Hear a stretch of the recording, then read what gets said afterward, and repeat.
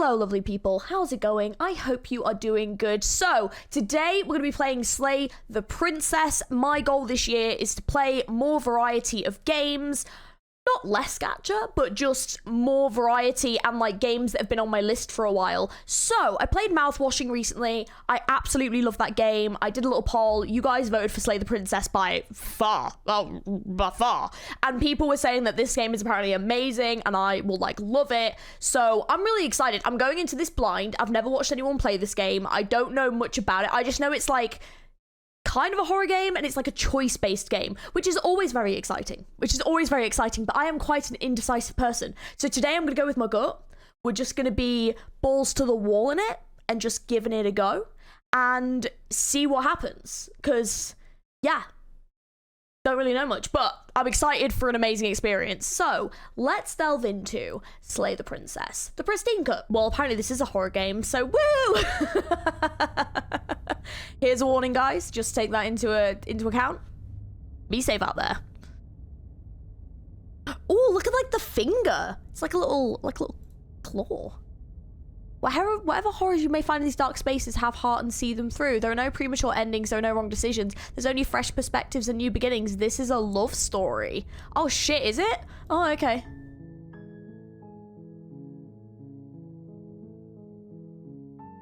Okay. This is already really sad. This is already really sad. Right, let's just delve in. Let's just delve into this new game. Chapter 1, The Hero and the Princess. You're on a path in the woods, and at the end of that path is a cabin. And in the basement of that cabin is a princess. Oh, that's nice. Oh, actually, no, that's not. Why did I just say that's nice? That's not nice at all. Why is she in a basement? Do you know what? I just don't even think my brain even twigged what was just being said to me then. My God, right. I was too busy looking. Oh, I can move it around. Oh my God. Okay. You're here to slay her. Oh. If you don't, it will be the end of the world. Oh, that could end the world? Oh, okay. Well, shit, okay. You know, I've got a job to do. May not like it, but gotta save the world, dudes. Ooh, I can like explore each one. The end of the world, what are you talking about? Have you considered that maybe the only reason she's going to end the world because she's locked up? Killing the princess seems kind of bad though, doesn't it? Can't someone else do this? Forget it, I'm not doing this. Have you considered that maybe I'm okay with the world ending? Do I get some kind of reward for this? Oh, okay, thanks for telling me what to do. Sweet, I've always wanted to offer Monarch Viva la Revolution. Slightly continue to the cabin, turn around and leave. I can leave? What if I just like leave? Does that, to be fair, it says there's no premature endings. So I'm presuming that wouldn't just like end it. Okay, let's get into the perspective of this hero. We are the hero, we're here to save the world, and we've got to slay the princess. And not in a good way. So, let's think. What would I do? Let's get into the mindset. Let's explore the end of the world. What are you talking about? That one. I'm talking about the end of everything as we know it. No more birds, no more trees, and perhaps most problematically of all, no more people. You have to put an end to her. But how can a princess locked away in a basement end the world? Don't linger on the specifics. You have a job to do here. Just get in there and do what needs to be done. We're all counting on you. Do you have any evidence to back this up? Look, you're already on the path that leads to the cabin. Why would you be here if it weren't to complete a very important task?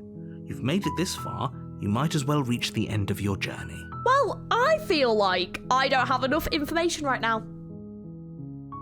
Have you considered that maybe the only reason she's going to end the world is because she's locked up? While I appreciate the mental exercise, we are running up against a bit of a ticking clock. Nevertheless, let me assure you, the princess is locked up because she's dangerous.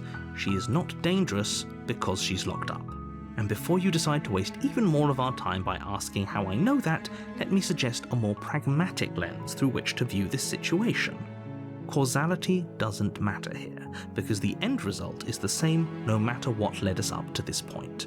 If the princess leaves the cabin, the world will end. And there is no changing that. Well, how do we know the world will end unless we let the princess leave the cabin? Just gonna pose that to you, Mr. Narrator. It's no use arguing semantics over a metaphorical chicken or egg, because the egg is hatched and it's about to ruin everything. Damn. Also, the metaphorical chicken or egg situation, the answer is the egg. The answer is the egg, because it will basically be the two things mated, and the thing inside the egg mutated and became a chicken. So the egg had to come first. And it's all to do with genetics. So it will have evolved into that. But that will have been from birth of something else, which means the egg came first, technically. Huh. Unless, of course, you do your job and slay her. Well, why do I have to slay her?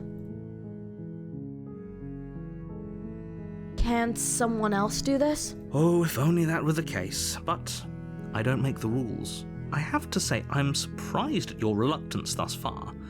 But unfortunately for the both of us, you're the only one who can pull this off. Like I said, I don't make the rules, no matter how much I wish I did.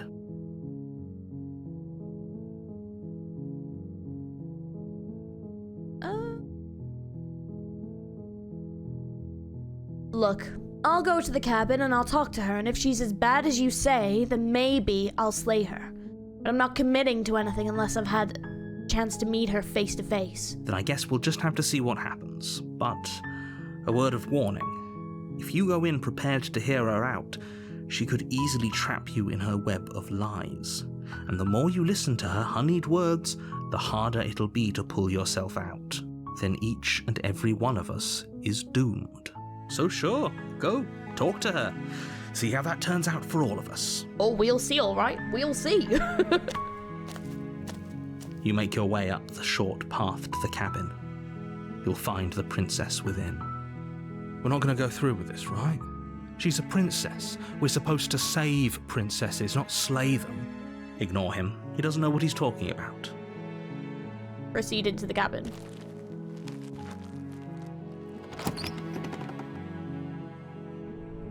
The interior of the cabin is almost entirely bare. The air is stale and musty, and the floor and walls are painted in a fine layer of dust. The only furniture of note is a plain wooden table. Perched on that table is a pristine blade. The blade is your implement. You'll need it if you want to do this right. Did I not bring a blade with me? Why would I not have brought a... If my job is to come here and kill her, why would I not have brought an implement to do it with? So I'm presuming they've set this up for me to come and kill her, but like, this whole thing is so sus. Like, what? Take the blade? You take the blade from the table.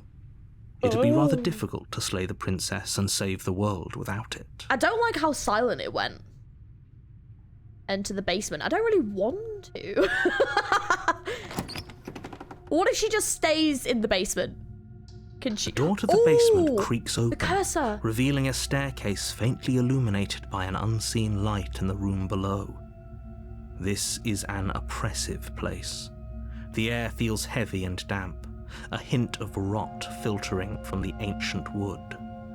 If the princess really lives here, slaying her is probably doing her a favor. Oh, this is just sad. This is making me a bit sad. Her voice carries up the stairs. Who's there? Oh, I'm there. Hello. She sounds dangerous. It's almost as if she's the one in charge down here. Don't let it fool you. It's all part of the manipulation. Hi. Don't be a stranger. It's been so long since I've had any visitors. Come on down. Oh, I don't really want to. You walk down the stairs and lock eyes with the princess. There's a heavy chain around her wrist, binding her to the far wall of the basement. She's so coldly beautiful. Is she really a threat to the world? Focus on the task at hand. And there you are. Are you here to kill me or something? I'm gonna have to move again, annoyingly, but I don't know to where. This game is good because it's utilizing the whole screen, but but it's making this experience difficult for my flipping there, maybe? We'll have to see. We might have to move again. We'll find out. It sounds like the hero kind of has, like, a British accent. So I might just try and implement that just to, like, do this bit. I haven't decided yet. How about you drop the knife and the two of us just talk? Look how reasonable she's being. We should just drop the blade and talk things out. Well... Okay, let's see what... Don't you dare. We're like two voices here. What is going on? Oh, like, the little hand is, like, quite strange. It's fine. We can decide what we want to do after we talk to her. Maybe she really is a monster. Killing someone in cold blood isn't very becoming of us. But why would you take on this job then? What? Well, we haven't made the decision yet. Tighten your grip. You ignore the trembling in your hands and tighten your grip on the blade. Oh. You poor thing. Your hands are shaking. Are you scared of me? Because you should be. It's alright, guys. It told us it's a love story. Don't worry. This isn't going to be scary at all. Don't even worry about it. You step forward, your grip on the blade tightening as you steel your resolve. Whoa! Why are we stealing? I didn't tell you to steal. I'm probably chained up in this basement for a reason, right? And if that knife is the only weapon you have, you'll have to get close enough to use it. She's got quite a long chain as well, which is a bit concerning. So, you should just drop it. Best not to risk finding out what I can do. She's unarmed. If you hesitate now, it'll be too late. End this. Let's explore a little bit. What if she isn't bluffing? What if she kills us? You go into this expecting to die, you're going to die. Yeah, but if we go into this naively, we probably will die. Have you never been in a horror game before, Mr. Narrator? That's not how it Hesitating? works. Why don't you drop the knife and the two of us can be civilized with each other? Oh shit, you can literally just choose to slay the princess right there and then. I'm not dropping the blade. Then I'm not talking to you. Okay. Well, fine then. I guess we're at an impasse. I guess we are. Fine. For the love of everything, just slay her already. Or drop the blade. Do something. Are you sure you don't want to talk? Yeah, I'm sure. For goodness sake, the two of you can't just stand around like this forever. Eventually, something is going to give, and I highly recommend that you be the one to take the initiative here. Oh shit, so we can either drop the blade or slay the princess. Right. The objective of the game is to slay the princess. But morally, I don't know why. But the objective of the game is to slay the princess. Oh, I don't know. This is tough. This is tough. Oh, what shall I do? What shall I do? Shall I try and slay the princess? But then she might slay me. She might slay me. Ooh, life's choices, man. I mean, this is a particularly horrendous choice that I never want to have to make ever in my entire life, but yeah. We haven't even spoken to her, though. What if the narrator is the evil one? Oh, I don't know. Let's...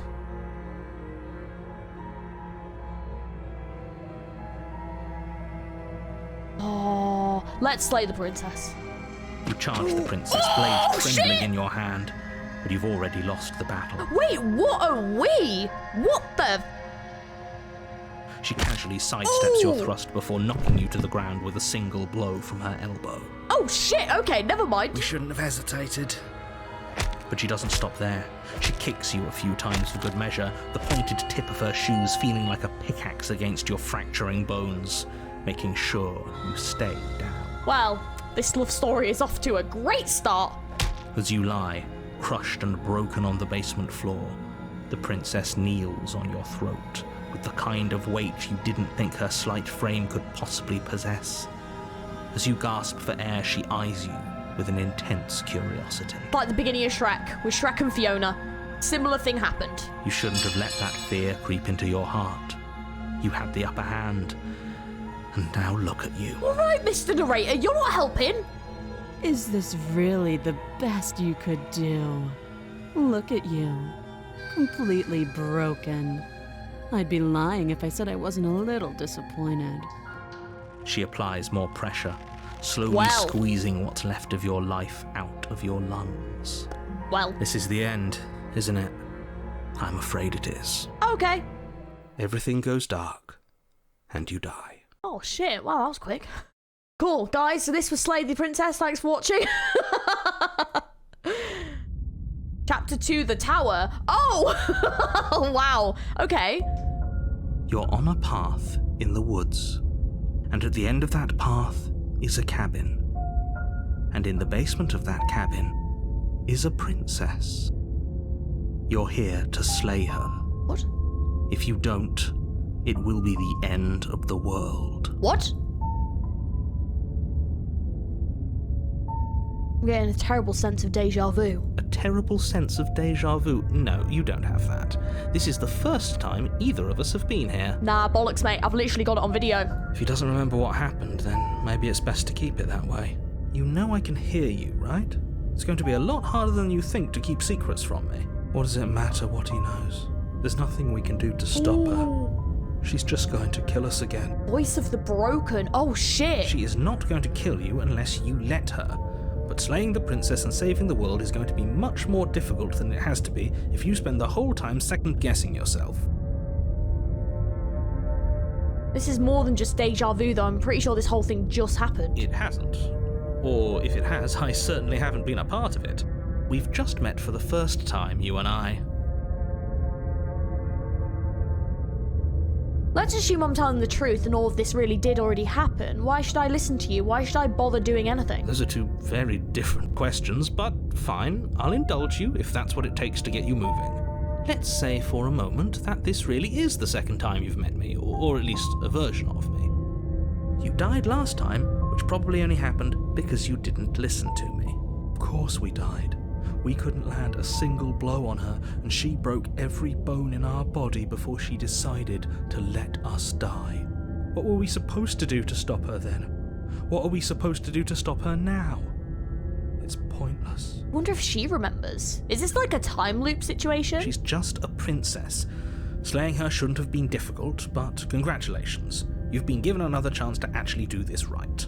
And I believe your other question was something along the lines of, oh, what's the point of doing anything? If you're asking that, it sounds to me like you're making the rather dangerous assumption that your actions last time around didn't have any consequences. I think she's gonna remember. What do you mean? Of course there weren't any consequences. The princess killed us and now everyone's right back where they started. That sounds pretty consequence-free to me. Yes, but in this purely hypothetical scenario, that begs the question of how you got back here. Oh, Did mate. time simply rewind itself, or were you instead transported to a different world entirely? That's the question. If it's the latter, what do you think happened after you died? Do you think the people there lived happily ever after? Or do you think that the princess, left unhindered, brought about the end to everyone and everything, just like I told you she would? If she ended the entire world, why should we even bother? We might as well just walk up to that cabin, break her chains and let her do whatever she wants. It's all the same in the end. Just because she's capable of ending the world doesn't mean you're not capable of slaying her. Both of those things can be true at the same time. So chin up. I believe in you. Proceed to the cabin. A warning before you go any further. She will lie, she will cheat, and she will do everything in her power to stop you from slaying her. Don't believe a word she says. We might as well just pledge ourselves to her and stop pretending we're capable of doing anything in this situation. She probably doesn't even need to try to overpower us. Can we tone down the pessimism just a smidge? Maybe the narrator is like one of this hero's like inner voices, maybe? I'm not being a pessimist. I'm just being realistic. This is really interesting. Ooh. You're being annoying. Just ignore their bickering, and whatever you do, don't pledge yourself to her. I cannot stress enough how absolutely catastrophic that would be for everyone, yourself included. I agree. If she's wrongfully imprisoned, then we should rescue her, but if he's telling the truth, we shouldn't just hand her the world on a silver platter. Rescue her? Given the stakes of the situation, there isn't really a difference between rescuing her and pledging yourself to her. Either would be terrible. So please try to ignore both of those knuckleheads and focus on saving the world. Let's not make this harder than it has to be. Proceeding to the cabin. If that's what you want, I guess I don't have a say here.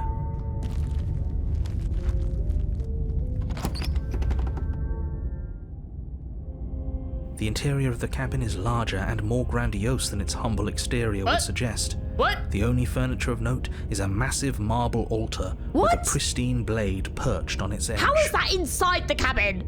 The blade is your implement. You'll need it if you want to do this right.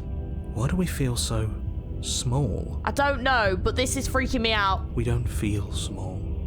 We are small.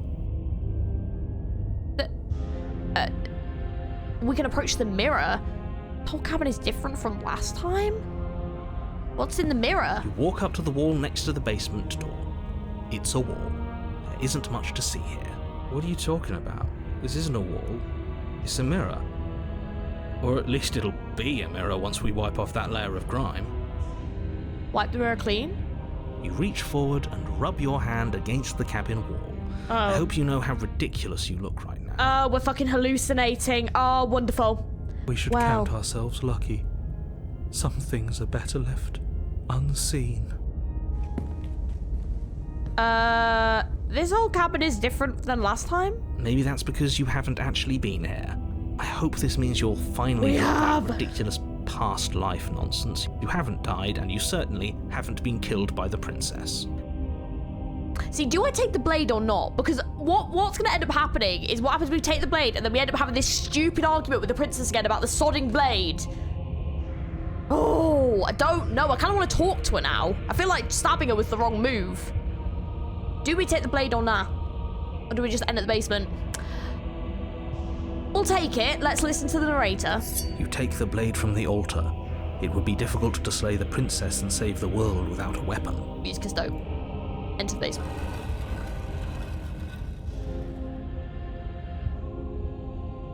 The door to the basement creaks open, revealing a spiral staircase.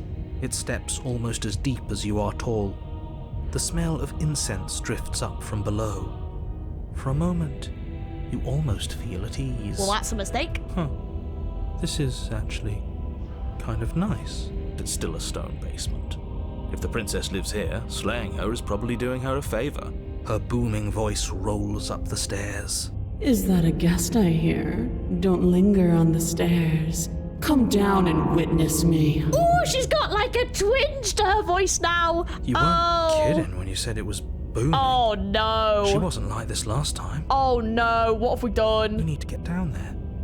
She wants us to see her. We need to see her. I don't think we do. Should we be worried about your sudden change in attitude? Just a few minutes ago, you were going on about how pointless everything was. Now you want to go down there. It doesn't matter what that little voice says. He's not the one making the decisions. Though if his ramblings get you to the princess, they get you to the princess. Continue down the stairs. Making your way down the spiral staircase is a time-consuming and exhausting effort, every step requiring you to clamber over one edge before dropping to the next. But soon the end comes into view, and you tumble to the bottom, entering the vast, temple-like room beyond. The princess towers over you, almost glowing in the weak starlight, her figure framed by a stained glass window. Her long hair billows around her, and a chain binds her wrist to the far wall. Right, well this bitch is floating. She's floating. There is... What is this twiddly little knife gonna do against that? She's like Galadriel from Lord of the Rings. What do you expect me to do? The chain is nothing to her. It might as well be a toy for all the good it would do. I told you it was pointless to resist her. We're so fucked. How have I fucked this so much? The little bird has returned to me. See? I wonder what he wants. She knows. She remembers. Oh God. You brought that knife again, even though you know it's useless. Such charming audacity. I don't like it. Oh my God. Listen, I love a good powerful woman. Don't get me wrong. But she's scary. Drop it. Do I drop it? Shall I listen to? I don't fucking know. I feel. Oh my. What am I gonna do against this? Like, I feel like subservience is just the way to go at this point. You know, if I drop it, will she calm down next time? I don't know. Like, what am I supposed to do? She is going to murder me. She is literally flying. All right. The blade slips from your fingers and clatters uselessly to the floor. We didn't have to do that. Fucking did. And yet you did. She's so much more than us. You wouldn't understand what it feels like to be in her presence. Well, we would understand because we're in it and we're fucking terrified. Oh, I understand what's going on, and you'd better snap yourself out of it. Kneel. Damn. Listen, I am not into BDSM, okay? I'm sorry. My answer is no. Oh, I don't want to. I'm afraid. Look, I am not king shaming anyone, but this is terrifying. If a woman just started floating at me being like, kneel, I'd be like, maybe she'll make me kneel though, and that oh God, I don't know. No. But the words don't leave your mouth. Instead, your legs buckle and your knees hit the floor. Shit, all right. Didn't get a choice. That's my good little bird. Now, why don't we talk? Okay. The last time we met, you couldn't even scratch me. And yet here you are again, trying to succeed where you've already catastrophically failed. What draws you back here beyond the empty halls of death? Speak. The last time we met? I suppose that Told lends you. credence to our conversation in the woods. Told you. Still, whatever you do, don't tell her why you're here. It's best not to give her any ideas.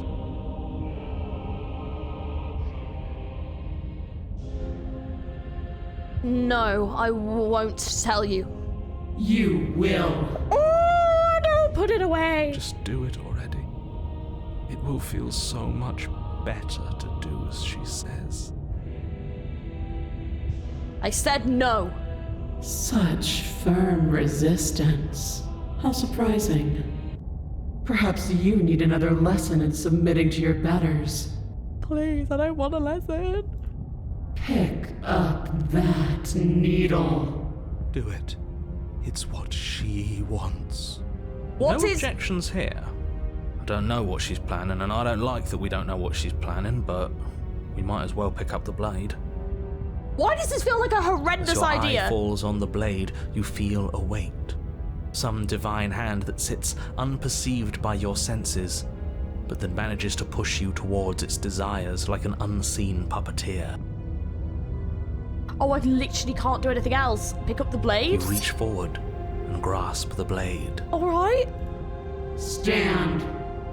This one's easy. See? This isn't so bad.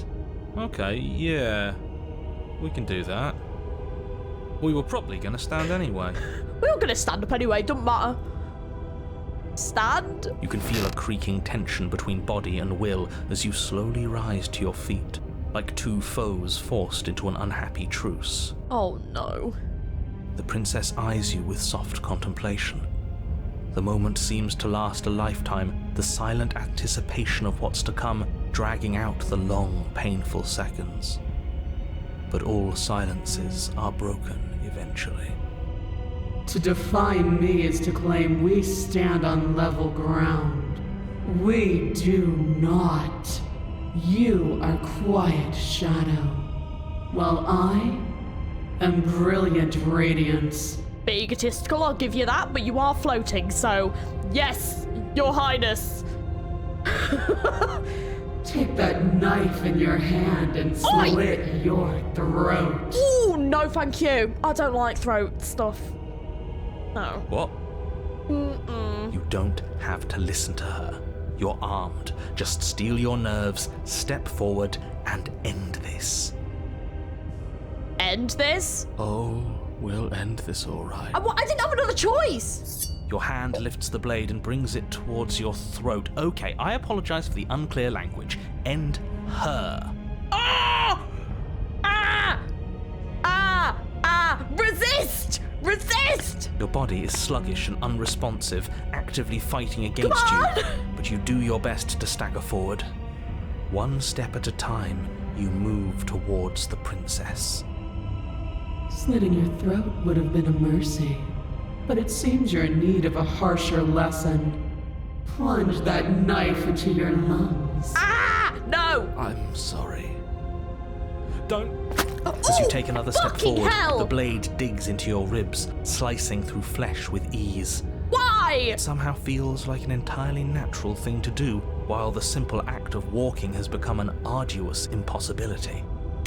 Then it slides back out, the wound burning as a small hiss of air escapes through the fresh orifice. Blood fills your lungs. Oh, no thank you. I will say though, I do like the detail on the cursor where you've actually now got blood on the knife on the cursor. That's really clever.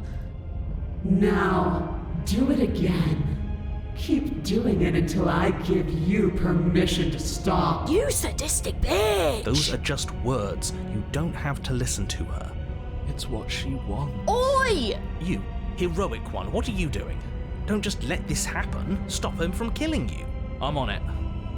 Your other hand locks around your wrist, struggling to keep it from perforating vital organs. Ah! But the blade still flails towards you, managing to slice bits of skin that plop to the floor to join the growing pile of blood and gore beneath you.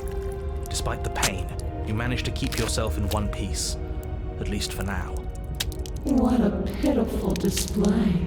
A wounded little bird, thinking it can defy a god. It doesn't have to be like this. It doesn't have to hurt so much. You can choose a gentle end. You can choose to leave that punctured vessel for the next. Push forward.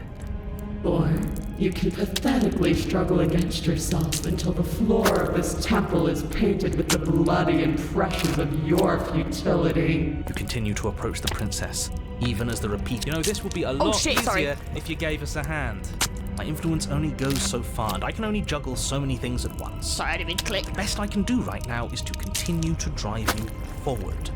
Believe me, this whole ordeal would be so much easier if I didn't have to contend with free will. You're the one making things difficult. You're the one making us hurt. The sounds! She doesn't want to hurt us. She's just doing what she has to. It's so visceral and Stop. moist. Oh,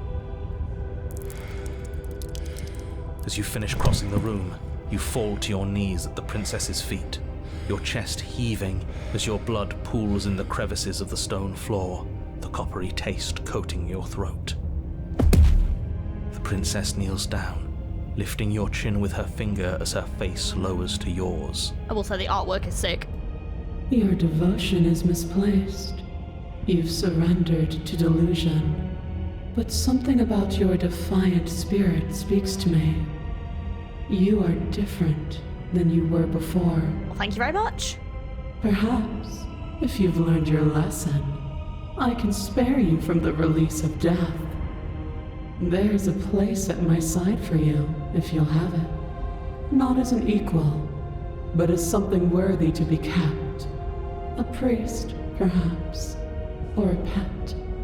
Well, that's demeaning, isn't it? Yes, how thoughtful of her. It's a mercy. Take it. Shut up, you! You can shut up. I think he's given up whatever say he had at the start of all this. Yeah. At least one of you is sane. She's within striking distance, and she's only negotiating now because she knows you have what it takes to put an end to her. Seize the moment before it's too late. I said no. I'm gonna resist. It's pointless to resist. In the end, everything submits to oblivion. But you're not the one resisting me, are you? There's something else in there. Is that a person? No, it used to be a person. It's something different now. An echo. Is she talking about you? That's impossible. She's not supposed to be able to interact with me. You're a small one, aren't you? Oh, Mr. Narrator, I think you're in trouble, dude. A shriveling little worm stretched beyond its limits, trying to control things that it can't understand. Oh shit! She's going meta! No. What are you talking about? I'm just... I don't care what you are. You're mine. Oh! Oh! You bring the blade to your neck. You slice through soft flesh, Whoa! severing veins and arteries. Your blood flowing freely down your body. Oh. It's a painful lesson in obedience, but the pain won't last forever. Oh, this is going really well, guys. Yeah, what a lovely, lovely romance story. Oh my god, I love it. No. When I see you again, you'll free me from my chains and deliver me to the destiny that lies beyond this place. We will. I promise. Well, that's not good. I know you will. Everything goes dark, and you die. Oh, how lovely. Chapter 3, the apotheosis. You're on a path in the woods, and at the end of that path... Oh, let me guess. And at the end of the path is a cabin! Excuse me? Come on, man. We can see it right in front of us. And besides, we've been here like, 5 times already? I think this is 3. Who cares? The woods are always the worst part anyway. Nothing ever happens in them. I care. Every single time you've been here, it means an entire other reality has been damned to oblivion. One reality is already an incalculable loss. And there is a massive difference between 3 and 5. Feels like the numbers getting thrown around here are too big not to be abstract. Numbers like 5. That's a huge number, depending on what you're talking in context of. Numbers like entire realities. At the end of the day, it's all just silly, isn't it? None of us can count to a whole reality, and he's asking us to think about the difference between 3 and 5. The difference is 2. Someone can math. You're already starting to lose the thread. Just because you can't personally sum up the contents of an entire reality doesn't mean that the people inhabiting it don't contain moral value. If you have any sense of ethics left in there, if you have any moral compass, please, you have to stop her. The interesting thing at this point is that she is clearly evil to some extent. However, because she was talking about, like, leading her to her fate, like, she knows that her fate is to destroy the world, but I kind of feel like we need to, like, get under that and know more about her. But also, to be fair, we're there to kill her, so I understand why she's being so aggressive. It does make sense. She's not going to be nice. Don't you get it? Might makes right, and she didn't even have to touch us last time to prove her power. So what? Just because she made us kill ourselves, we're supposed to submit to her authority without question? I knew when to surrender to our better. You would have lost eventually anyway, and it would only have made her angry. It would only have made things worse for all of us. Oh, for the love of... Can you all please just get on with it? You're not making this any easier for yourselves. Do we even have agency right now? We either do what she wants, or we do what he wants. Either way, we're listening to somebody. Please, nothing in life is a binary. Obviously, we find a third choice that nobody wants. You all talk about choices and freedom, but there is no choice when it comes to the will of a god. I want to know her backstory. How is she a god and a princess? What happened? I'm going to cut you off right there. She is not a god, and the more times you fail, the harder it becomes for you to succeed. But the fact that you're still here means you still have a chance to pull this off. So, princess, dangerous, cabin, slay, now. Okay, now, hold on. I have so many questions. And right now, you have neither the time nor the mental acuity to handle a single response. Oh. It's now or never. No, give me law. I'm not going into the cabin until I have answers. What am I? As you finish your inane question, Oh, the shit! ground quakes beneath your feet. You feel an unyielding force pulling at you and your surroundings. The trees start to sway and then crumble, breaking apart as everything is drawn towards the cabin. Oh! Even the earth beneath you seems to shift, your feet unable to grip solid ground as you're dragged forward along with everything else. The end of everything. The beginning of something new. The moment we open that door, she will be free. Oh, that's nice! Any, words of warning? You already know everything you need to know. Proceed to the cabin, I guess. As you step forward, Ooh! the cabin explodes. Right. Oh, okay, this is going really good. Flung That's what I wanted. backwards, Violently slammed Yeah. into a tree as debris rains down. That is around what you. I planned, guys. I planned for this. I knew that this was what was going to happen.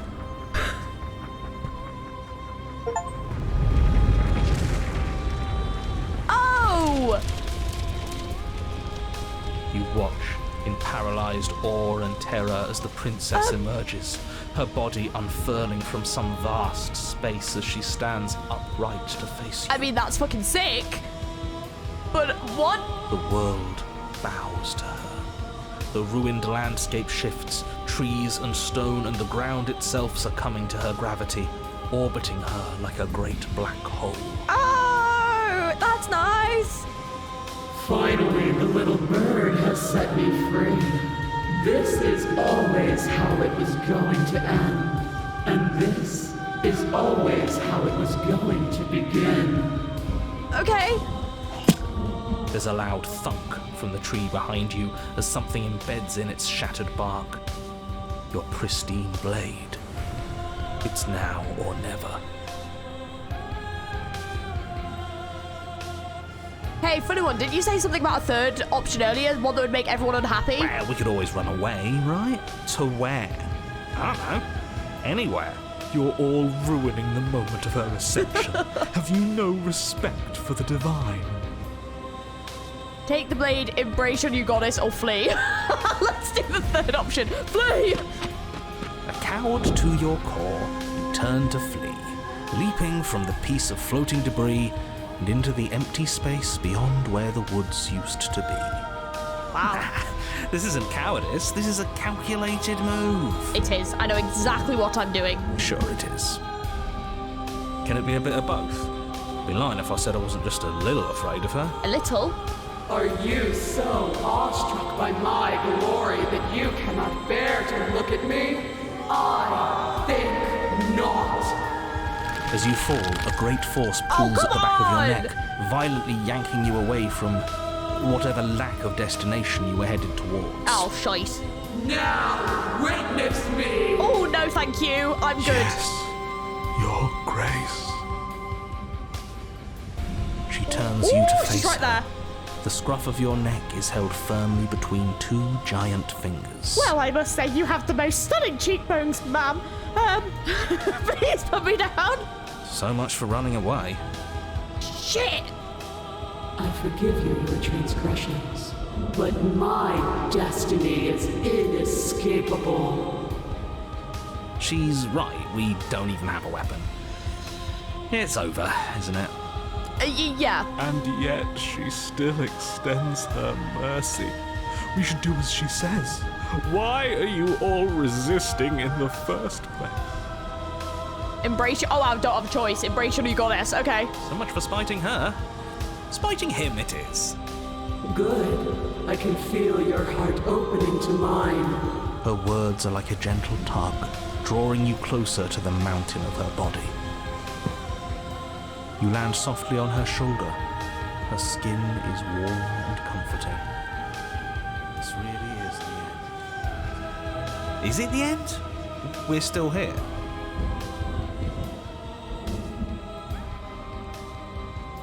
The night sky unweaves into textured nothingness. He does not respond. Everything is gone. Us and her. This is her power. This is where we're meant to be. He's really gone. Huh, that's unexpected. But he would have said something by now if he were still here. Right? Yeah. Never knew when to shut up, that one. It's part of why I liked him so much. I can't believe all it took to make him disappear was saying no once. What happens now? I don't know. This world is but an illusion, keeping us from my ascension. A play of shadows dancing on the wall. The princess reaches forward into the textured nothing and buries her fingers into its divine flesh. Her touch is soft. Oh wow, that is such a cool image. Holy shit. The flame may be snuffed, but the wall remains. This isn't just for my glory. You are a part of this now. See? This is nice. We're safe. She's helping us. She's helping everyone. Oh, her grip tightens somehow, you feel it. The pain sits at the limits of your comprehension, like an endless sea of hands falling on you, one after another, before finally collapsing under themselves. You lose yourself in the darkness.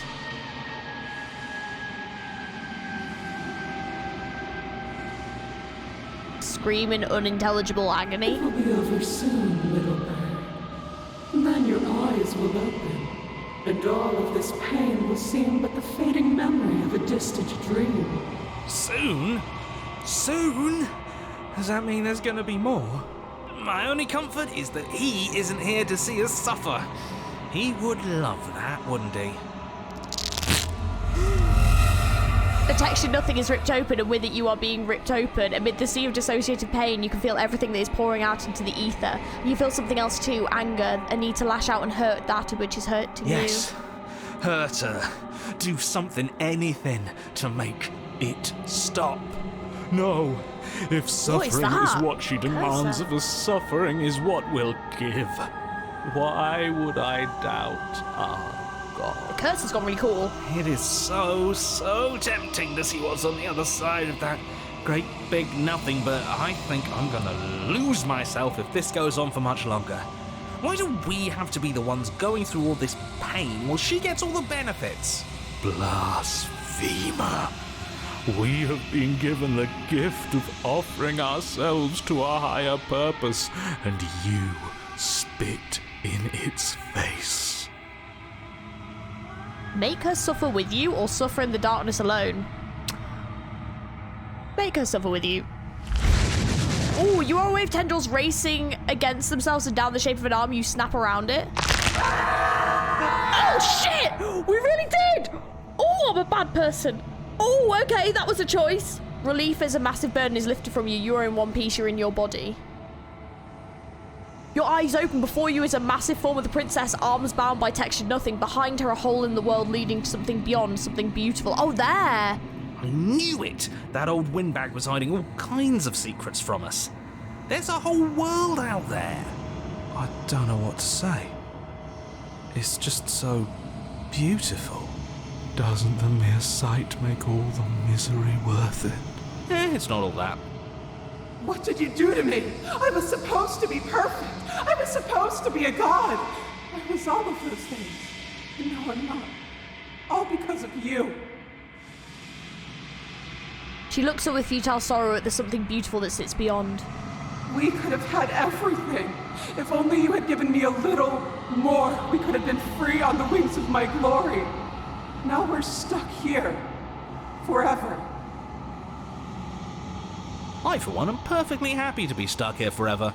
It's more than worth it if that's the price we paid for taking her down a peg. The hole mends shut. As it closes, the tendrils lose their grip, freeing the princess as they retreat. It's... No, how do we get it back? Can we try again? We'll suffer so much better if we get to try again, I promise. It's so cold here. If this wasn't enough, then what is? Oh, shit! Oh, what the fuck? What the... But you don't get the opportunity to try again. Something has taken her away and it left something else in her place. She's gone. Oh! Where did she go? Should we try and find her? And there's that mirror again. Why is it here? Why now?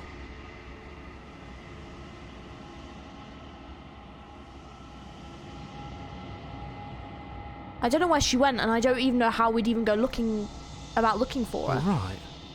She's gone. It's just us and that awful thing. I feel anxious.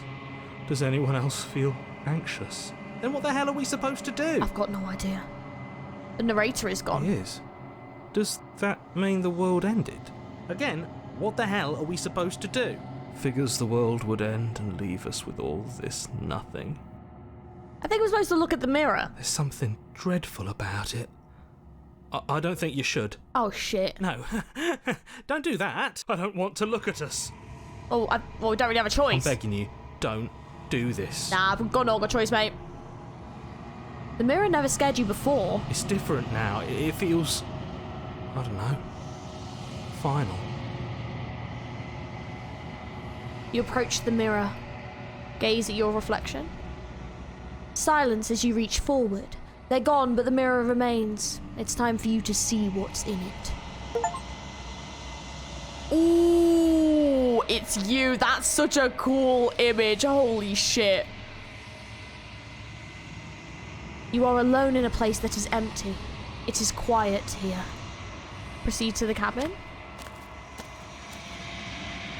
You are at the cabin. Approach her. Something finds me in the long quiet and brings me the gift of a fragile vessel. This imagery is so fucking sick. Holy crap. Wow. Oh wow, like the peace and quiet from it. Holy shit. What are you? I am solitary lights in an empty city. What are you? Solitary lights, what do you mean? Thoughts without connections. A dim and nascent network. I wish to be more. What do you think I am? I think that you are like me. We are oceans, reduced to shallow creeks. The gift of the fragile vessel? Yes, nerves and fibers to feel the worlds beyond. Perspectives to make my own. This one sits at the cusp of awakening. A new god waiting to be born. She will make for a terrifying and divine heart. Do not mourn her, for she has finally found her light. Is this the end of the world? How can the world have ended if we are talking? Do you know the narrator? You are the only thing I have ever known. The space we're in is vacant. Nothing comes here but us. Let her out of there. I'm sorry. There are some changes that can never be undone. There are some tears that can never be unshed. This is not a place that can hold a fragment of a concept. The moment she arrived here, she was going to return to me. I promise that it doesn't hurt. Are you what sent me to slay the princess? Are you what trapped me here? I have only just now stirred to consciousness. I could not have trapped you here, and I too yearn to be free. You know about the worlds beyond this place. I know only that they are. Are you the princess? She is part of me, and part of me is her. But were you always the princess, or are you just making her a part of yourself? You speak in circles. Does it matter where one thing begins and another ends? Do we know each other? You are familiar, but you are not me. I feel sadness, longing, hope as I witness you. What happens now? Nothing, as we are, but I know that there are worlds beyond us, and that we are meant to reach them. There is no exit, but this vessel is a creature of perception. She can make you forget, if only you believe her to be able to. Bring me more perspectives, so that I may be whole, and perhaps then we will know our freedom. Aren't you scared that I'll find a way to kill you? I have not lived. I am not afraid to die. This is so interesting. This is so cool. How much will I forget? Everything. Until we meet again. How many more pieces of you do I have to find? More than you have found, but less than there are to find. I am infinite. The rest will find their own way home. And what if I don't let you do this to me? Then we will be here forever, as we are now. Unfinished. Dry. Hollow. I was sent to slay the princess to stop her from destroying the world. If I help you, is that what you're going to do? You ask of things that cannot be done. To destroy is merely to reshape, to remold. You're being semantic. What are you going to do if I help you? How can I know? I am flickers in something sprawling and unilluminated. Okay, make me forget. She asks that I tell you to remember her. You won't. Everything goes dark and you die. Oh, shit!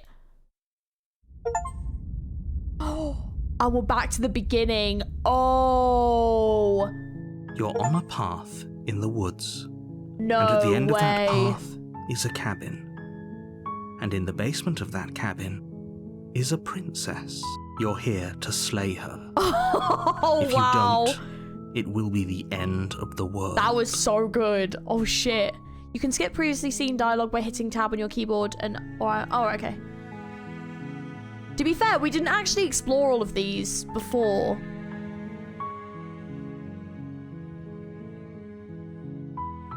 Do I get some sort of reward for doing this? Yes, but you'll have to slay her before you get it. Killing a princess seems kind of bad though, doesn't it? Does it? Are you a monarchist? Is slaying a princess that much worse than slaying a fisherman or a miller or a seamstress? If anything, slaying a princess is much better than slaying a seamstress. Seamstresses contribute something of value to society.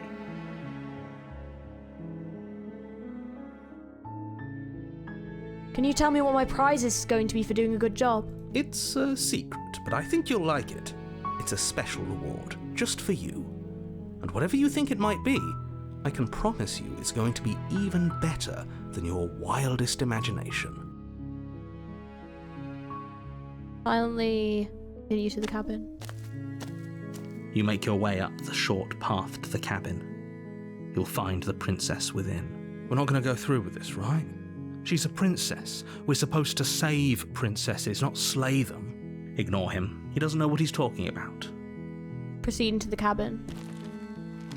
Alright, let's play this differently then. The interior of the cabin is almost entirely bare. The air is stale and musty, and the floor and walls are painted in a fine layer of dust. The only furniture of note is a plain wooden table. Perched on that table is a pristine blade. The blade is your implement. You'll need it if you want to do this right. I'm gonna leave the blade. And see if she's The door willing to to the talk to me. basement creaks open, revealing a staircase faintly illuminated by an unseen light in the room below. This is an oppressive place. The air feels heavy and damp, a hint of rot filtering from the ancient wood. If the princess really lives here, slaying her is probably doing her a favor. Her voice softly carries up the stairs. Hello? Is someone there? It's hypnotizing. It's the kind of voice you only have to hear once to remember it for the rest of your life. Don't let it fool you. It's all part of the manipulation. You're playing a dangerous game by coming here unarmed. Continue down the stairs. Good. You're still listening to reason.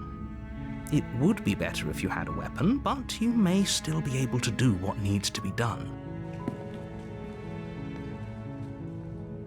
You walk down the stairs and lock eyes with the princess. There's a heavy chain around her wrist, binding her to the far wall of the basement. She's beautiful. How could someone like this be of threat to anyone? I am begging you to stay focused. There's a lot riding on you here. That first round was wild. I'm still not over it, but I'm going to try playing this differently. Hi.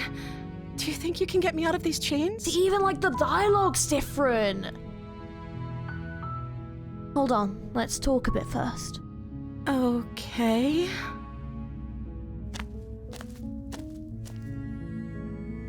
Wait, she seems so nice! Oh my god, I'm a monster. What's your name? Oh. She pauses, carefully formulating her words before she responds. You can address me as Your Royal Highness. Or you can just call me Princess if Your Royal Highness is too formal. Is Princess her name or her title? What if it's both? Could you imagine being named Princess Princess? So, Princess is your name? Like I said, you can call me Princess if you'd like. I'm sorry, I've been down here so long I guess I've just forgotten. I must have a name though. Everyone has a name. Okay, that's weird. She hadn't even thought to pick a name for herself. Hopefully you're starting to see that she can't be trusted.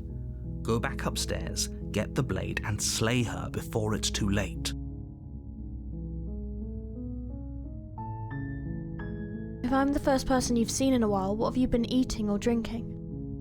I don't see what that has to do with anything. This is the only time this is ever going to happen, but I agree with the princess. That's hardly relevant. Okay, but actually, what has she been eating? She has to eat, right?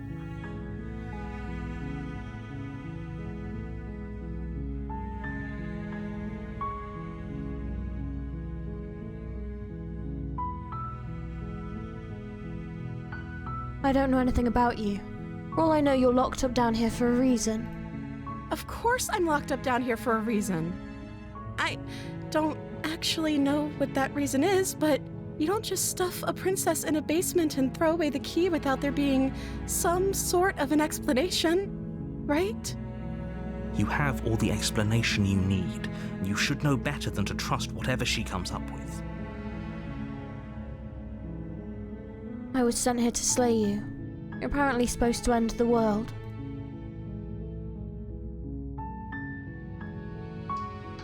But I don't actually think you're dangerous. Is that why they threw me down here? But I don't want to hurt anyone. I like the world, I think. I don't remember much about it, to be honest. I've been down here for so long. Oh, I'm beginning to feel really bad for her. That's... How long has she been locked away? Did they tell you how I'm supposed to end the world?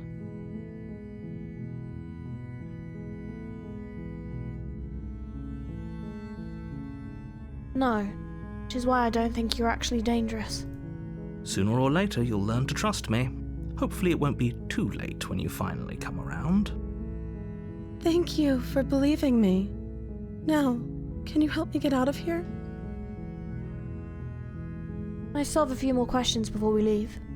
There's going to be plenty of time to chat after I'm free, but okay. What do you want to know?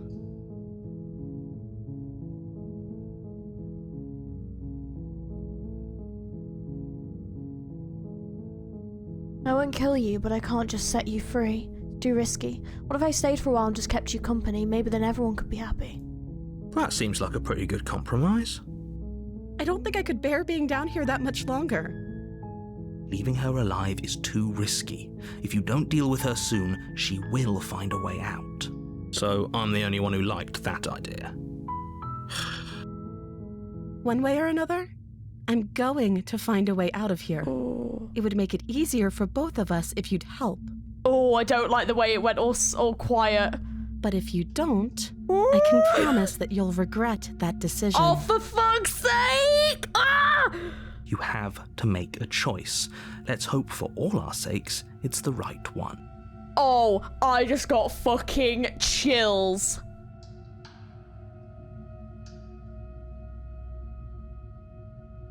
Maybe we should just go along with it. Oh, I can just lock her in the basement, though. Maybe I should just go along with it and see what happens.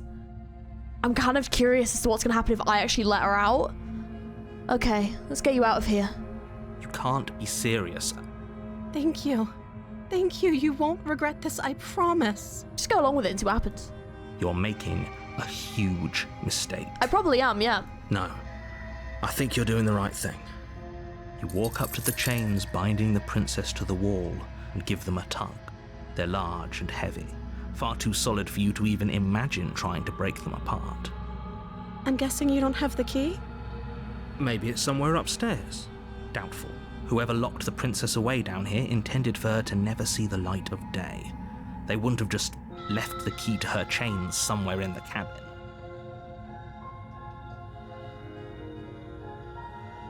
I'm going to check upstairs. Maybe the key's still lying around somewhere up there. If not, maybe I can find at least something to break you free. Okay. I'll be here. Good luck. You attempt to make your way out of the basement, but the door at the top of the stairs slams shut. You hear the click of a lock sliding into place. Oh, shit! Is someone else here? Try the door. You try the door, but it's locked from the outside. Oh my god, what the fuck? Hey, let me out of here. Your shouts and pleas are met with silence. You're here to slay the princess, and you won't leave until the task is done. Who the fuck locked us in here? Return to the bottom of the stairs. You make your way to the bottom of the stairs. This would have been so much easier if you'd just taken the blade like you were supposed to. Easier for whom? Easier for everyone. Look at the mess you're in. I heard the door slam. They locked you down here too, didn't they?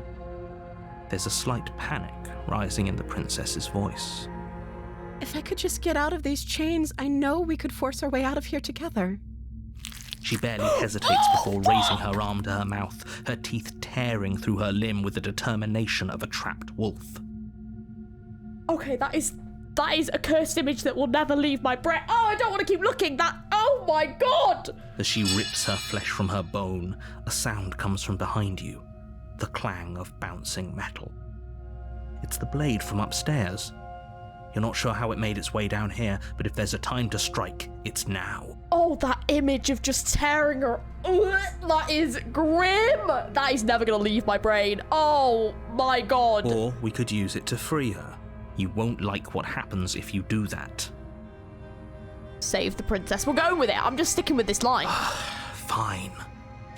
Against your better judgment, you place the blade against the ragged, self-inflicted wound on the princess's arm, just above the unyielding chain binding her to this place. We've already made this choice. I've just got to stick with it now. You cut into her flesh. The blade is sharp, and it takes little effort to crack through the bone of her arm. Oh. Her limb falls to the ground, and the heavy chains follow suit. She didn't so much as utter a sound through the whole ordeal. Yeah, that was weird. No, she didn't. She smiles softly as her gaze meets yours, blood from her wounded arm dripping rhythmically to the ground. How is she still smiling after everything? It's like she isn't even bothered by what just happened. Thank you. Now let's get out of here. Approach the locked door. No, we won't have any of that. The stakes are too high. You can't just let her escape into the world. No, I can't just let her escape into the world. Oh? As the princess approaches the bottom stair, your body steps forward and raises the blade. Oh, fuck! Wait, this isn't fair. You can't just do that. Watch me. What are you doing? The narrator's taking over. No way. Oh, I can warn her though. Stop that. Something's come over you, hasn't it? You know you don't have to do this, right? Your body lunges forward, the blade held low, ready to sink into her heart. But the princess dodges, stumbling back against the wall before the blade has a chance to connect. Oh, shit. Stop it. Stop trying to resist me. I'm trying to get you out of here alive. Oh, we can resist. Oh, I'm sticking with this. The blade. Move the blade. As your body remains frozen in stubborn resistance, the princess takes a cautious step forward.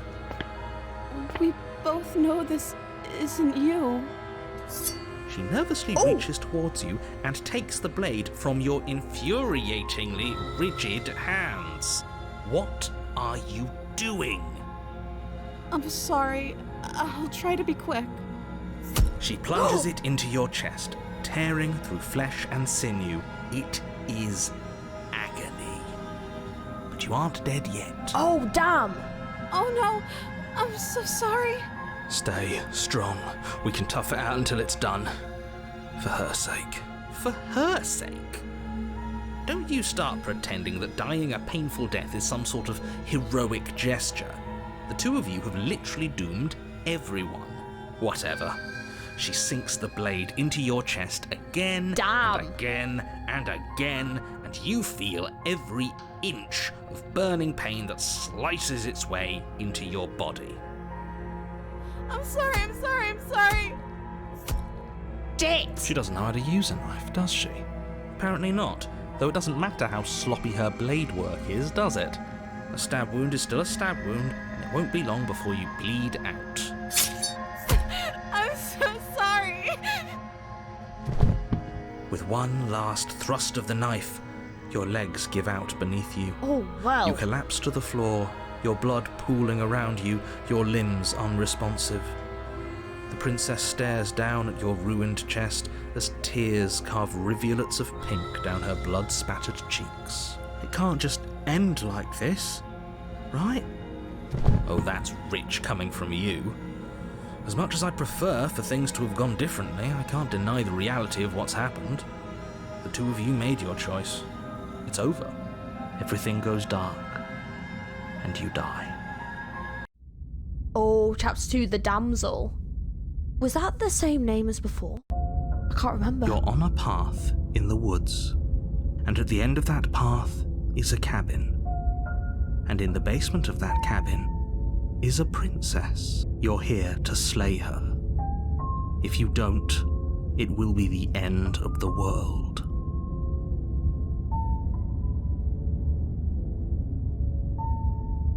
Oh, you bastard, you're in for it now. Mice your tricks. My tricks? What on earth are you talking about? We just met for the first time. If he doesn't remember what happened, then maybe it's best to keep it that way. Yes, he didn't approve of us last time, did he? If we're going to save our beloved, we'll have to be sneaky about it. I love the voice. Our beloved? Yes, you'll have to be very sneaky about your intentions if you're going to try and save the princess. So all of the cards are on the table. Then you should know that we and the princess are in love, and the four of us will be foiling any and all assassination attempts you've got in the works. The four of us? We'll see about that. Whatever you do, just be sure to ignore him specifically. It sounds like he's the sort who'd sacrifice the whole world for a peck on the cheek. What can I say? A world without love is a world that isn't worth saving.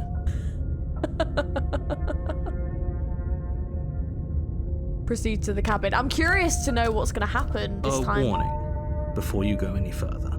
She will lie, she will cheat, and she will do everything in her power to stop you from slaying her. Don't believe a word she says. We already told you we're not playing along with your little game. It's your lies that can't be trusted. Her beauty is the only thing in the world we can believe in. Oh my god, I love the voice acting. I think we've already been over this. I'm pretty sure he just likes the sound of his own voice. I do, but I also speak from the heart. My passions are too great to be stifled. They must be expressed. He sounds like Laszlo from What We Do in the Shadows. New York City. He sounds like him. That's amazing. Sure, yeah, your passions are strong and all, but not everyone needs to hear them. Some things are better kept quiet. Don't pay their bickering any mind. Focus on the task ahead. Proceeding to the cabin.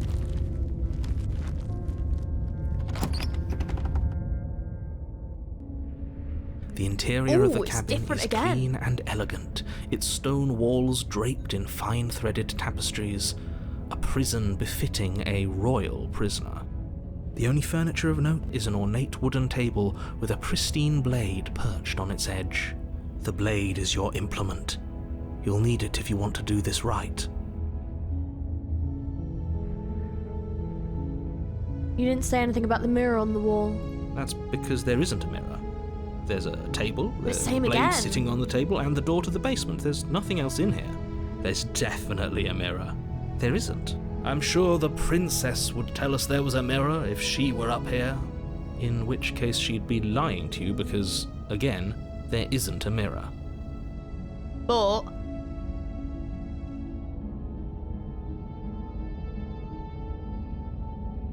it doesn't matter. But it does matter. Don't you care if we're being lied to? If he's willing to lie about something as innocuous as a mirror, what else is he hiding from us? Good question. I'm not lying Oh, it's to gone. you. Use your eyes. There is no mirror. Why would I lie about something so meaningless? What good would a mirror even do? Let you waste time preening yourself instead of doing what needs to be done. But there was a mirror a second ago, and now it's gone. Pity. We could have a feather out of place, and now we'll never know. We can't gallantly sweep her off her feet if we have a feather out of place. And to the basement. Still continuing with the peaceful route. The door to the basement creaks open, Well, revealing an intricate stairwell. Peaceful as we can make. Gold-trimmed carpet glimmers in the light of the torches positioned along the walls. The basement almost seems welcoming in the dim firelight, but it's still a stone basement. If the princess lives here, slaying her is probably doing her a favor. A soft voice carries up the stairs. Hello? Is someone there? Her voice, it's somehow even more beautiful than last time. I can hear wedding bells already. I've held my tongue till now, but you're taking this a little too far. We barely even know the princess. We can still do right by her without all this over-the-top fawning. Yes, for everyone's sake, you're not in love. Just remember that her charms are all part of the manipulation. You walk down the stairs and lock eyes with the princess. There's a heavy chain around her wrist, binding her to the far wall. Well, at least she's not floating this time, so that's an improvement. My love, we're here to rescue you from your unjust and foul imprisonment. It sounds so much like him, oh my god. You know she can't hear you, right? She may not be able to hear my words, but surely she can hear my spirit. Oh, your spirit's plenty loud, all right. It's you, my dashing hero. I was so worried you wouldn't come back. Did you hear that? She said we're dashing, and she called us a hero. Flattery really goes a long way with the two of It you, does. doesn't it? Waiting for you to come back. I didn't want to believe your ravings back in the woods, but this is next to incontrovertible evidence. You've been here before. That's right, villain, and you killed us. Well, she killed us. Only because he made us try and kill her. It was self-defense. Our beloved's hands remain unstained by cruelty. And you've died before. So an entire world has been damned to oblivion.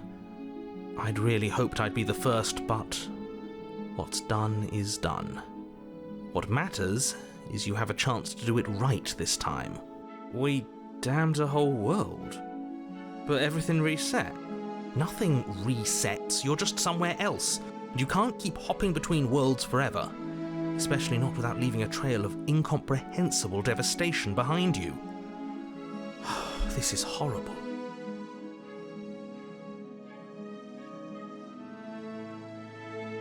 What happened after I died? You died, and now we're talking. But before we started talking, did the world end? Did you end the world? I don't know. Was I supposed to have ended the world? Would that have made you happy? Isn't that just like our darling princess? She wants to make us happy. My heart melts further with every word that passes through her beautiful lips. Are you listening to her? That's a confession. No, I don't want the world to end. Then I didn't end the world.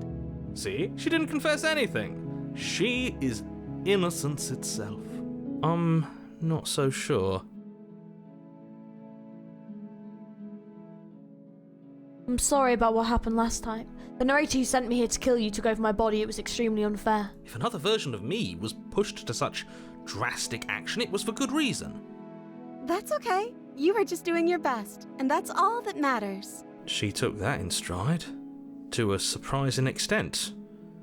An almost unsettling extent, actually. That's because she's perfect. Do you think she has someone like him telling her what to do? She doesn't. There's no one else like me. I think he's right, because I like it better if she doesn't have some horrid little voice like him, always trying to drive her to violence. You killed me last time and it hurt a lot. Why did you do that? I'm sorry. Didn't you want me to? Did we? We warned her of the cruel forces seizing our body. That's practically telling her to kill us. She is our beloved, and she made the choice to free us of our misery, to show us mercy and make the best decision for everyone. She made the best decision for her. Don't be so quick to assign kindness. You're just opening yourself up to manipulation. I didn't bring a knife. Do I have to cut you out again? I'm okay with whatever you come up with. You can cut my arm off again. We won't be laying a finger on her perfect wrists, and indeed, we won't even have to. Do you see how dainty her hands are? We'll be able to slip her right out with no harm done. Oh, it's just the perfect voice. I love it. What? No, she's a prisoner here.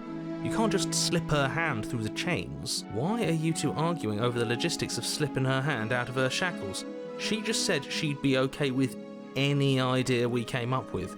Am I the only one here who thinks that's weird? She didn't care last time. Why should she care this time? That's our stoic, smiling angel. No, you're right. It's extremely bizarre behaviour and further evidence that she's a monster who's not to be trusted. So go ahead and slay her. Rescue the princess. I love how it's not even an option. No. I can't let you do that. If you take another step towards the princess, You'll what? Take over our body and force us to try and kill her? I would if you had a weapon. Not on my watch, villain. My passions contain titanic depths, and if you try anything that might harm our dearest, I will end our life without a second thought. You wouldn't. I would. I'd listen to him if I were you. He has a lot of strong feelings. And doesn't the world end if we don't stop her?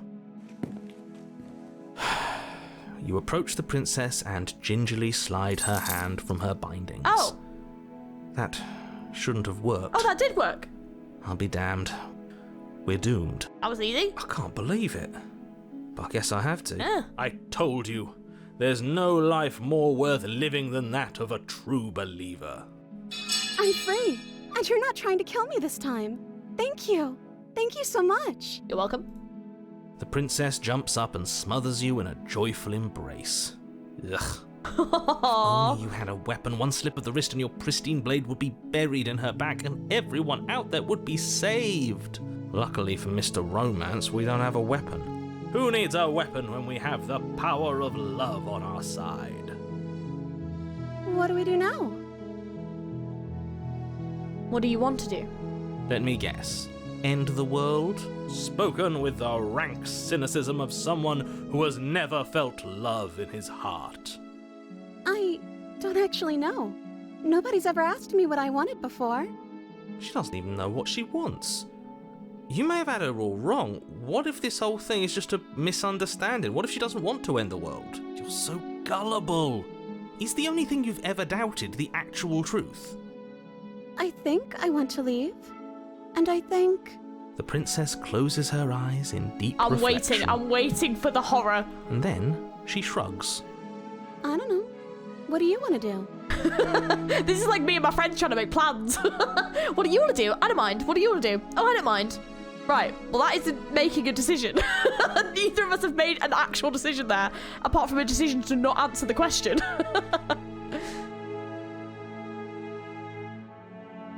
There must be something you want. I just want to make you happy. She can't just want to make us happy. Probably not, but... It makes sense to me. That's all I want for her, so of course she'd want the same for us. The music has gone fucking scary, what the hell? But what would make you happy? I just want to make you happy. Okay, she's getting more kawaii in the face, and it's scaring me. She's getting like early 90s anime girl, and I'm getting a little bit scared. Is she broken? What's going on? No, some scary shit's going on. Look, oh no. What's going on is she's lying to you, only she isn't a good liar. Are you starting to trust me now? Yeah. See, now we're just gonna keep going.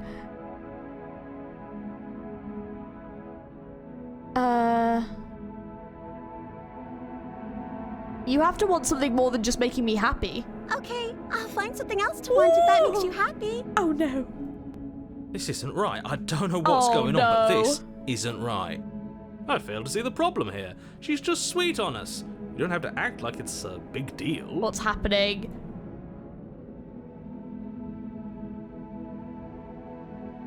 Okay, clearly something is happening here and I'm very scared. What if we just don't do anything? What if we stay here, nobody gets hurt, and we just figure out a way to be happy together? Oh, is that really what you want? If you think that would make you happy, then... Her eyes dart uncomfortably to the corners of the room. I guess we could do that. Oh, at least she's normal again. Yeah, that was fucking terrifying. Hell no. Normal again? Can't you tell she's sad? She's distraught. This is unacceptable. But she can't be unhappy about staying with us. Can she? No. It has to be him. It has to be this place. If we just made these walls more fitting for a princess, if we just say the right things, if we just showed her the contents of our heart, she'd be happy here. As the voice thinks its thought, your hands raise, fingers pointing towards your chest, and then... What? What? No, you absolutely do not do that. Oh, but I do. No. What? What is he doing? We can't see unless you tell us.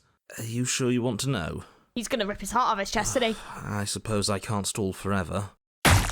You plunge your nails into your chest, digging deep, grasping for a handhold. And you find it, your fingers curling around your ribs. Oh no, what are you doing? Are you okay? You can't do that and be okay. Time out. He should not be allowed to do that. He's not the decider. And yet, it's done, isn't it?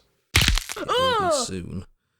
You yank violently, your bones cracking with wet pops as you pull yourself apart inch by painful inch. Oh, I'm not gonna lie to you, mate. I don't think she's gonna want that. Your exposed heart, framed by jagged ribs, thumps rhythmically in your raw, bloodied chest. Threads? The loosened, threads Like of from your before? body unfurling to cover the surface of the room. Like from before? Don't mind my sacrifice. It's a fair price to pay to give her everything she doesn't know she wants. Oh, I see. You're trying to tell me something. It's beautiful. The princess, mesmerized, reaches towards your beating heart, and then everything goes dark and we die? Yes. Epilogue happily after, and it is different. Oh. You're on a path in the woods. Oh, Mate, we're clearly already in the cabin. Yeah, what? Wow, look at... Oh, okay. Oh, look, she's got the heart. Excuse me? You're clearly... Oh. Huh. So you are. How do you know about the cabin? I didn't get to the cabin part of my opening monologue yet. We've been here before. Well, not here, but I'm sure you know what I'm talking about. You knew about the loop-in last time. Not that he was eager to divulge that. Oh, interesting. Right on cue, here's the new guy. Welcome! I can't say I'm happy to be here. This is a bad place. All stale and wrong. Can't you feel it? Has Smitten gone then? Okay, yes, I get it. You've been here before. That's terrible. You know that, right? Because the only reason you would have been here before is if you failed in whatever world you'd come from, meaning you doomed an entire other reality. But I'm sure since you're so well-travelled, you know that, yes? We know that you keep telling us that, but we've never seen a world end. As far as I'm concerned, that whole conversation is just noise. And I'm stuck on a better question. Where's the other one? Good question. The other one? Yeah, a certain lovesick fool has been suspiciously quiet. One might even say, absent. Oh, you're right. It's a little quiet here, isn't it? Maybe that's one of the rules. Maybe only one bonus voice is allowed to be here at a time. Maybe. Bonus voice? I'm just as important as you are. I'm not saying it's a bad thing. All I'm saying is that it's my third time here and it's your first. You're not unwelcome, but from my perspective, you're definitely bonus.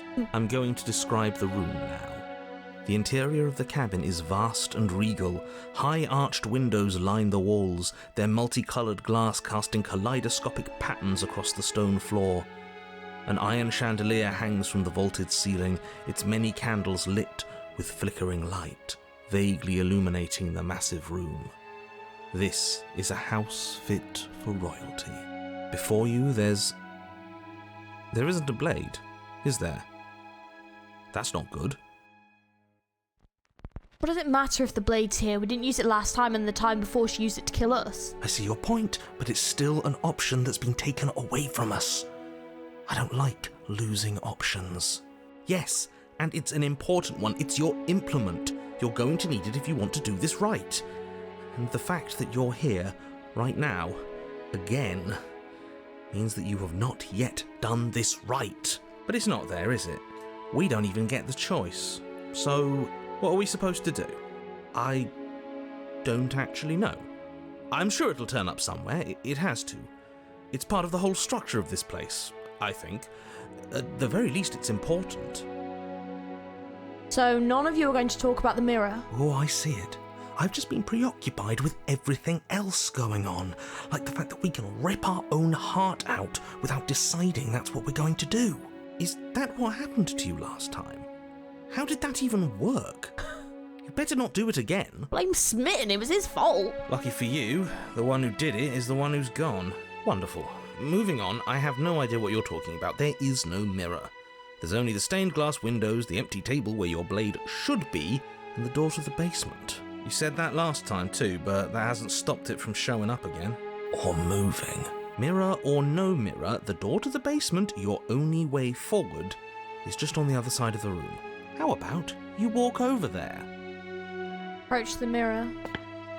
You cross the room, stopping just in front of the door to the basement.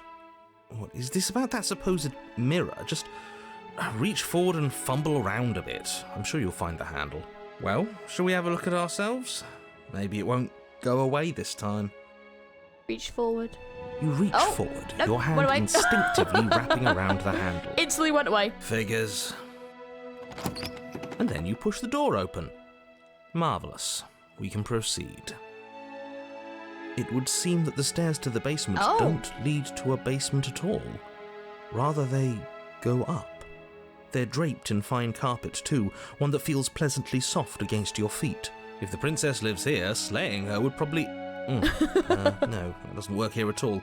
This place is nice. It's fancy, even.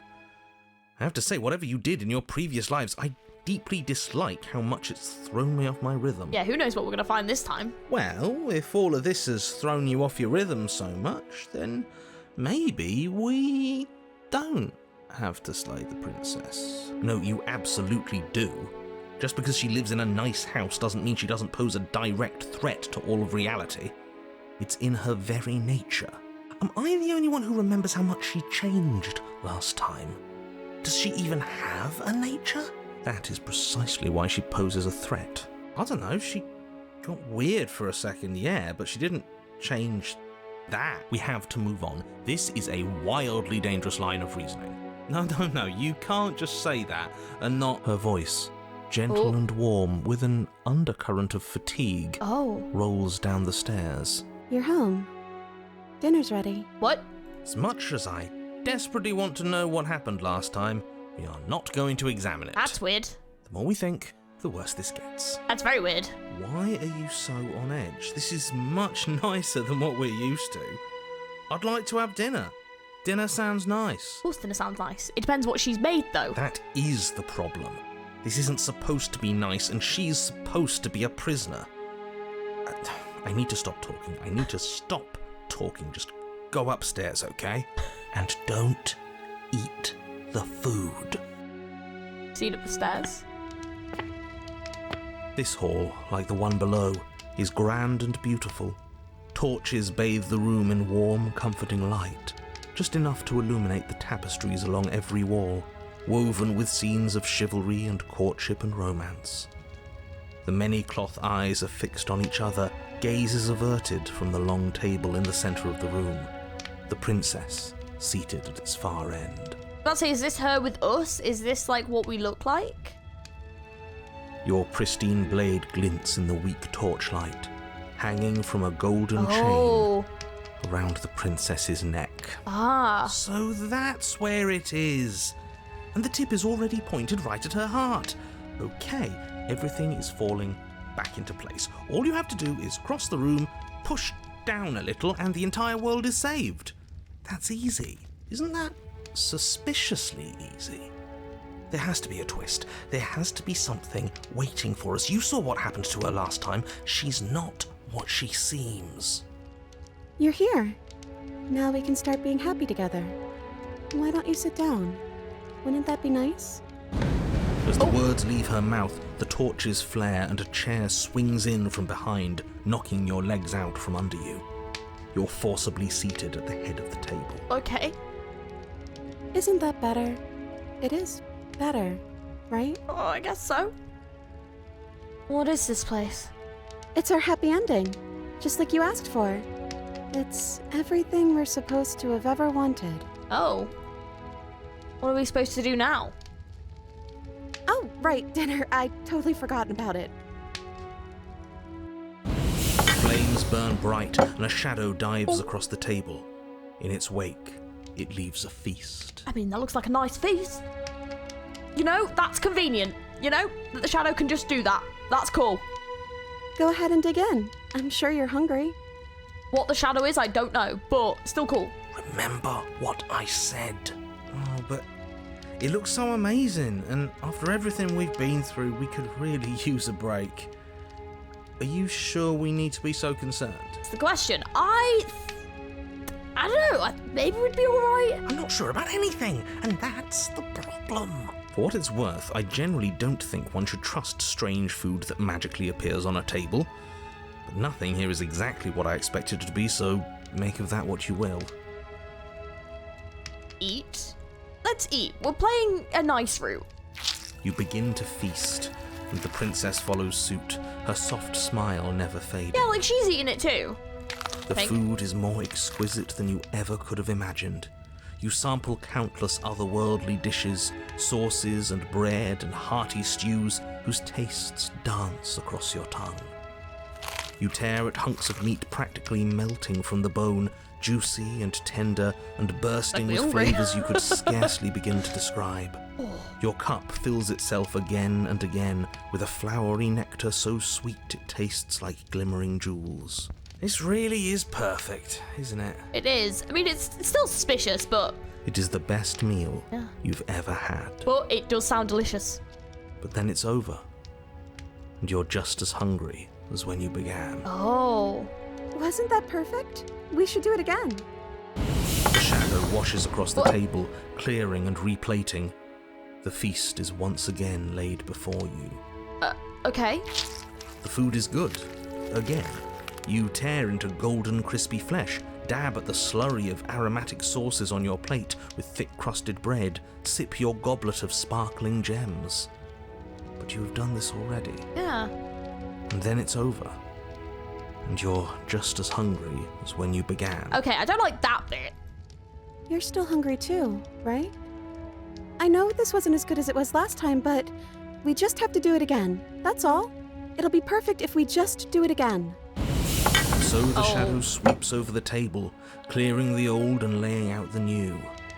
And so you do it again. The meat is fine, the bread is fine. You sample the side dishes and they're fine too.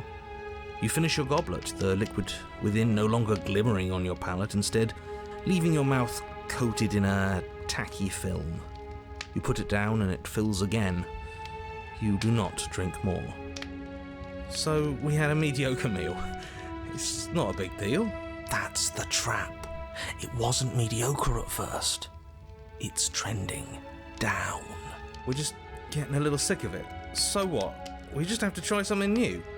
I'm sure we won't be stuck eating the same meal forever. regardless of quality, it's over again, and you're just as hungry as when you began. Again. No, something was wrong that time. But maybe I was just tasting it wrong. It looks just as good as it did the first time. It shouldn't taste like this. Again, the shadow replaces your feast, and again you eat. The meat is greasy. Ooh. The bread is tough. Oh, it's its getting crust worse. hurting your jaw as you chew. The grey vegetables are barely worth the effort of picking through. You don't even touch the goblet. Its sickly sweet aroma utterly unappealing. I am so tired of eating. At least you still have the memory of how good it was the first time. Right? I'm so tired of this. As the words leave her mouth, one of the torches on the wall sputters and then goes out entirely. What just happened? Did I do something wrong? A light went out. Maybe a coincidence, but maybe not. As if in response to the dousing of their brother, the other 3 torches blaze brighter, their flames licking at the walls. Their shadows deepen, dancing angrily across the stone.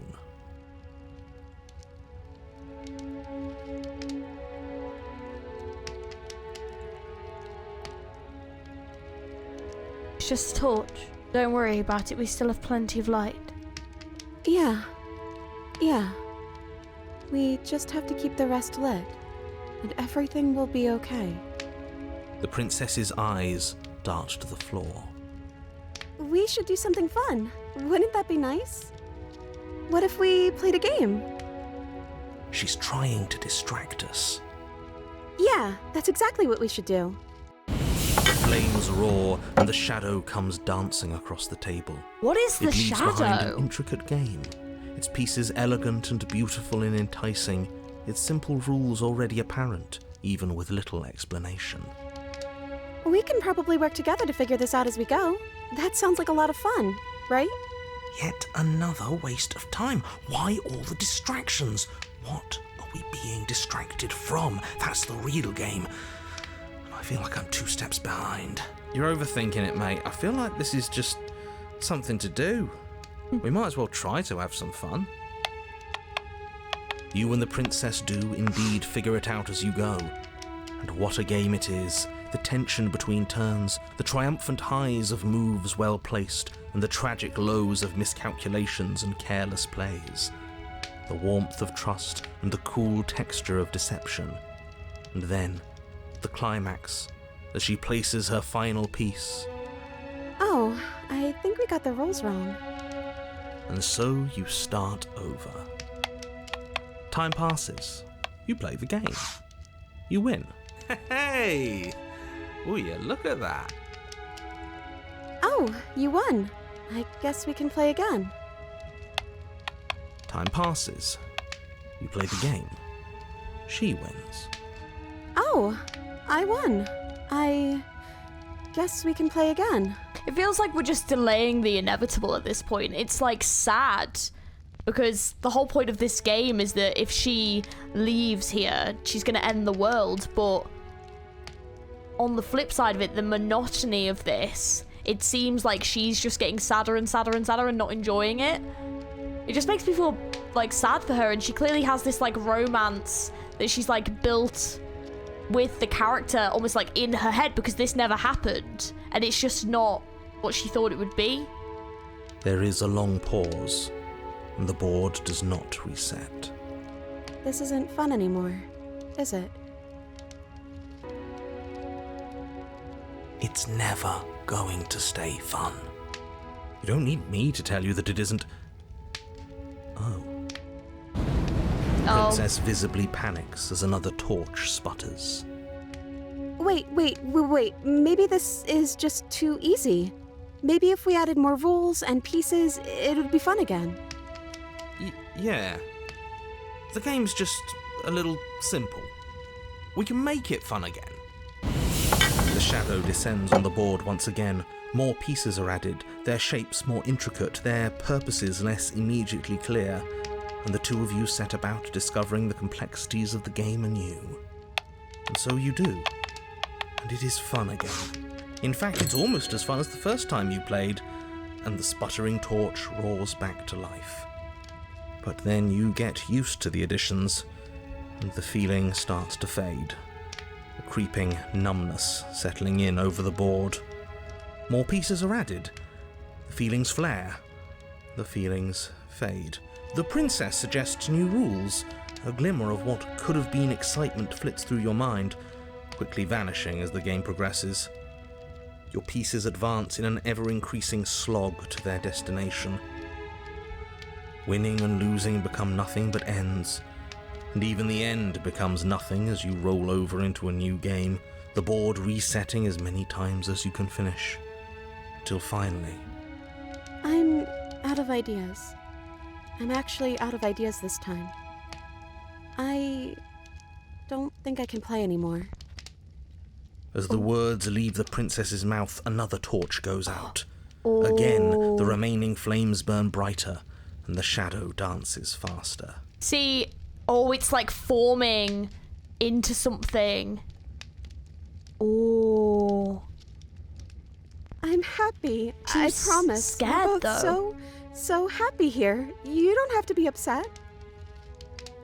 This is... awful. It's him, isn't it?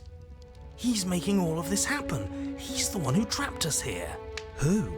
The lovesick one, the one from last time. He's not gone. He's just with her now. He's the shadow. Oh, is that the smitten one?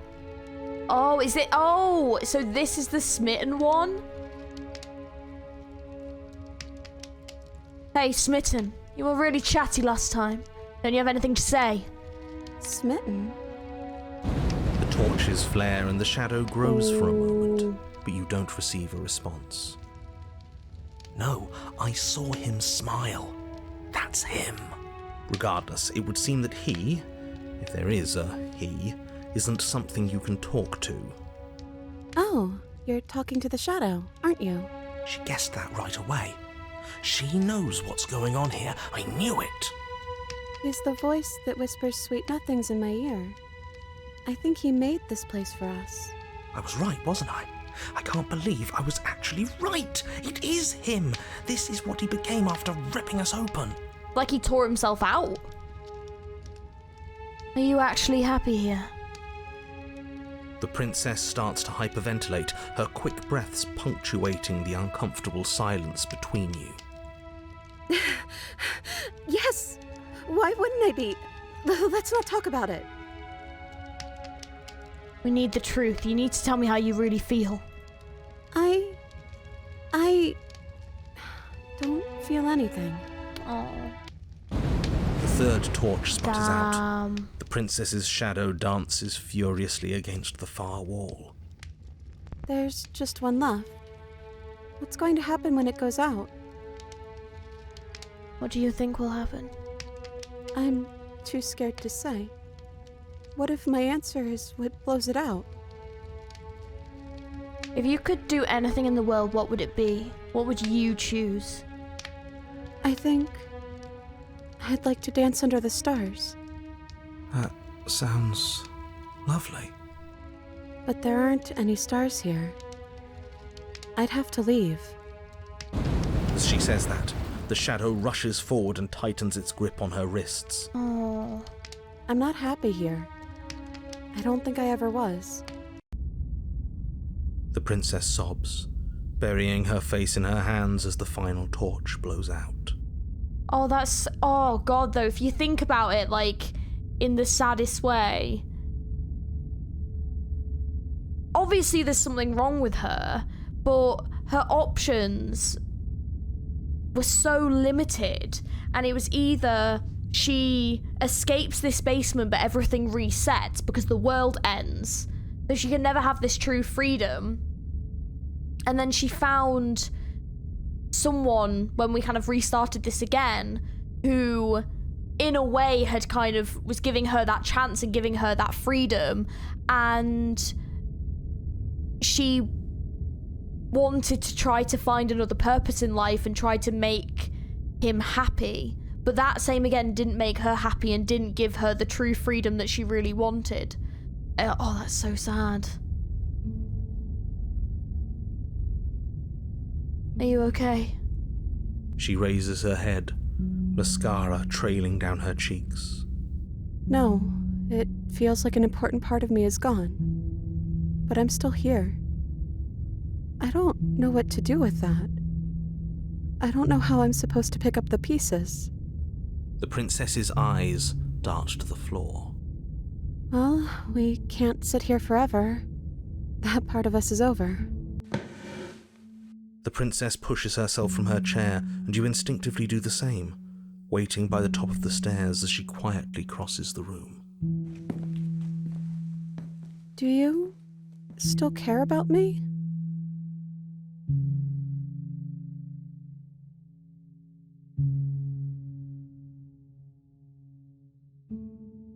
Holy shit, you can even slay her at this point?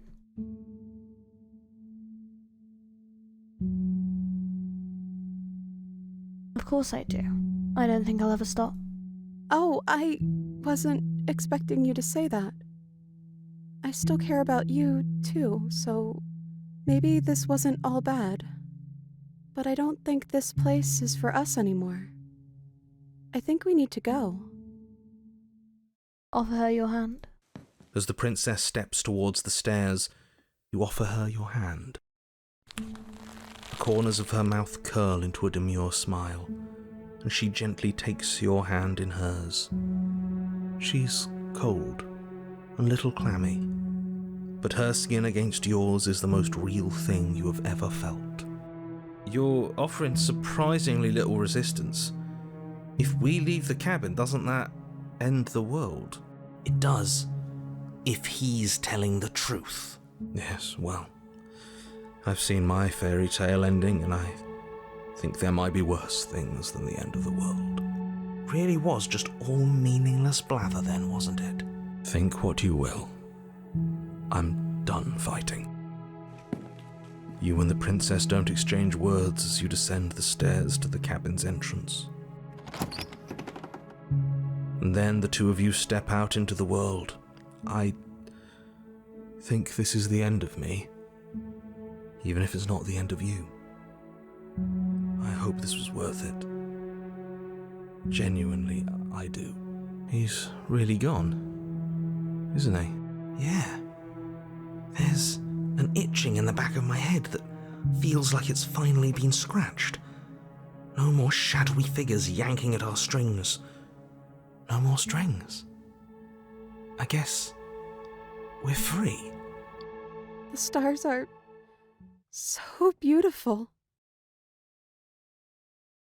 Quiet moment passes over you. Comfortable quiet.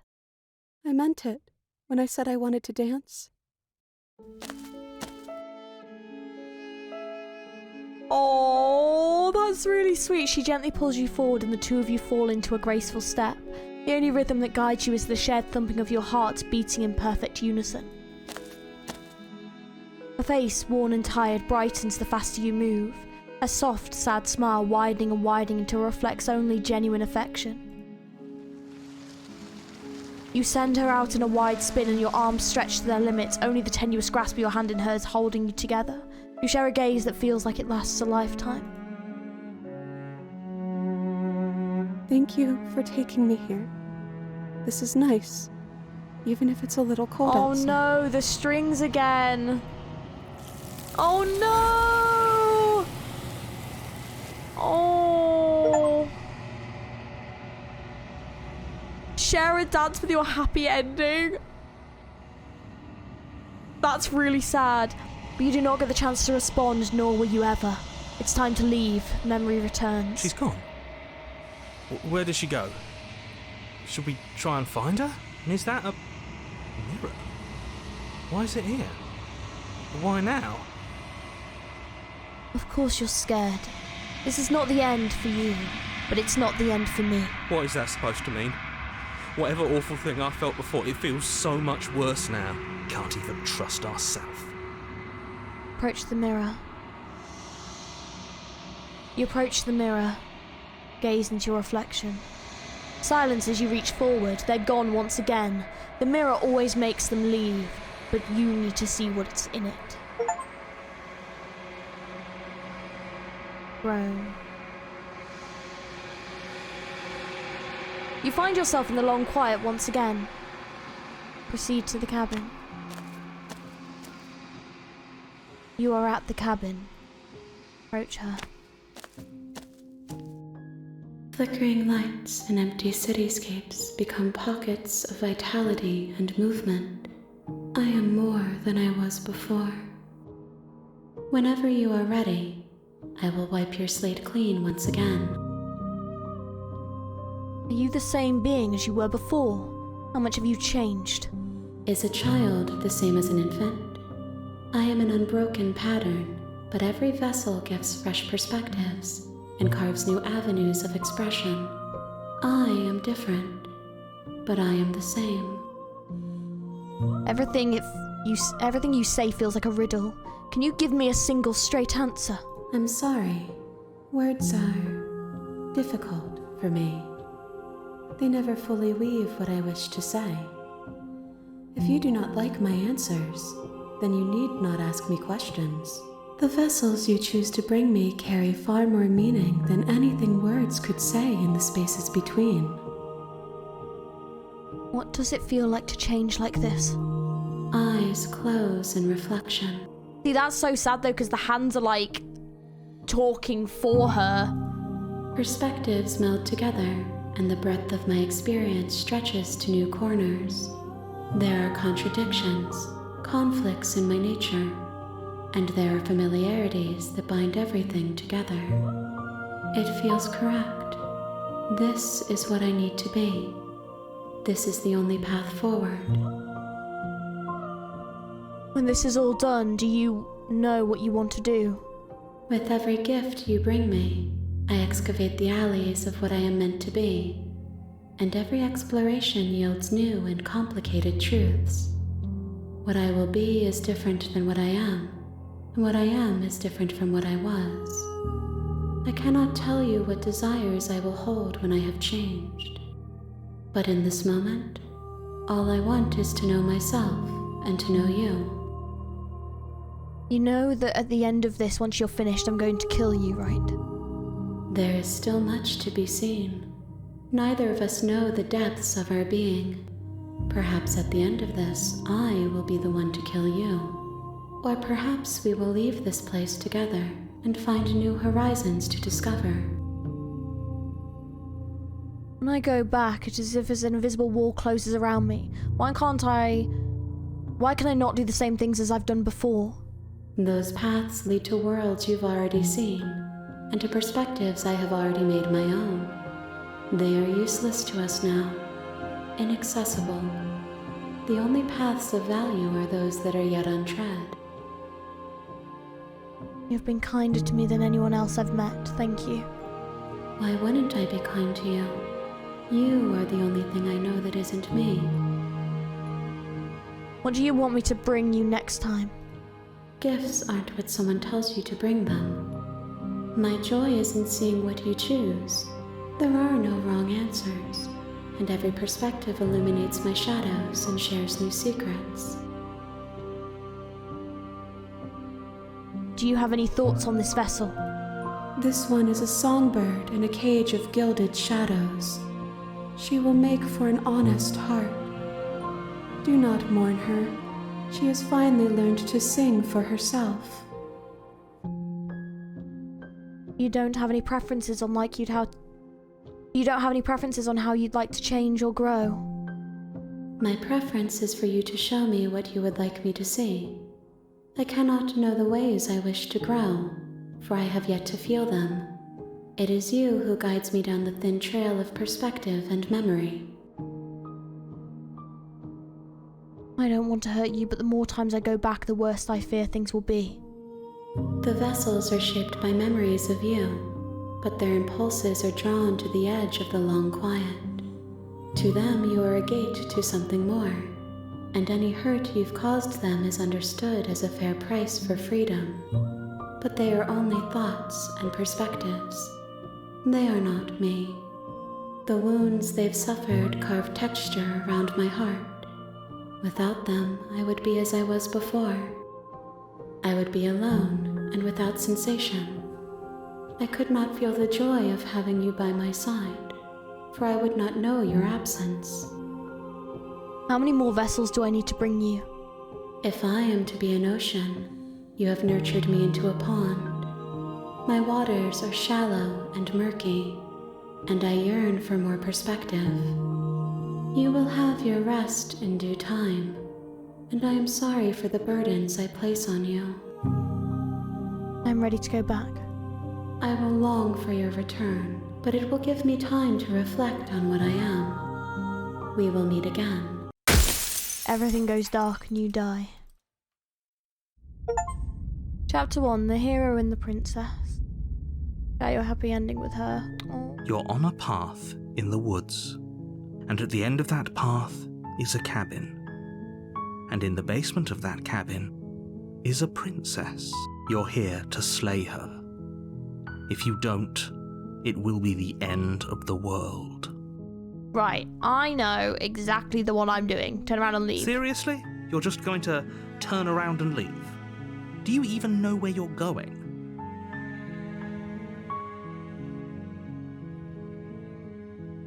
The only thing that matters is where I'm not going. The cabin. I'm not going to the cabin. Fine. I suppose you just quietly continue down the path away from the cabin. Good. What we're being asked to do here is wrong. Better to wash our hands of this whole situation than to take part in it. See, because someone followed us, Ignore that right? annoying little voice. He doesn't know what he's talking about. That's strange. It looks like this path also leads to the cabin. How convenient. Everything's back on track again. Maybe the world can still be saved after all. Turn around and leave again. You're really keen on wasting everyone's time, aren't you? It's remarkably selfish, if you ask me. I've already outlined the stakes of the situation. If you don't do your job, everyone dies. Like, dies. Forever. I don't care, I'm not killing a princess. Good, maybe everyone should die. It's what they get for dumping me in the woods and asking me to kill someone for them. When I said everyone, I meant everyone. That's a pretty large group to just condemn to death over a single princess. And, last I checked, you're part of everyone too, so if you think about it, walking up to that cabin and slaying her is really in your best interests as well. Oh, we'd literally been... But fine. Oh, no. You turn around and trek back down the path you came. Oh, would you look at that? You're It at is the a cabin loop. again. Now, I'm not normally one for superstition or astrology, but I have to say, it seems like the universe itself is doing its best to bring you to your fated confrontation with the princess.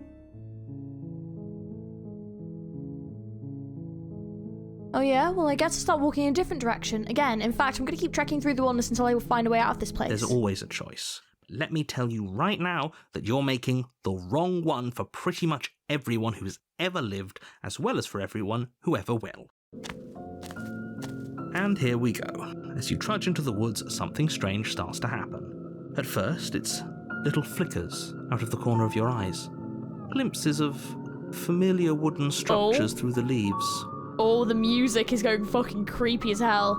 But as you focus on your surroundings, you start to realise that those flickers weren't just a trick of light. Okay. In every direction, there is a path. What the fuck? And a cabin. And not just a cabin. The cabin. An infinite fractal of paths and cabins desperately trying to draw you back to where you need to be. Oh, shit. Wait, what's going on? But you're too stubborn for that, aren't you? It doesn't matter how many paths or cabins appear around you, you're just going to do whatever you can to shirk your responsibility because you care more about irritating me than you do about the fate of the world. You've doomed us all, you know that, right? But of course you do. Otherwise you wouldn't just wander off into the forest in search of certain death. You lose track of just how long you spend aimlessly tromping through the wilderness. But it's not like any of that time spent lost in the woods really matters, because it isn't long before the world ends and everyone dies. Chapter 2, The Stranger. Ooh. You're on a path in the woods, and at the end of that path is a cabin. And in the basement of that cabin is a princess. You're here to slay her. If you don't, it will be the end of the world.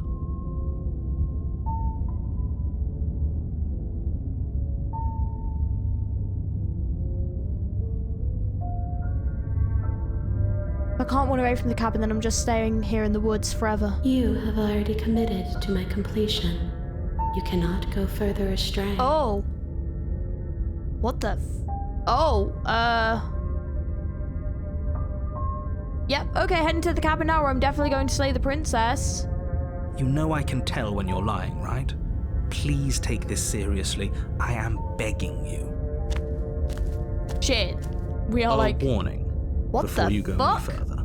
She will lie, she will cheat, and she will do everything in her power to stop you from slaying her. Okay, I think we've entered Attack on Don't Titan. believe a word she says. Okay. If we're stuck going in there, maybe we should believe her. Maybe she isn't a liar. Oh, look, Darian's back. Ignore him. He's just being difficult for the sake of it. Let's keep an open mind. Proceeding to think we've not got a choice on this one. The cabin interior is wrong. Ooh. A confusing patchwork of many Whoa, cabin interiors, look at it. all projected across what's almost the same space. Ow. But it's all shifted. An inch here, a foot there, such that the seams are never quite visible enough for the place to make any sense. This is The only weird. furniture of note is a plain table, its legs all the wrong lengths, its material devoid of feature. Perched on that table is a pristine blade. The blade is your implement. You'll need it if you want to do this right. If he wants us to take it, maybe we should just leave it to collect dust, or better yet, grab it and throw it out the window. What good is a knife against a world-ending monstrosity anyway? No, we're taking the knife. Have you seen this place? We have literally no idea what to expect and no idea what we're dealing with. I've already told you what you're dealing with. You're dealing with a princess. How many times do I have to explain this incredibly simple and straightforward premise? You can't just say that. Yeah, this is like when everything here is weird. so wrong. Weird. Listen to me. My job is to describe facts as facts and to guide you through your job, which is to slay the princess and through that action, save the entire world. And if you're going to slay her, you cannot let fear creep into your heart. You cannot lose yourself before you even get to her. Oh, ho, ho, ho. You've piqued my interest. What's going to happen if we lose ourselves? Good question. Nothing, because you're going to pull yourself together. Ooh. Just ignore the stressful geometry and stay calm. How? Even if we closed our eyes, you're constantly describing it to us. I'm not going to stop doing my job, so you're just going to have to get better at yours. And quickly, if you don't mind. Yes, take a deep breath. I'm all for getting under his skin, but we'll miss out on loads of fun if we shrivel up into a ball and go insane the first time we see something weird. What you're seeing here is obviously real. Just accept it and go with the flow. It really isn't hard. Okay, I'm fine. Good. Now, whenever you're ready, we're all waiting for you to complete a very important task. Take the blade. You take the blade from the table. It would be difficult to slay the princess and save the world without a weapon. Okay, fine, you took the knife, but you really shouldn't hold it like that. Then how are we supposed to hold it? The other way, thumb at the bottom. Will look much cooler and more serious if we hold it with our thumb at the bottom. It really doesn't matter how you hold the blade, as long as you have it. Just make a choice. Hold the blade the other way? Is that not going to make us, like, bleed? You switch your grip on the blade. Oh, like that. Congratulations. Yes! Isn't this so much better? We look much cooler now. Okay, fine. You're right. This does look a lot better. It really doesn't matter. Just get on with it and deal with the princess already. We can throw the blade out the window as well. Let's head into the basement. The door to the basement creaks open, Fuck. revealing a web of branching staircases all built from unidentifiable materials. We fucked shit up. Oh, sorry. We messed shit up on this one. What the hell is this? Nothing here seems to belong, and the closer you examine your surroundings, the more confused you get, your head throbbing with the effort of making sense of this place. None of the stairs even seem to go anywhere, let alone down. This is scary. The air here has a sickening, almost sludge-like miasma to it. The kind of indiscernible quality that comes from the blending together of every scent there is at once. An odour that is simultaneously everything and yet the sum of it all coalescing into a thick, nauseating nothing. If the princess lives here, slaying her is probably doing her a favour. Her voice, a disquieting collage of tone and personality, drags up the stairs. Hello? Hi. What are you doing here? Are you here to kill? Oh. No, thank you. My attitude, exactly. Oh, don't be such a baby. I don't want to do this. Let's just turn around and leave. This feels wrong. This feels like a trap. It does. Like whatever we do, we're gonna die. Yeah. But we already tried turning around and leaving, didn't we? And he threw up a wall. No way to go but forward. And whatever choice we make, whatever she is, we know one thing for sure. Sorry. And what's that? That the fate of the world hinges on your success? There'll still be plenty of ways to ruin his death. Let's just take the center staircase. You step onto the center staircase. Paths wind out around you in all directions, each step branching into its own staircases, which branch into their own staircases, God. and so on. You aren't quite sure if yours is taking you up or down, but at the very least, it's taking you somewhere. Well, this is going well. You concentrate on where you are, careful not to stray onto any of the many splitting branches that tempt you on all sides. You wouldn't want to have to backtrack to yours once you'd made a decision that took you someplace else. And so you take one careful, focused step after another. Jeez. 1 foot down, another foot down, another after that. You lose yourself in following the correct pattern, in following what looks to be the true path, the one that cuts straight down, or up, or maybe sideways. Yeah. But no matter the direction it goes, it certainly is the most true path. You know that much. Whoa. You slowly lose sense of yourself the further you go. Oh shit, we are getting fucked up. Time disappears, and you can feel yourself begin to untether. Jesus. Physical sensations dull and then vanish, until the only things experienced are the endless repeating patterns and emotions of the journey, a continuous march forward to a destination long forgotten. Wow. Oh? Consumption and betrayal, skepticism and blind devotion, rivalry and submission, terror and longing, pain and unfamiliarity. And at the heart of it all, an emotion that can only be described as... Can I help you? Oh! What the hell was that? What happened to us? I feel so strange. Like I'm fundamentally different, but also still the same person I was at the top of the stairs. Oh well, that was a trip, but now it's over. Time to get back to our old devilish ways. The princess, eyes bright but otherwise shrouded in darkness, watches you impatiently from the other side of the basement. Don't forget why you're here. And why are we here again? In case you weren't listening, I'm afraid I lost myself on the way down. You're here to... He's just being an ass, we remember. Though I'm still not sure if we should trust you.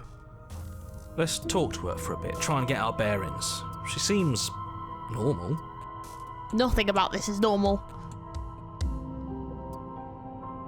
Getting down here was weird, like I was being pulled apart and book packed together again. What happened to me? I don't remember what it was like before I was in this place. Why would I know what happened to you? We're probably stuck down here forever, aren't we? There's no way out, and barely a way in. As the princess speaks again, it's almost as if she fractures. Shit. And where there was once just one of her, there is now another. We can do that? I don't like this. It's those cabins all over again. Can we put her back? Oh, I don't know. Again? Have you been here before? Should we tell him? Nah, let him stew. Right, I'm telling him. Yeah, we've been here before, but we never went to the cabin. We just turned around and left until... It's hard to describe. Until the only thing we could see was the same cabin going on forever. And then you told us that the world ended and we died. And then we woke up, and I'm pretty sure you're familiar with all the rest of it. It seems to me like you saw something you weren't supposed to have seen. If only you'd listened to whatever words of wisdom you were given in that other reality. But what's done is done, isn't it? Whatever you saw last time, unsee it. Whatever thoughts weaseled their way into your head, unthink them, if it's not already too late. You have a job to do here and you need to do it now. Ooh, new plan. Let's see if we can make even more of her. The contrarian is so funny. There's more of you now. There must be something wrong with you. I'm the same as I was a moment ago. I don't feel like I've gotten any bigger. What's that supposed to mean? Are you trying to get under my skin? She fractures again. Oh shit, okay. I don't like where this is going. No, neither do I. Neither do I. Which is why you need to slay her now before things get more complicated than they already are. How would we even do that? Where would we start? I've got no idea. You could always start by stabbing her. Oh, wonderful idea. Which her? Any of them. I don't know about you, but I'm sure glad we took that knife with us. I can't believe someone suggested you toss it out the window. Can you imagine? I don't think we're going to be able to put her back. No, neither do I. Kind of hurts to think about it, doesn't it? It's like everything we say just multiplies her. It certainly looks that way, so please, for the love of everything, stop asking her questions and stop stalling. You're obviously just making things worse. But now I want to ask her more questions.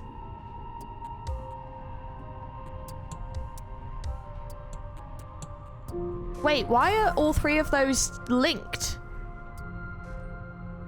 Wait, that's not right. Go on. Yeah. You take a step forward. Your foot lands, but it lands different. Oh, You now we've experience fractured. a firm footfall, a gentle tread, a confident stride. Oh, god damn it. Oh, I like how they all have different faces. Oh my god, that was creepy. You can feel yourself rupture. The room spins, your perception multiplying in a sickening kaleidoscope as your very self is pulled in incomprehensibly many directions. Oh no. All at once you charge forward, knife gleaming to slay the princess just as you strike at her bindings and leave her to languish alone. Is this what the end of the world looks like? What an unbearable mess. But this... we can't... Oh, this is a bit fucked up. Do you not have anything witty to say? I could use a good bit of wit right now. Oh no. No, I don't, because this isn't fun. How are we supposed to have fun if everything is happening at the same time? It's the same as nothing happening, and nothing is excruciating. Oh, well, this is... Luckily for all of us, nothing and everything doesn't go on forever. The world and the princess collapse in on themselves before it all falls apart. Oh, God. I think he's gone. Oh, what the fuck? Oh, I mean, we've stabbed one of them. We were never going to salvage this, were we? What happened to us? What are we? There are parts of us that are dead, and the others, they just don't fit. They just don't fit. We can feel them moving around in spaces they don't belong. It's all so uncomfortable. Did you do this? Did we do this? Can you pull us back apart? Can you fix us? Oh, love, I don't know what's happened, mate. We should help her. I think we did this. How surprisingly sincere. I didn't actually think our actions had consequences. Oh. It's a little late for regret, isn't it? Please.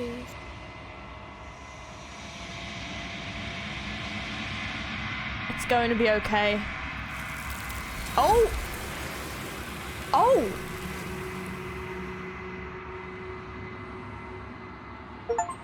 You'll never know if she hears your reply. She's gone. Memory returns. She's gone. Where did she go? Should we try and find her? And is that a mirror? Why is it here? Why now? It's going to be okay. Just trust me. We've been here before, and you always get scared. But it feels so bad. Like looking into it right now is going to be the end of everything. Yeah, don't look at it. I don't like that thing. I'll see you on the other side. It's going to be okay. Okay. If you say so.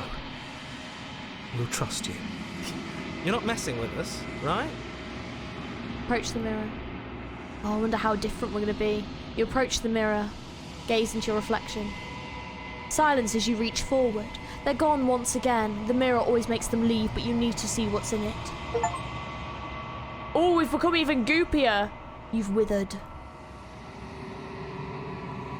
You find yourself in the long quiet once again. Proceed to the cabin. You are at the cabin. Approach her. I am a growing chorus of contradiction, a mass of tides ebbing and flowing all at once in more directions than my attention can bear to hold. To look at any one is to shift them all into something new, and to look away is to reshape them yet again. All of me is changing, and yet the rest of me is still the same. You can't be a contradiction. Contradictions don't exist. And yet my waters flow and my streets bustle. There are no words that can describe me into non-existence. There is no logic that can bind my multitudes. I am everything that you have known me to be, but I am also none of it. How can you stand to be a contradiction? As easily as you can stand to be you. You are like me, even if you have chosen not to look at the corners of you that do not fit. Even if you have chosen to ignore the brilliant contours of your soul. It doesn't matter how many times I go back. At least one of us always hurts the other. Doesn't that change you? Doesn't that make you worse? It changes me, but it doesn't make me worse, nor does it make me care for you any less. Does it make you worse? Do you resent me? If anything, it makes me like you more. I don't know what that says about me. It says that your heart is gentle, that even in the darkness you are guided by compassion. What do you think of this vessel? These ones are a contradiction, a winding kaleidoscope of paths and wall. They are stretched into a shape not unlike me, but it is a shape they cannot hold. They will make for a rich and vibrant heart. Do not mourn them, for they will finally get to know themselves. Do you know what happens to the worlds we leave behind? My perspectives are shadowed. You have seen what I have seen, just as I have seen what you have seen. The angles of my vantage do not offer me hidden truths, and my attention is turned inward, except when you are here with me. Perhaps this will change when our work is done. Do you still not care what I bring you next? I care about your gifts, but I have no preferences to burden you with. Even if I did, I would never dare to tarnish our relationship by assuming myself above you. Have you figured out what you'll want when we've finished? The desires of my multitude thrive in endless competition with themselves, but none of them rise above their dance to influence me. I yearn for what I have always yearned for, our awakening. Other desires shrink in the light of knowing you and knowing me.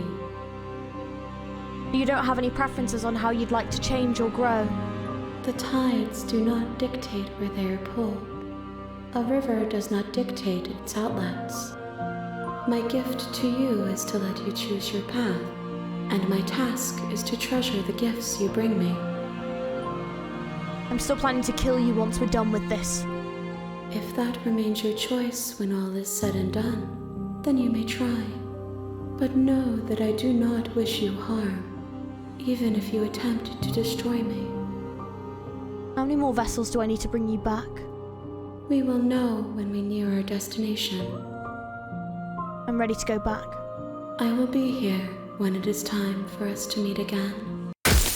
Everything goes dark and you die. Hero and the Prince. You're on a path in the woods, and at the end of that path is a cabin. And in the basement of that cabin is a princess. You're here to slay her. If you don't, it will be the end of the world. Silently continue to the cabin. You make your way up the short path to the cabin.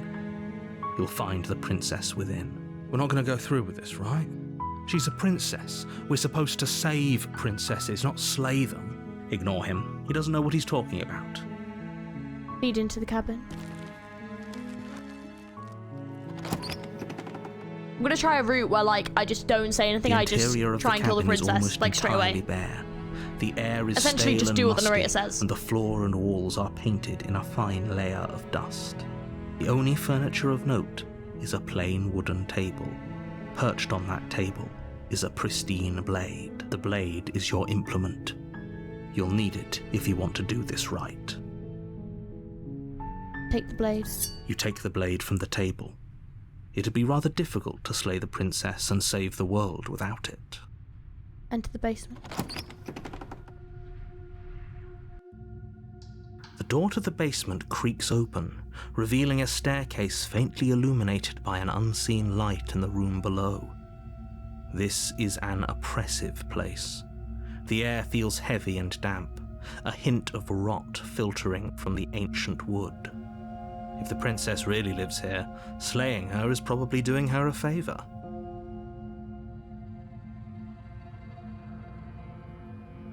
Her voice carries up the stairs. Who's there? She sounds dangerous. It's almost as if she's the one in charge down here. Don't let it fool you. It's all part of the manipulation. Continue down the stairs. Good. You're still listening to reason. You walk down the stairs and lock eyes with the princess. There's a heavy chain around her wrist, binding her to the far wall of the basement. She's so coldly beautiful.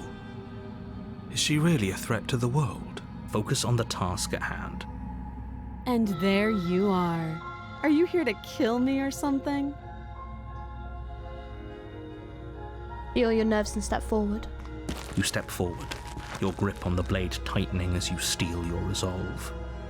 Oh? No talking then? Fine. What even makes you think you can kill me?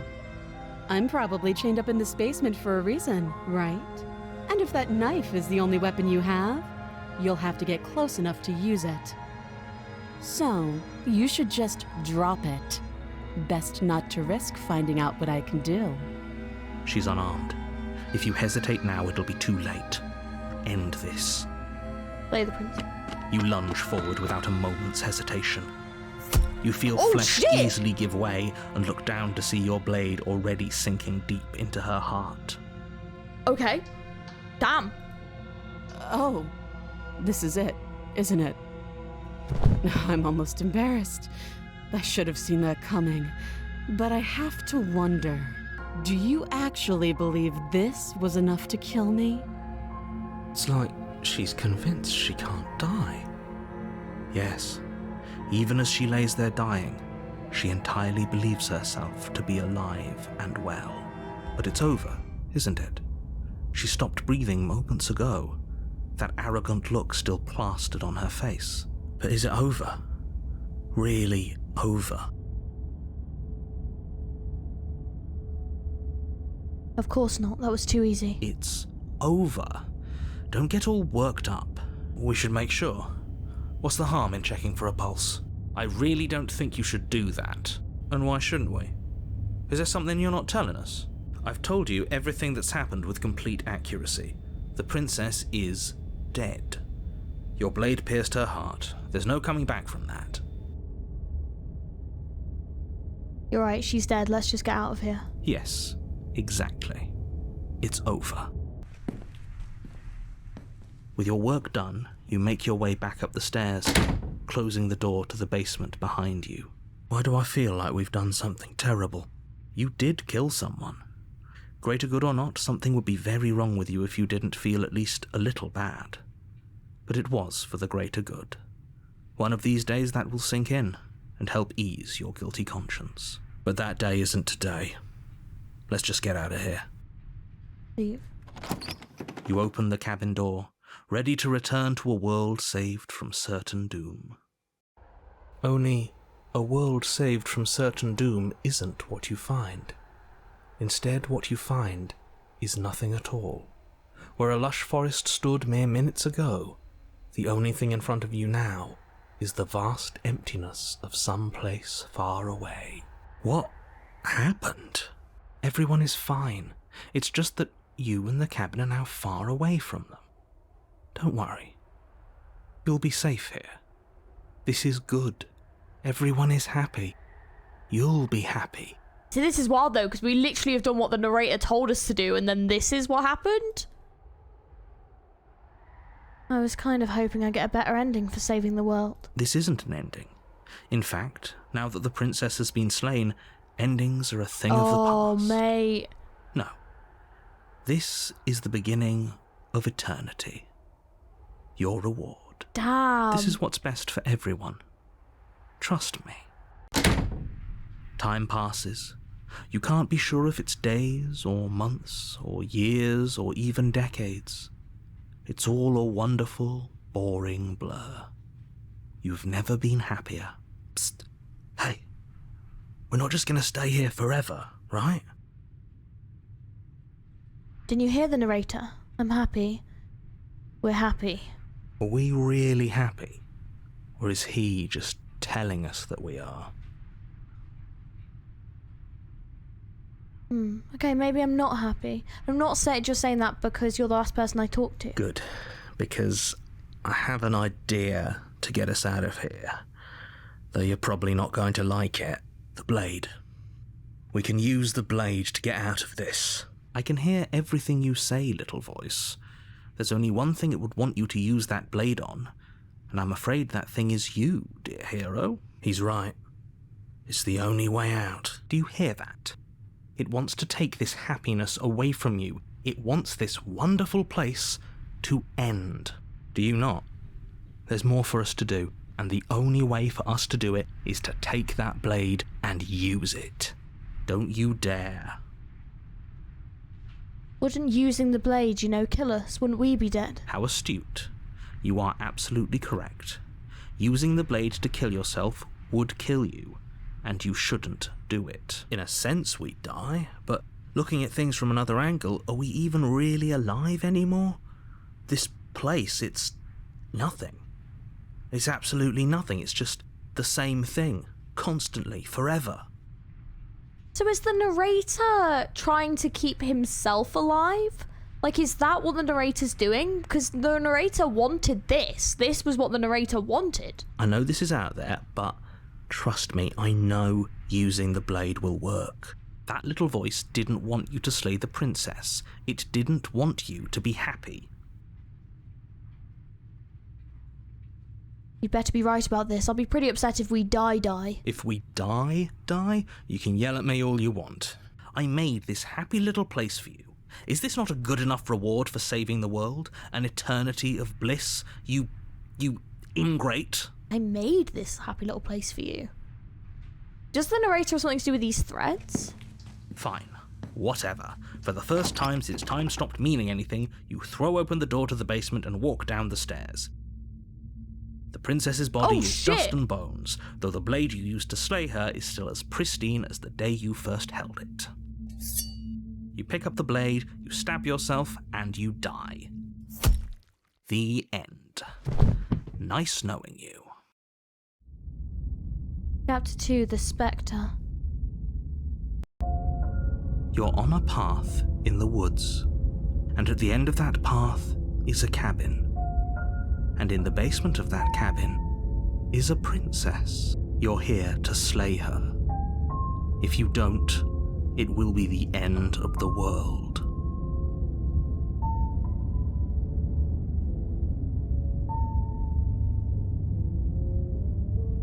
You trapped me here after I slew her last time. I'm not going to play along this time. How unfortunate that the sole person capable of slaying the princess also seems to be somewhat insane. Oh well. As long as you get the job done, it doesn't matter what sort of mental state you're in. If he doesn't remember what happened, then maybe it's best to keep it that way. That's fine. It wasn't very hard to kill her last time. We'll just do it again. Well, if for whatever reason you're going to insist that this has happened before, at least your heart's in the right place. Proceed to the cabin. A warning before you go any further. She will lie, she will cheat, and she will do everything in her power to stop you from slaying her. Don't believe a word she says. She won't be a problem. Proceed to the cabin. Yeah, we'll kill her again, I guess, and see what happens. The interior of the cabin is cold. Wow, it is different. a soft odour of dirt permeating the air. Cobwebs flutter in the corners. You can hear wind whistling outside, banging the shutters against the windows. The only furniture of note is an elegant antique table with a pristine blade perched on the edge. The blade is your implement. You'll need it if you want to do this right. It feels like no one's been here for a long, long time. Like I've been saying, she's dead. We killed her already. Take the blade. You take the blade from the table. It would be difficult to slay the princess and save the world without a weapon. Enter the basement. The door to the basement groans open, revealing an old banister and a creaky wooden stairwell. Everything is coated in a thick layer of dust, and you can feel it settle into your lungs as you breathe in the stale air. The very building itself feels dead. If the princess lives here, slaying her would probably be doing her a favor. The room below is silent. Oh. Nobody's here. Naturally. As much as I appreciate the optimism, you shouldn't be so sure. I guess we'll just have to go down and see. As you descend the final step, the form of the princess comes into view.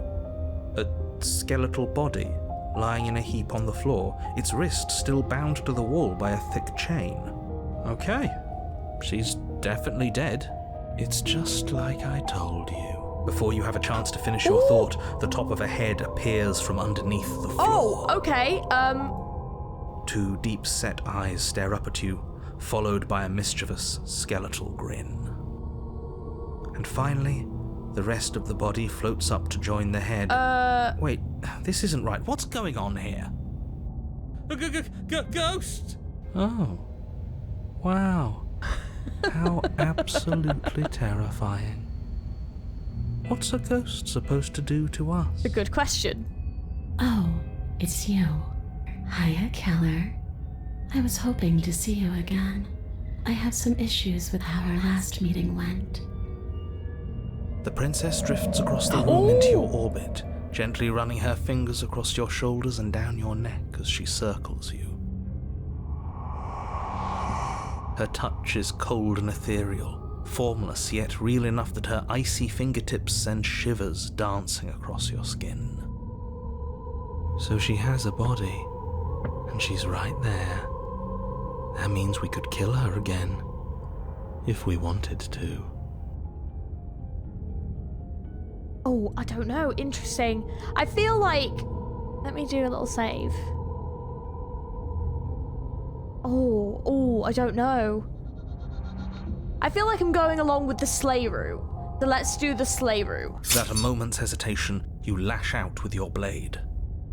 It's like you're slashing at air. Oh. No matter how many times you stab at her, no matter how many angles you strike from, all you manage to do is interrupt her form, the skin of your hand prickling with cold as it passes through, unable to find anything solid. You're adorable when you're confused. But I didn't say you could touch me. Oh, fuck! Why are you even here? Just making sure you finish the job, or what? Oh. Slay the princess harder?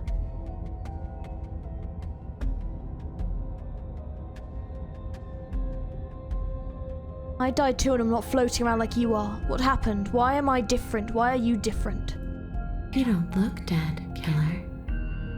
The princess grabs your wrist, a sudden shock of cold flowing all the way up your arm, her eyes still fixed on yours as you try to squirm out of her grip. And you don't feel dead either. She lets go and pulls away. Your fingertips tingle painfully as the chill subsides. I'm less interested in why you are, or how you are, and a lot more interested in what you are.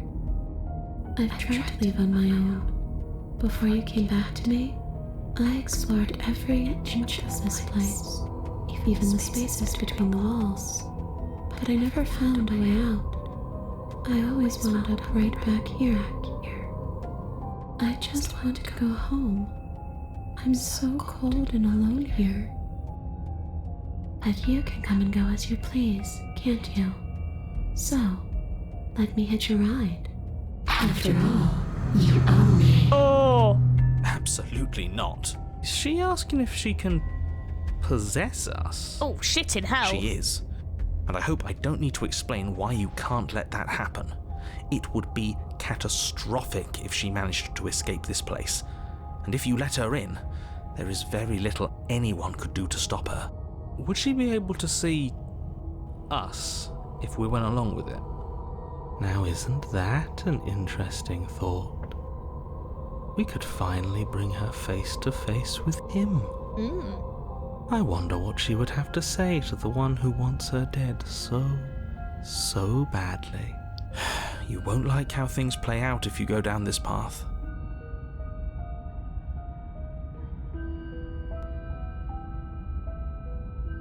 What if I say no? Then I won't hitch a ride. You won't hitch a ride if I say no, or you can't hitch a ride. I'm sure you'd like to know. It's a shame I won't tell you. But it'll be easier for both of us if you just let me in. And doesn't it sound nice? Maybe for her, but it's crowded enough in here as is. You won't have to feel guilty anymore. If you even do feel guilt.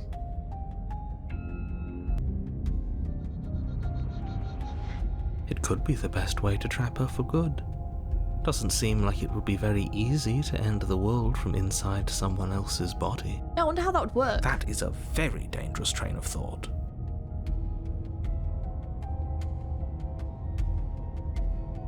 The answer's no. I see. So that's how it's going to be. That makes me sad. I guess we'll have to fight then. Oh! The princess passes through you, a chill rippling along your skin, a disappointed sigh echoing in your ears. Oh no. You turn and face her as she hovers between you and the stairs. Spectral tears streak down her cheeks as she places a translucent hand on your chest. It feels cold, but otherwise like nothing at all. Are we doing the right thing? Why do I feel so sad? Don't let her get to you. It doesn't matter. Somehow, soon, this too will be over, and we'll move on to something new. I feel like you all keep forgetting that. Her dark-rimmed eyes fall to the floor as she speaks. I never wanted to have to hurt anybody. It's not who I wanted to be. The tears on her cheeks vanish. She lifts her head, sorrow replaced with wrath, staring into you with fiery anger. But I guess you've turned me into something worse. Oh! She forces her hand into your chest, and then... Yes? Nothing happens. Are you sure about that? Something should have happened. And yet it didn't. We're fine. Step away. You do your best to pull away, but it's as if her arm, embedded in your body, is rooting you in place. Leaving so soon. Oh, You God. can't be sure if you first hear or feel what happens next, but it is over before you can fully conceptualize what it is. A horrific splintering, the squelching of organs, the rending of tissue, an icy, numbing pain. Oh, shit. I'm done asking. The next time I see you, I'm taking everything I owed. Starting with your body. If you won't choose to give me my freedom, I'll just have to make you give it to me. Oh, shit. She's real now. If she's making us dead, we should return the favor. Play the princess? You swing your blade towards her briefly corporeal throat. It connects. A gash widens across her neck, glowing ectoplasm leaking from the wound. But it's too little, too late. Oh. In her hand, you realize she clutches your still beating heart. It thumps unsettlingly. Oh, shit. Did we get her? Even if we didn't, we've given her something to remember. See you soon, killer. I'm afraid you'll never know. As she crushes your precious organ in her hand, everything goes dark, and you die. Chapter 3, The Wraith. Oh, no. Oh, no. This is going to be horrifying. You're on a path in the wood. What the? Here we go again. off to slay her again. This looks horrifying. The deck's stacked, isn't it? We kill her, we start again. She kills us as a goddamn ghost, we start again. I'm starting to think we're being run in circles just for the sake of it. Come on, let's not give in to all that misery just yet. There's got to be a way out of this.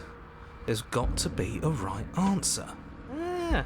And what if there isn't? Aren't you listening to me? What if all of this was rigged from the start? That's ridiculous. There'd be no point in all this if it was just some kind of cosmic busy work. I think that's exactly what it is. The powers that be, seeing how many ways they can screw with us. Could be it's all some kind of sick joke to them.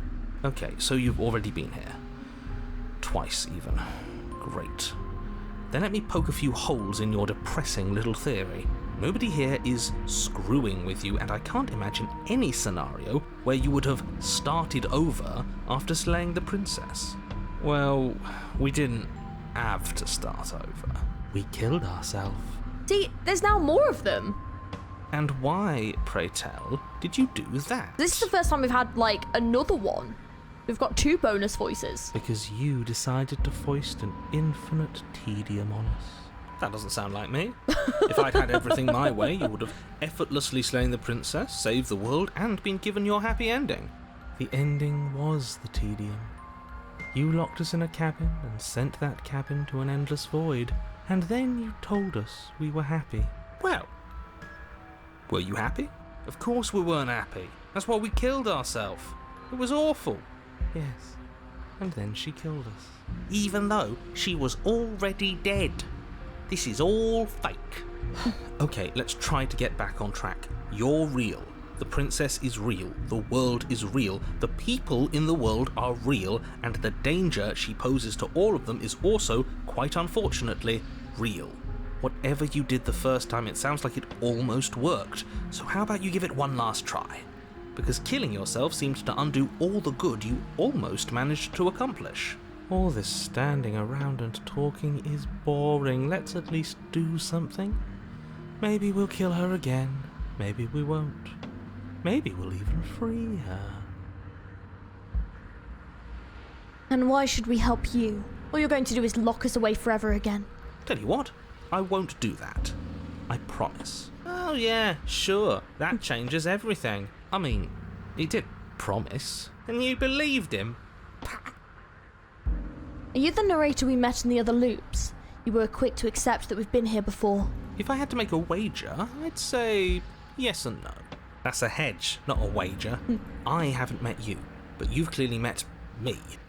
It sounds to me like you're hopping between parallel realities, in which case the me you just met here is the same collection of experiences as the me you met at all of those other beginnings, but their continuity breaks the moment you say or do anything, in effect making them all separate.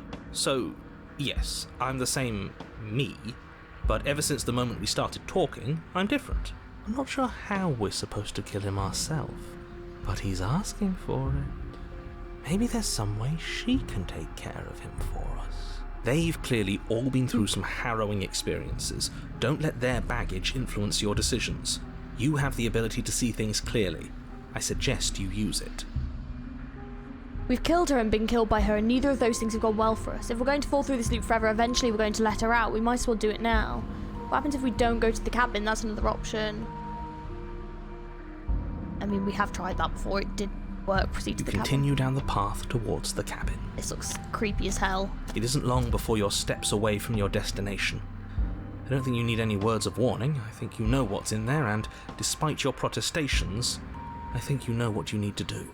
The more he talks, the more I'm interested in setting her free. Whatever. You don't want to listen to me? Do it then. Let her out. See what I care. It sounds like somebody's about to crack.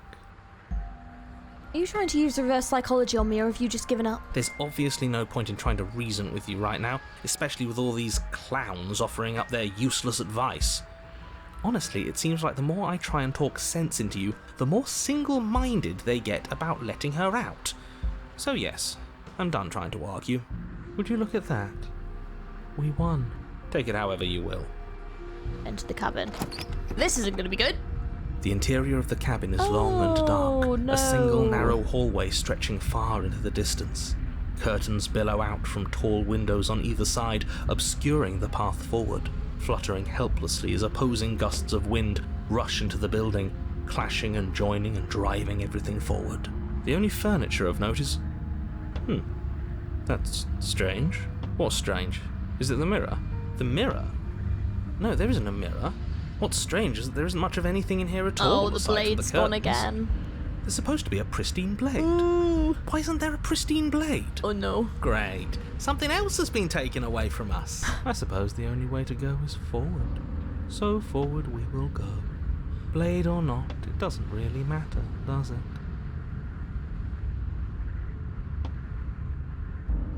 Let's pretend there is a mirror at the end of the hallway, and right now we can't see what's behind it. What's there? What's behind it? If you're asking what's at the end of the hallway, it's the way to the basement. The way to the basement. Don't you mean door? No, I didn't say door, because there isn't a door, it's just an opening. What are the odds she's waiting for us right behind it? If I were running a bullshit factory, it's what I'd do.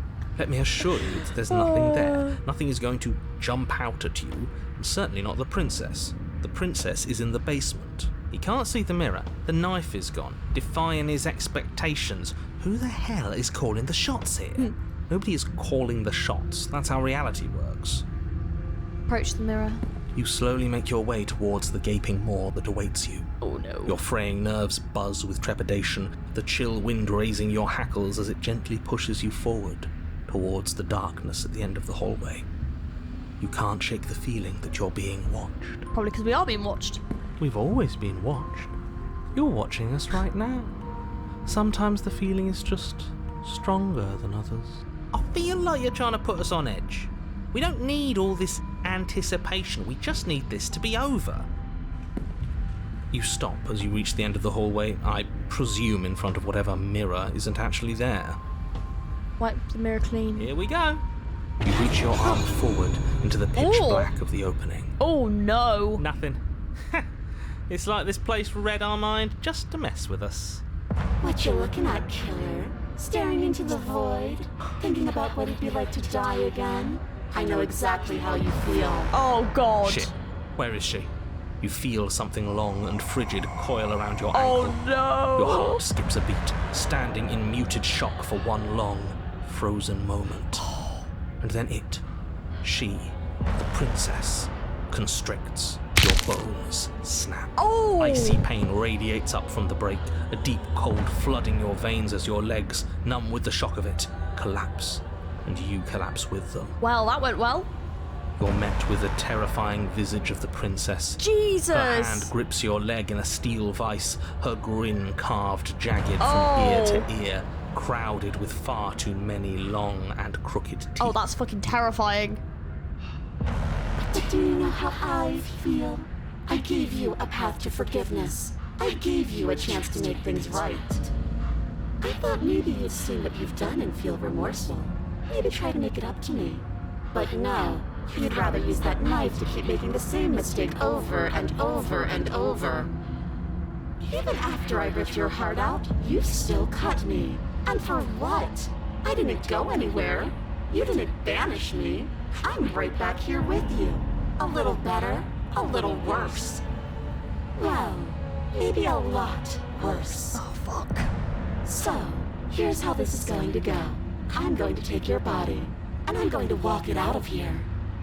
And you get to watch me do it. Completely helpless. Just like you left me. I say we let her do it. It's something different. Do we even have a choice? You always have a choice. Maybe before, but not now. There isn't a blade this time. Exactly. What choice is there if there isn't a blade? Well, unless you have any specific ideas, I think my vote's the only one that counts. Oh.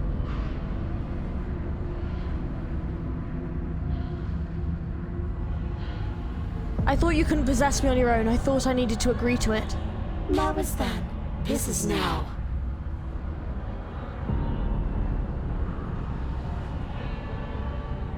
I'm a victim in all this too, you know. And sometimes victims become the same as their victimizers. Just because someone hurt you doesn't mean you get a free pass. Damn.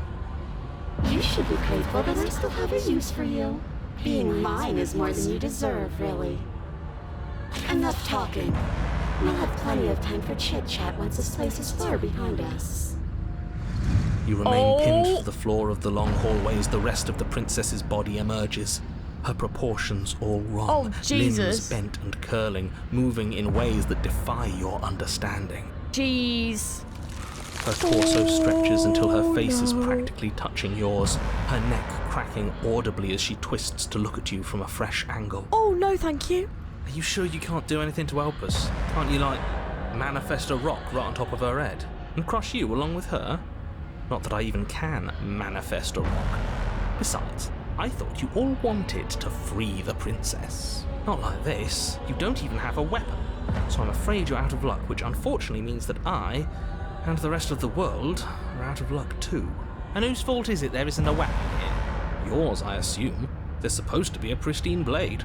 Whatever you did in those previous lives of yours, you really messed up. Are you seriously trying to blame this on us? Your vision fades as she tears open the membrane of your soul.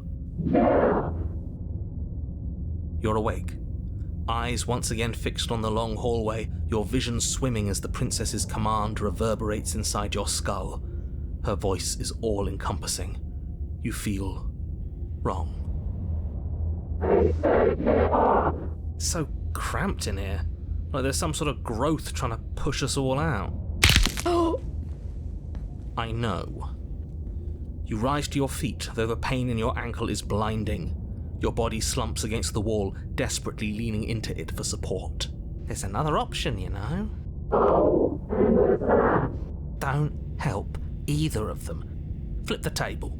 How do you do that? You don't have a will to wield. Your soul is inflamed with courage. Interesting. That gap where the mirror was, I don't think it goes anywhere. Let's throw ourselves into the abyss. You wouldn't dare. Move now. Your body, still slumped against the wall, trapped between the princess's overwhelming will and the blinding pain of your splintered ankle, takes an excruciating step towards the cabin door. Jesus. The movement is stiff, your body reduced to a marionette, pulled reluctantly along by your strings. It's not that bad. The pain feels good. Because I know you feel it too. Oh, you can throw your body into the abyss. Oh, let's do that. In a single moment of overwhelming willpower, you tear your body from the wall and hurl it towards the gaping abyss. I won't let you do this. Capillaries burst and muscle fibers tear as you and the princess struggle over the reins of your body. One foot planted firmly on the edge where the floor ends, and the nothing begins. It's unquestionable that her reserves are greater than yours, but fortunately for you, the distance you have to cover is far shorter. Enough is enough. I'm tired of us always losing. It's just a step away. Even if you throw yourself into the abyss, you still lose. You throw everything you have against her and manage, for one brief moment, to overpower the princess's hold on your body. But that moment was all you needed. Your foot slips a few inches, and you collapse forward, the darkness swallowing you whole. Why do you hate me? Her thought slips through you, unheeded, as you fall, and fall, and fall. Oh god, this one is creepy. Oh. What an end. But at least it's ours. An empire of frigid nothing. I don't think this qualifies as saving the world, but at least you didn't ruin it. What happens now? But I want to know what he thinks happens now. Oh? And why is that? You should pay better attention to your head. You left. Gone. It's just you and you and you and me. Idiot. He's gone. But Oh. Terminal velocity ceases and you feel something, a mass, a growth torn out of you. You and the princess look at each other for a short moment. What's happening to me? Oh, there we go.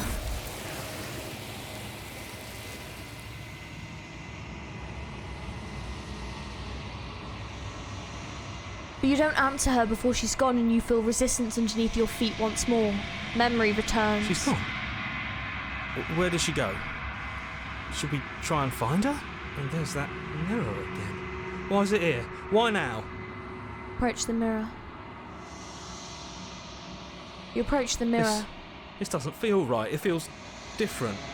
Final. It's going to do something to us. I can feel it. Ignore the cowards. You have to look. The voices feel small, distant as you approach. Gaze into your reflection. Silent as you reach forward. They're gone once again. The mirror always makes them leave, but you need to see what's in it. You've unraveled. Oh, we've gone the other way. You find yourself in the long quiet once again. Proceed to the cabin. You are at the cabin. Approach her. There's a world beyond the endless walls of the long quiet. I am curious to see what it means for us to know it. You think there are people out there? It doesn't matter if there are. People are frail and impermanent. You and I are the only things that interest me. Do you think that anything is real out there? Do you think we're real? We are real. Nothing is an idea that dwells in the absence of something. But nothing cannot exist on its own. And because of that, nothing can't exist.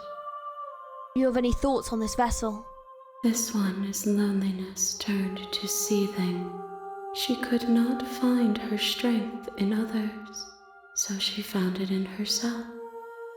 She will make for a driven heart. Do not mourn her. She isn't alone anymore. Do you know what's going to happen when you awaken? No. The point of awakening is to find out. When you send me back, I'm not alone. There are voices that speak to me. Some of them are me, but one of them is something else. I call him the narrator and he wants me to kill you. Do you have a narrator? Have the vessels had one? No. Their minds are empty, existent, but constantly shifting into something new. Do you think your narrator lives in the spaces beyond? He does. I don't know why, but I know this for a fact. I am on the cusp of my awakening. Perhaps you are on the cusp of yours. How many more vessels do I need to bring you? 1. Whatever you bring me next will be enough, and then gravity will pull the others back to me. I will be singular, a final multitude. If this is the last time, is there anything you would like me to bring you? These gifts are a conversation, and each one shows me the contours of your heart. The only thing I want to see is what you choose for me when the thread is fully drawn. If this is the last stage before your completion, then I'm not going back. I'm just going to stay here. You've already tried waiting, but I understand if you need more time. I'll wait with you. Wait. I will see you when you return. What textures will you weave for yourself to occupy forever? Will you place the images of you and I into a box for safekeeping? If you close that box, will you become another you in another world? An imaginary pattern repeating itself until it can no longer bear the weight of its hand-drawn cage? You'll always come back to the box, because you'll always want to know what it means to be you. I will be here waiting by your side until you're ready to return to mine. Oh? What happened? Oh, what? Wait! Did the game close itself? What the fuck? Sorry, I was trying to figure out what happened, and then, yeah, I clicked back in, and then it did this. Oh, that was so... I was like, what the fuck just happened? Damn! I am ready to go back. The next time I see you, each of us will finally know what we are. Oh, that was so, like, I was like, I will be here, waiting for you. That was cool. Everything goes dark and you die. Oh, now I've got to decide what I want to try. Interesting. Oh, I don't know what to try now. You're on a path in the woods, and at the end of that path is a cabin. And in the basement of that cabin is a princess. Okay, I've got an idea. You're here to slay her. If you don't, it will be the end of the world. Okay.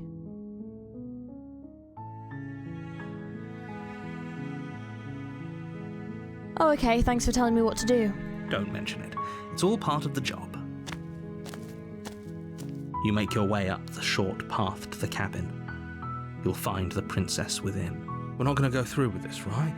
She's a princess. We're supposed to save princesses, not slay them. Ignore him. He doesn't know what he's talking about.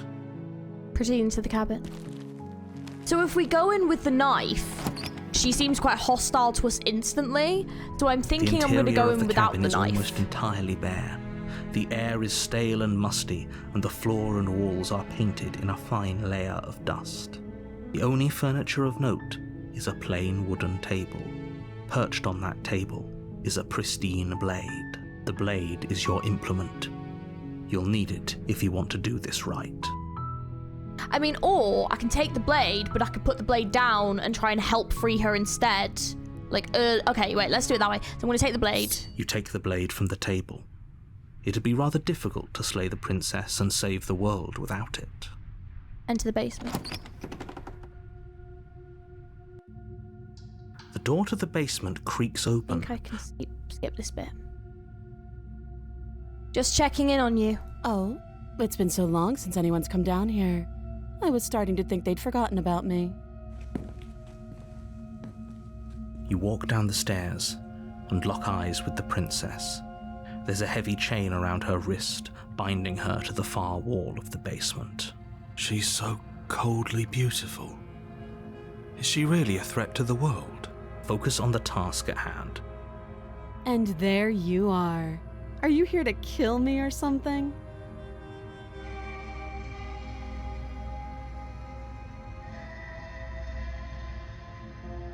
Nuh-uh. What, no way? Why would you even think that? That giant knife you're holding kind of gives it away, doesn't it? The blade. Of course she doesn't want to talk. Who'd want to have a conversation at knife point? We should drop it. Don't you dare. It's fine. We can decide what we want to do after we talk to her. Maybe she really is a monster, but killing someone in cold blood isn't very becoming of us. Drop it. The blade tumbles out of your trembling hands and drops to the floor with an unceremonious clang. Thank you. Maybe now we can just talk. Against your better judgment, you step forward to speak with the princess face to face. Unarmed. We'll be fine. I don't know what you're hoping to accomplish here, but I can assure you there's no reasoning with her. Just make sure you don't forget about the blade on the floor. You're going to need it. So here we are. What an awkward start to a relationship. Yeah, it's pretty awkward. I know. I just said that. Now why are you here to kill me? I do have my reasons. Do you think I'd just come here to kill someone without even knowing why? That'd be ridiculous. And yet, you hesitated the moment you saw me. And you dropped your knife. If killing me was really that important, you'd have a little more gumption, don't you think? So, someone put you up to this, right? And whoever it is, it's probably the same someone who shoved me into this dark pit and chained me to a wall. I was wondering who had put her here. I have been wondering this. That's a fair question. Who chained her in this basement, and if she's so dangerous, how did they manage to trap her? And why have we been left to do their dirty work? Don't give away the game, and don't let her distract you. That's exactly what she wants. She's not wrong. Right, aren't I? So who put you up to this?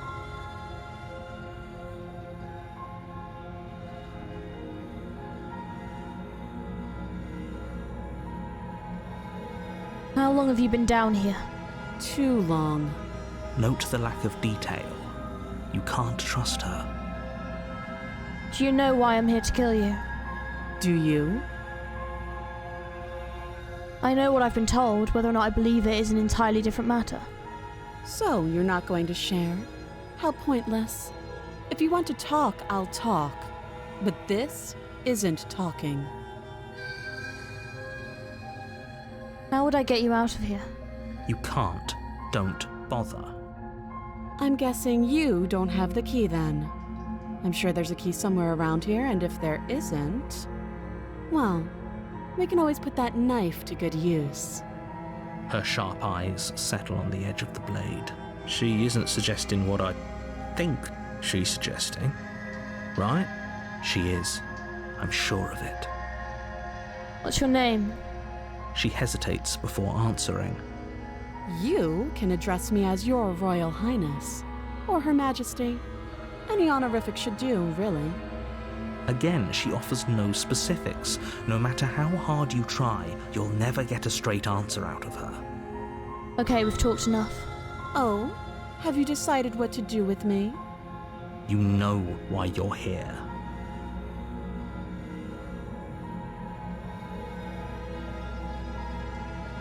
I'm going to keep you locked away down here, at least for a bit. Then we can get to know each other better while I decide what to do. That seems like a pretty good compromise.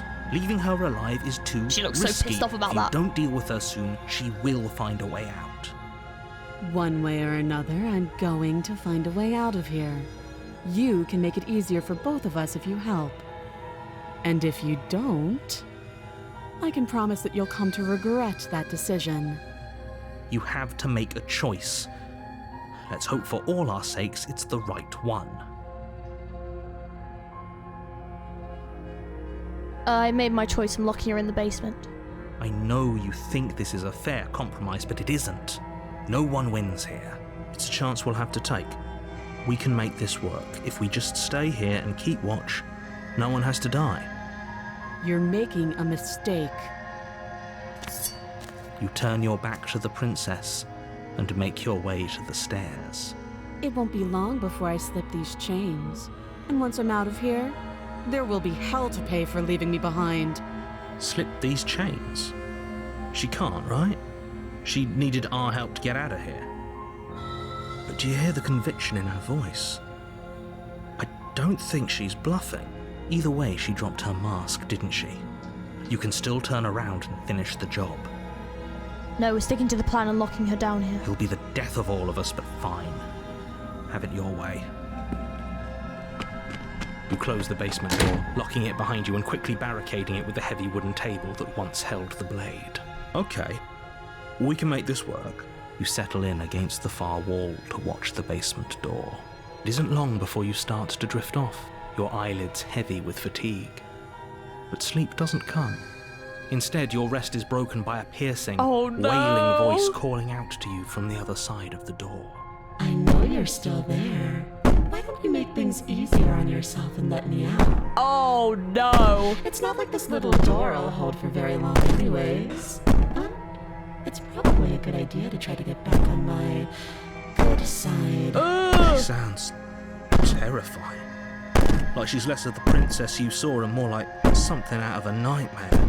As she violently rattles the door, you do your best to shut her out of your mind. When I get out of here, I'm going to pick you apart piece by piece. I won't forget what you did, and I'll never forgive it. Oh no! You won't know the kind of enemy you've made tonight. It doesn't sound like she's getting any weaker. No, it doesn't.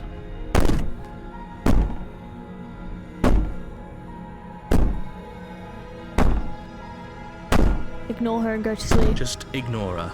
Maybe the banging and wailing will stop if you just don't pay attention to it. You put the princess's threats out of your mind as best you can and huddle up against the wall. You jolt awake in the middle of the night to silence in the cabin. Oh my The ruckus god! has stopped, and the door to the basement is ajar. Oh no! Its lock broken, and the table shoved out of the way. Oh, wonderful. Where is she? Thanks for helping me get out of that awful basement. Oh shit! You try and stumble to your feet, but as the princess draws near, it's as though your body simply stops working. It isn't all at once. The paralysis comes in waves. Fucking First hell. your toes go numb, and then your feet, and then your legs. Well, this went well. You lie prone on the floor of the cabin, unable to do anything but witness her approach. Whose side are you on? Yours, of course. But I have a duty to uphold the truth. Lying about the facts of the situation doesn't change them. So helpless. I can take my time with you, can't I? Oh, shit. She steps closer, one silent footfall at a time, cocking her head in curiosity as you feel your organs shutting down one by one. Fucking hell. Or maybe I can't take my time with you. You don't look well. A little green around the gills. Fucking hell, that is What terrifying. a shame. If you'd only helped me get out of here, we could have done such wonderful things together. Your lungs stop drawing in breath, and your heart That image freezes is in your cursed. chest. You have seconds left. That's like sleep paralysis demon shit right there. I'd say better luck next time. But we both know this is the end, don't we? It can't be. This can't actually be how everything ends. I'm sorry, but it is. Everything goes dark, and you die. Shit. Chapter 2, The Nightmare. God. You're on a path in the woods, and at the end of that path is a cabin.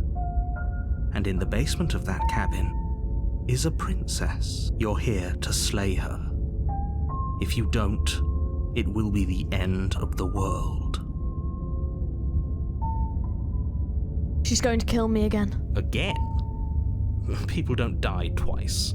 You haven't even met the princess, and I hardly think she'd be capable of killing someone as skilled and courageous as yourself. If he doesn't remember what happened, then maybe it's best to keep it that way. Shh. What if he hears us? Oh, the paranoid's here again. That's a very good question, little voice. What if he does hear you? Shit. I think you'll find yourselves very hard-pressed to keep any secrets from me. Not that it matters right now, because like I said, this is the first time we've met. Still, I'd rather not get off on the wrong foot. We've a world to save, after all. Proceed to the cabin. A warning before you go any further. She will lie, she will cheat, and she will do everything in her power to stop you from slaying her. Don't believe a word she says. I don't think lying and cheating is her thing. She was very direct with us last time. was. Or at least she was direct with us after we decided to lock her away. Yeah. It doesn't matter. Don't trust anyone. Proceeding to the cabin. What the hell is she going to be like this time? Oh. The interior of the Oh, cabin come is plain. on. The smooth wood of the walls almost featureless. Oh, God. The only furniture of note is a lone table, knocked on its side in the corner of the room. A pristine blade stands between you and the open, inviting basement doorway. The blade is your implement. You'll need it if you want to do this right. Oh, fuck's sake. Hold on. What happened to the door? There was a door here last time. There was. It's just an empty frame. Oh, fuck that. She's already gotten out, hasn't she? And she's ready for us. She's been waiting. Can't you feel her eyes on us? Oh. I'm going to need all of you to pull yourselves together. The princess has not already gotten out. But if you keep getting stuck in your head like this, you're going to struggle to get the job done. So deep breath in, deep breath out. Your task awaits, and only you can do it. Oh, I've just realised there are people watching us. Like in the windows. That's so creepy.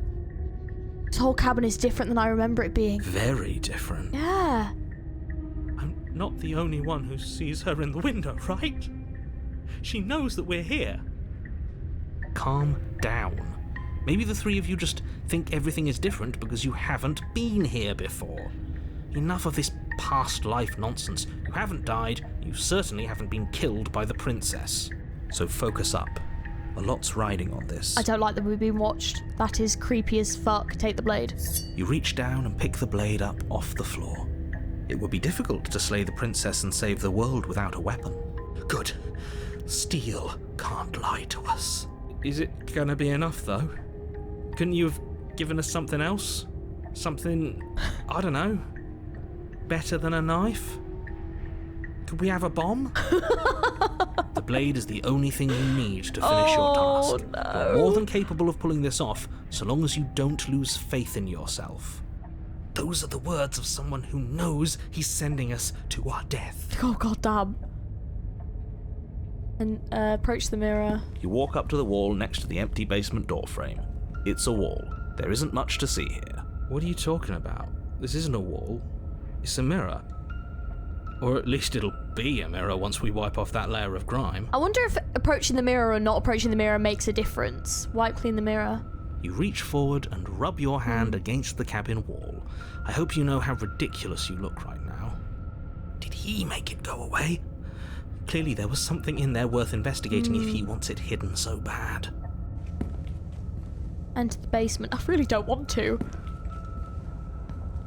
You cross over the threshold the eyes. and onto a series of Oh, isolated okay. steps, suspended in darkness. Oh, I don't like that. Don't like that at all. More eyes, too. You never mentioned the eyes. Oh, hell no. The air seeping up from below reminds you of fresh lightning and static, as if you're descending into a place that isn't meant for a creature of flesh and blood. If the princess lives here, slaying her would probably be doing her a favour. Her cruel and playful voice prances up the stairs. I didn't think you'd come back. We're gonna have a lot of fun, you and I. Okay, we need a game plan. Last time we were here, just being close to her was enough to kill us. How hard is it to throw a knife? It can't be that hard, but then we'd lose our weapon. We'd have to make it count. Otherwise she'd be furious and we'd be defenseless. If a knife is even enough to do anything against something like her in the first place, it'll be enough.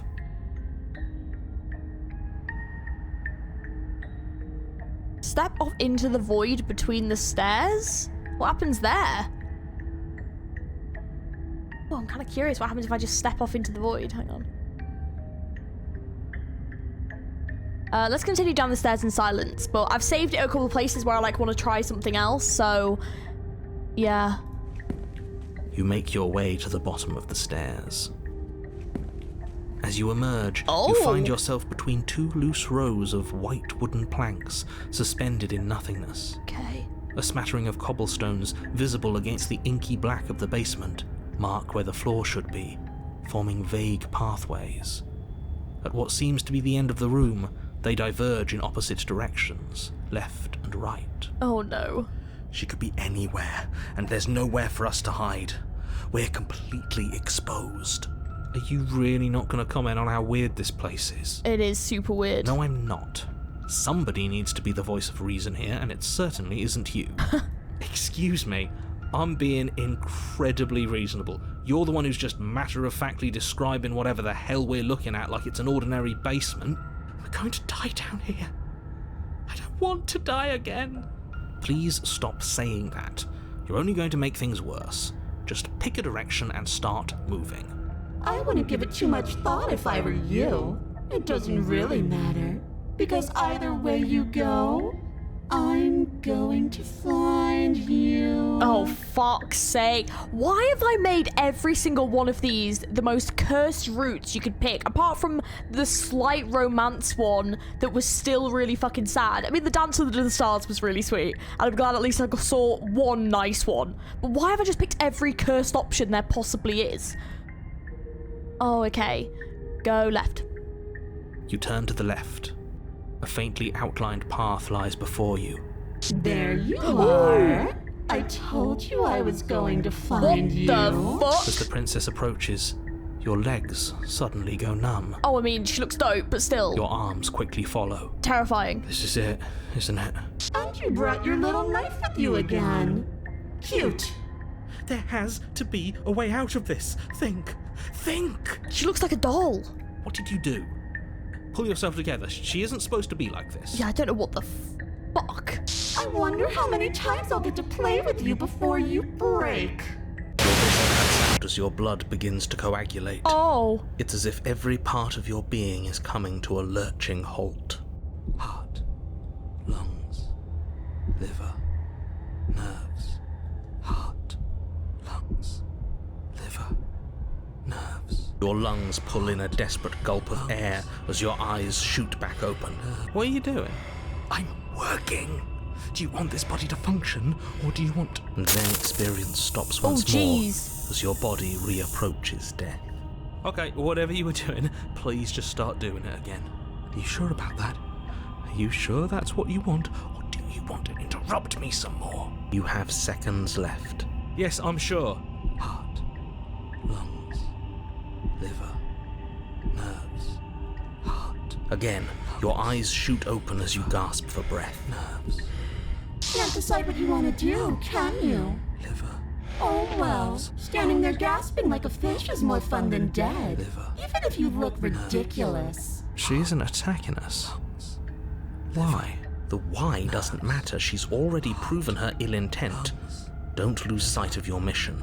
Your weapon is still in your hands. Strike at her and end this before it's too late. Why won't you finish me off? Because I don't want to. And even if I did, I don't have to. Look at the way you're struggling to stay alive. It's taking everything you have to keep your heart pumping right now. And I'm enjoying the show. The princess leans forward, bringing her masked lips close to your ear. If I want to see you gone, all I need to do is break your concentration. Heart, lungs, liver, nerves. She slowly runs her velvet glove across the base of your neck. It feels like static. And then... Shit, make her stop. Hey, snap out of it. Okay, deep breath. Deep breath, we're fine. Heart, lungs, liver, nerves, heart. You're back. Lungs. One moment, nerves, and heart, then you're lungs, gone. liver, Just nerves, like lungs, that. liver, Heart, and there's the fear. nerves. She pulls away. Liver, But that wouldn't be very fun, now would it? liver, I've already done that. heart, lungs, liver, nerves, heart, lungs, liver, nerves, heart, lungs, liver, nerves, heart, lungs, liver, nerves, heart, lungs, liver. Ooh, I'm not doing any of this. I'm not helping you leave, and I'm not going to try and kill you, so do your worst. Toss the blade and remain in your nightmare. Nerves, heart, lungs, Oh, interesting. liver, Are you serious? Heart, lungs, liver, nerves, heart. You fling the blade into the void, denying yourself the opportunity to ever slay her and finish your mission. Nobody's happy here, but maybe it's for the best. You poor deluded thing. Do you think a single moment of bravery changes you into something you're not? I am what I am, and you're always going to be a coward. Damn. She raises a hand to her mask and pulls it down. Ooh, what You don't get the chance to see fuck? what lies beneath before it envelops you. Like a creeping mold, the complete reality of your existence threads its way through your mind. Damn. Birth, death, birth again, decay and bloom, a million stitches from a million microscopic wounds you've inflicted on everyone you've ever met, with every muscle you've moved and every word you've ever spoken. No. Let me out. Your existence hurts them. Let me out. A lonely soul in a room by itself, weeping. It lives for 80 years and then it's gone. And then it's there again. Let me out. A reprieve. A good life. Love. Children. A steady career. Recognition from your peers. Here one moment. Gone the next. The worms have found their orifices. Jeez, that is flipping horrifying. Let me out. Diagnosis. It forgets everything it is. Anger, rage, distance, poverty. The lonely soul is lonely again. Love turns to mockery. It dies. It is reborn. Worse. Lonelier. Let me out. No. What's happening to us? Let me out. This is all too much. I can't keep going. You can't keep going. Or what are you talking about? But he doesn't respond. Oops, I think I broke you. I'll see you soon. You'll know what to do. Your body is dead, but you live on. Chapter 3. Oh shit. Oh, okay. The moment of clarity. You're on a path in the... Shit! What the hell was that? Who are we? What are we doing? There was a princess, I think. It's all so fuzzy. It hurts when I try to remember. You shouldn't know about the princess. At least, not until I... You've already been here, haven't you? I guess. It feels so long ago, almost like we've never left. We have to let her out. No, that's the opposite of what you're here to do. You have to slay her. Slay? We decided not to do that, didn't we? Yeah, we're supposed to let her out. Oh, there's more! It's really the only way this works out for us. If you think about it, she's the one with power here. Nobody else can do much of anything. No, we were supposed to keep her trapped there forever. I think. We're supposed to be unfeeling. How many times do I have to tell you to snuff out your heart? We can't be unfeeling. Not when there's so much fear everywhere. There's nothing for us to do. We've already tried everything. We love her, so we have to set her free. Can we love something that hates us? Can we love something that hurts us? To be given an ounce of kindness from something so cruel would be more pure than any other love. Why are there so many of us? There aren't supposed to be so many of us. There are a lot of us. This is bad. You need to get a grip. What did you let happen? How many times have you been here? I think they're all wrong. Of course we're wrong. She's the only thing that's right. Yes, obviously they're all wrong. What are you going to do about it?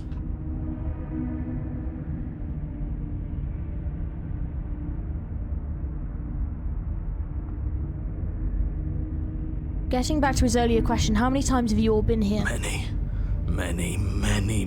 times. It feels like we've been here forever. But it also feels like we've barely been here at all. It doesn't matter. Yes, we just have to do what she says and then everything will be fine. It won't. It will be for us. She said so. You're part of everything. If things aren't fine for everything, they won't be fine for you. There's no difference between fine and not fine. It just goes on and on. But that doesn't make any sense. I only remember being here twice before this, and some of you don't seem to remember being here at all. Was I here all those other times? Did someone else make the decisions? What does here even mean, if you really think about it? Shut up. You were here. Every single time. You did your best, really. There's just a pecking order. And our cruel and beautiful goddess sits atop it, right where she's always belonged. You're lucky. What I would give to be able to forget. I've tried to keep them numb, but they're all too soft. A shame, really. If I don't remember what I did, then it couldn't have been me that did it. Don't think about that too hard. All it will do is weaken your resolve and make it that much harder for you to slay her. Maybe you're shattered in your own way. Are you your memories? Or are you the one perceiving the present moment?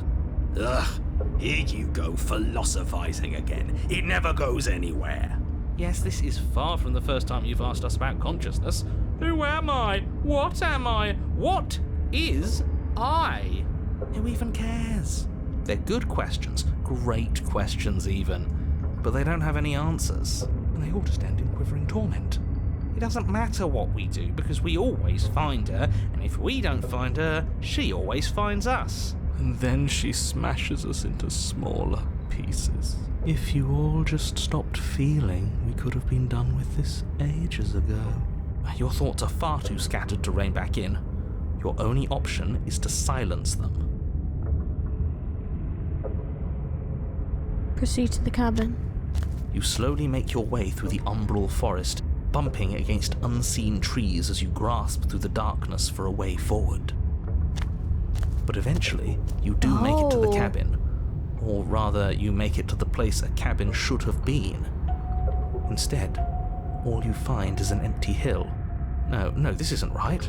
There's a cabin there. There's always supposed to be a cabin there. Don't ask him about the mirror. He always says he never sees it. He always lies. And he always makes it gone. Stay focused. You still have a job to do, and it's best not to be distracted by fraying thoughts. There is no mirror. You know that as well as I do. She's still here, buried deep inside the earth. Just walk up the hill. You always give too much space to the others. It's why you always lose. What's wrong with giving them space? What if it helps them? What if they need to be heard? They've been heard too much. It's why they are the way they are. Exactly. They are delusions, and all that catering to them will do is drag you down to their level. You have to keep moving. Or you could just give up.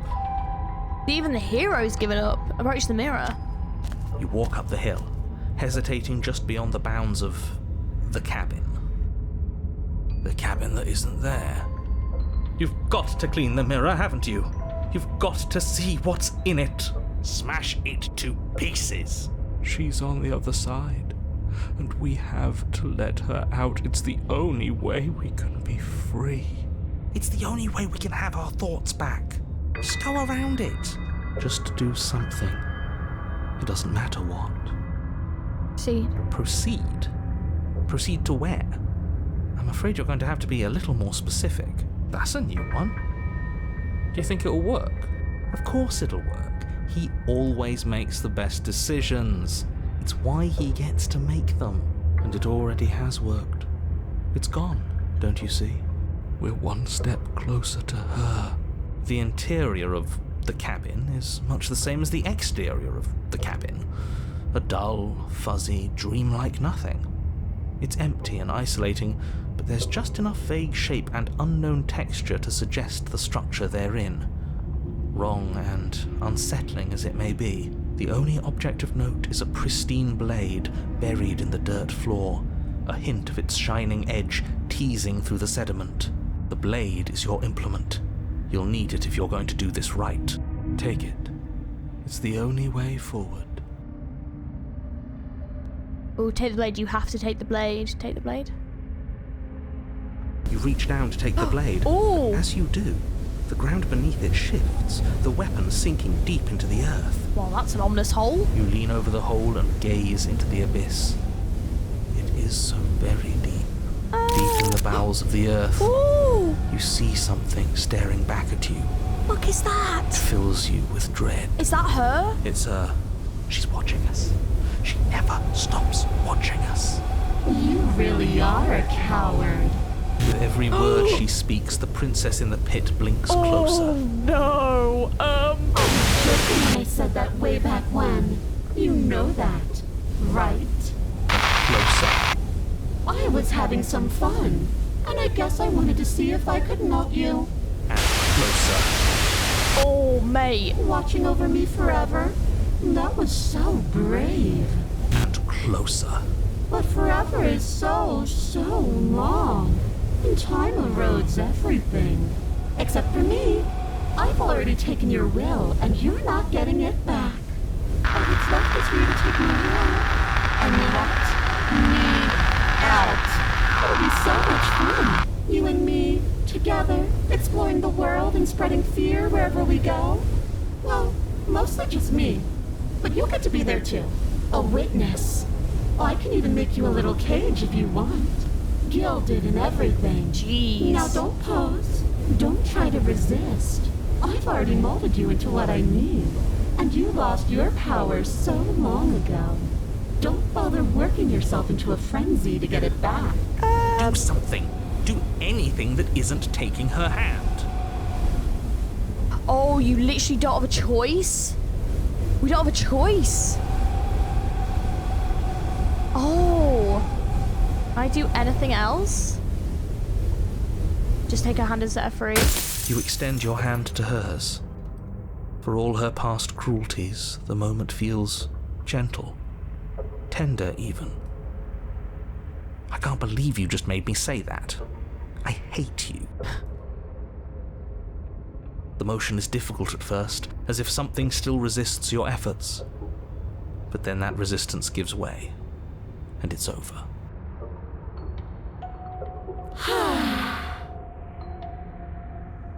And that's the end. I wonder what we're going to do next. Damn. I didn't think I'd be so tired. Princess exhausted slumps. Why is it so cold? Oh, here we go again.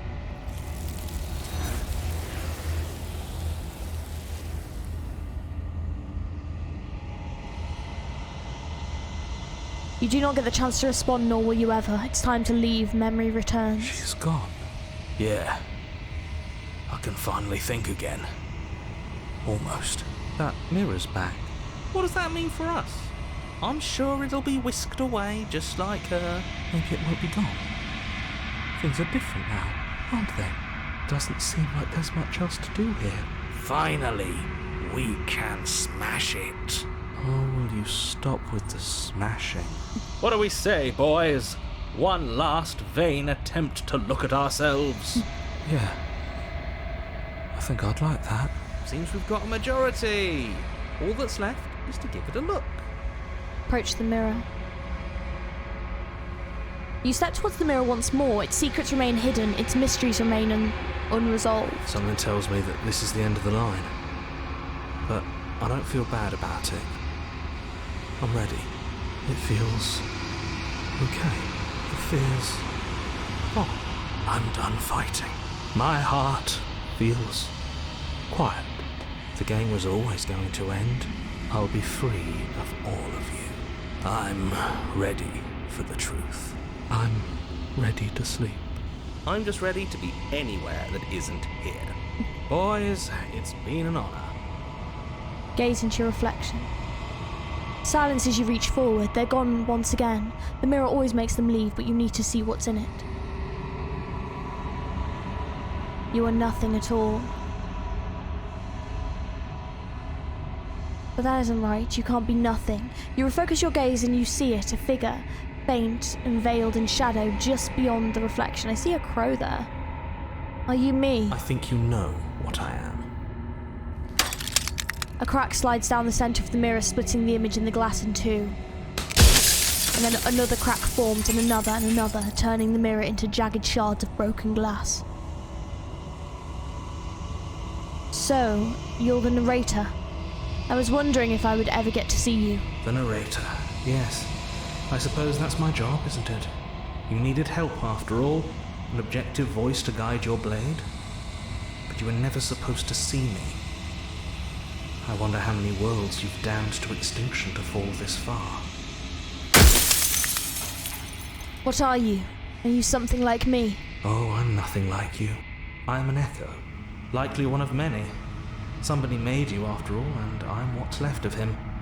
Not that I'm the only one who can make that claim. I'm sure you've met many others like me. In one of my lives you doubted yourself. You thought all of this was wrong. Oh, did I? That means nothing in the grand scheme of things. This construct you're in contains every possible world at once. The fact that you managed to find one reality among trillions where I was delusional proves nothing. Others like you. You've said something like that before. Has every narrator really been different? Of course. That is by both necessity and design. This construct you're in exists in many places at once. Anytime you failed, anytime you thought yourself dead, it would restart and shunt both your consciousness and hers into another world. But you'll be awake soon. And then it won't be able to work like that anymore. Do you have anything to say for yourself for all this hubris? I do. The people out there are real. No matter what you do to them, no matter what you enable, I want you to remember that.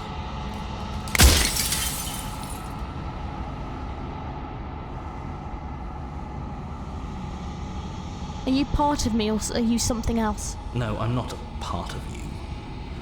But that's all a matter of perspective, isn't it? From one vantage point, I must seem wholly foreign, but from another, well, all the versions of me that have existed have collectively heard your every thought and driven your every action. If that isn't being part of you, then what is? After everything you've done, do you think anyone deserves to live? Nobody alive has done anything to you. I'm all gone. But if you and the princess want to smite the rest of them for the crimes of a dead man, if you really want to be that petty, there isn't much I can do to stop you.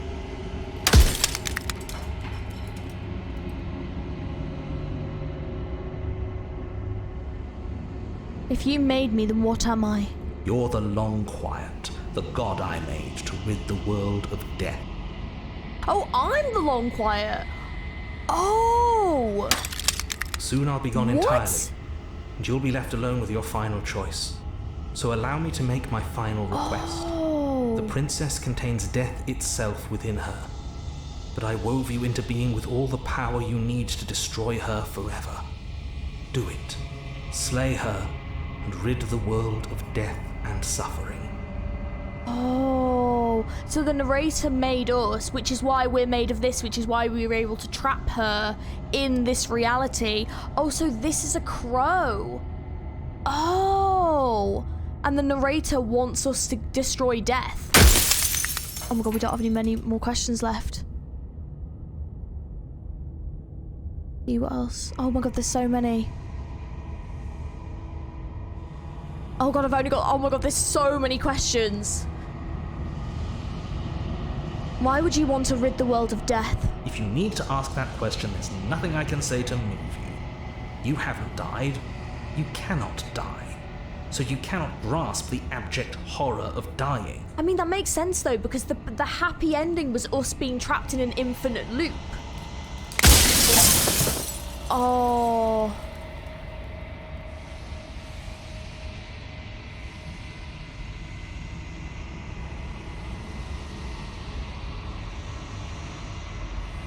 I think you're out of time. So I am. It's like I said, I'm just an echo. And echoes always fade away. You know what you have to do.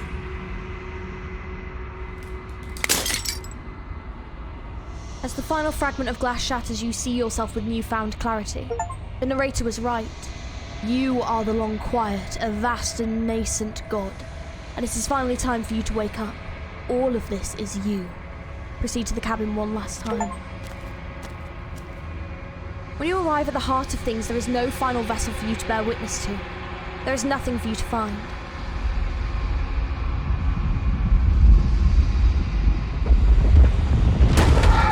Ooh.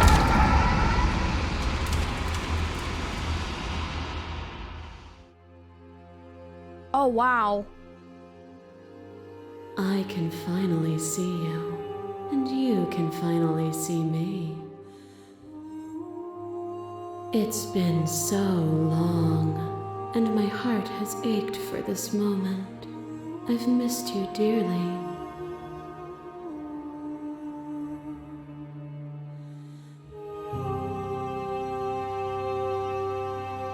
I've missed you too. He unfurls an endless cascade of smiles in response and then patiently waits for you to continue. Do you know about the echo? Did you hear our conversation? Every word you spoke found its way to me. I know him, and I know his construct. He was deluded by his fear of death. Pay him no mind. I'm the Long Quiet, but I don't really know what that means. Names are their attempts to capture that which cannot be captured. They call me the Shifting Mound, a pale imitation of what I actually am. What happens now? Ever the passive player, always reacting and never acting. But it's woven into your nature, isn't it? When the echo spun us from one into two, he gave you a choice and me a role to play. I am not death, but I contain it in my multitudes. So, will you attempt to destroy me and bring about a world devoid of death and the possibility of meaning? Or will you open the final doors to our liberation? There's so many stories we've left unfinished. Can we really just leave? Even as your eyes begin to open, you still hold on to the notions of is and is not, of beginning and end. Pitch black islands in the blinding light of the infinite. There is nothing to resolve, nothing restraining us but us. Don't you have a say in all of this? Why is this all falling on me? Of course I have a say in all of this. You and I share reflections of each other's burdens, just as you and I share reflections of each other's gifts. If we didn't, The winding paths that brought us here wouldn't have been full of strife and conflict. Let's talk this through. I still have so many questions and I need answers before I make a choice. My very nature is paradox, as is yours. You cannot use words to grasp at things that are beyond their reach, and you cannot rationalize that which defies logic. But violence and passion are dances that both of us know well. If this is what it takes to enlighten you, then so be it. There are few things more terrifying than one's own heart. Oh! And there is almost nothing more terrifying than sharing it with another. But the most terrifying thing of all is to leave one's heart unshared. You are the only thing like me, and I am the only thing like you. Could you bear the weight of an eternity alone? Do you dare to shape a reality of solitude and thrust it on creation? Address this vessel statement directly.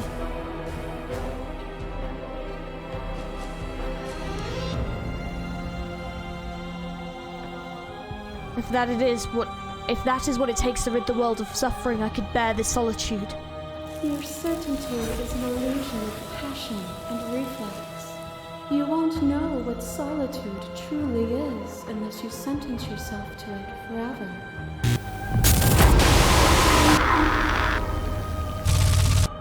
Flesh is a vehicle, and to destroy the flesh is to strand the spirit. With violence you stranded me, and with violence I sought to twist your flesh back into mine. What force between choosing your death and forfeiting your body?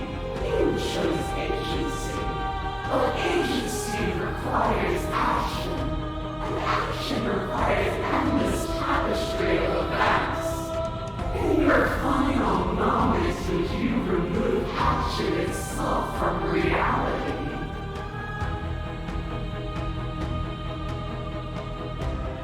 Address this vessel statement directly.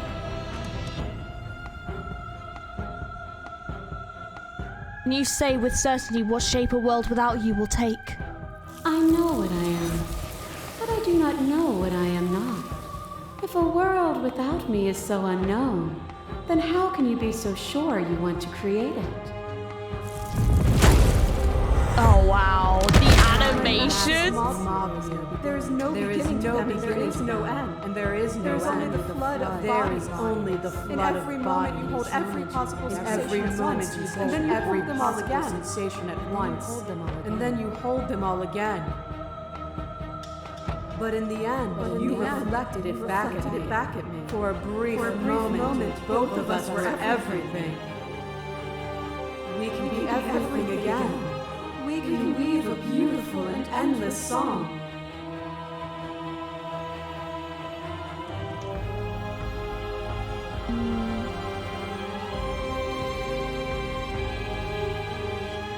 To be everything at once is to be the same as nothing at all. Why would either of us want that? Here is where words fail us. So long as we both exist, we will always be distinct. The only thing to fear is a reality without me. A picture of a life, and a picture of a life, and a picture of a life.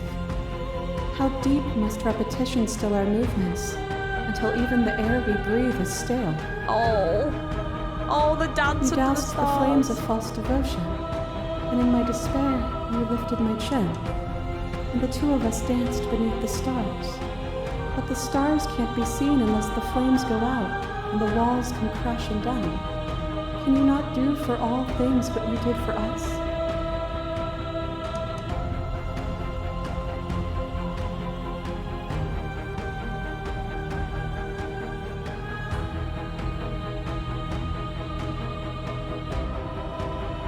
The only reason we weren't happy was because we couldn't forget. There's a version of that world worth living in.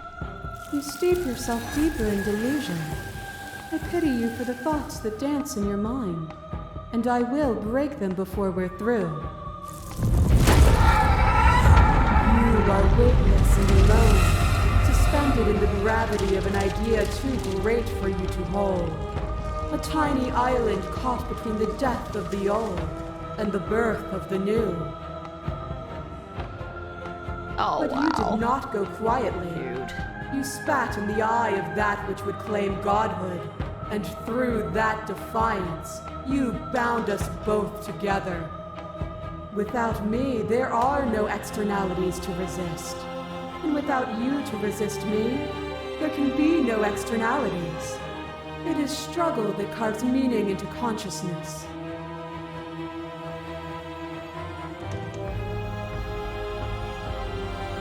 Ooh, that's a cool last statement.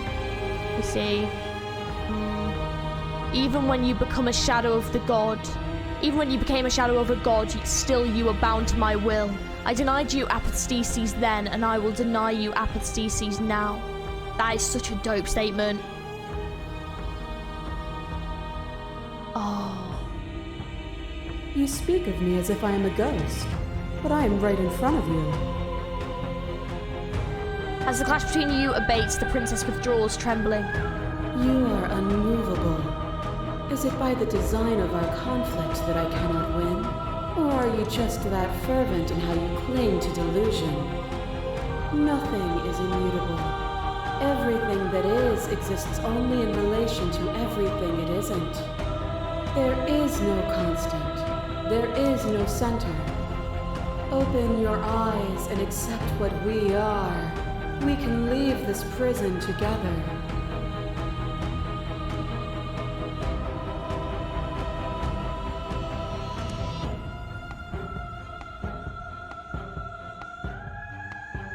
Oh man. Oh, there's so many.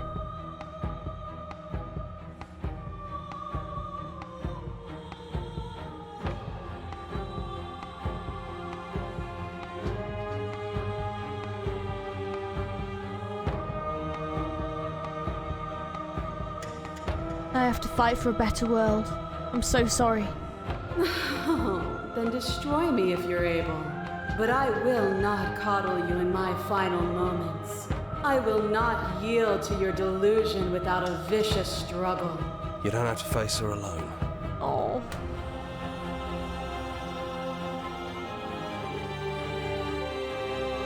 I thought you died whenever I looked in the mirror. I don't think that's wrong, but I'm not sure it's right either. But we can worry about all that later. Seems like you've been doing all right on your own, but I don't think you can strike a decisive blow from out here. There's still a piece of me nestled close to where it all began. I can take you there. I can take you to her heart. It's time to resume our dance. She's relentless, isn't she? Let's make this quick. Are you ready? I'm ready. Then let's go.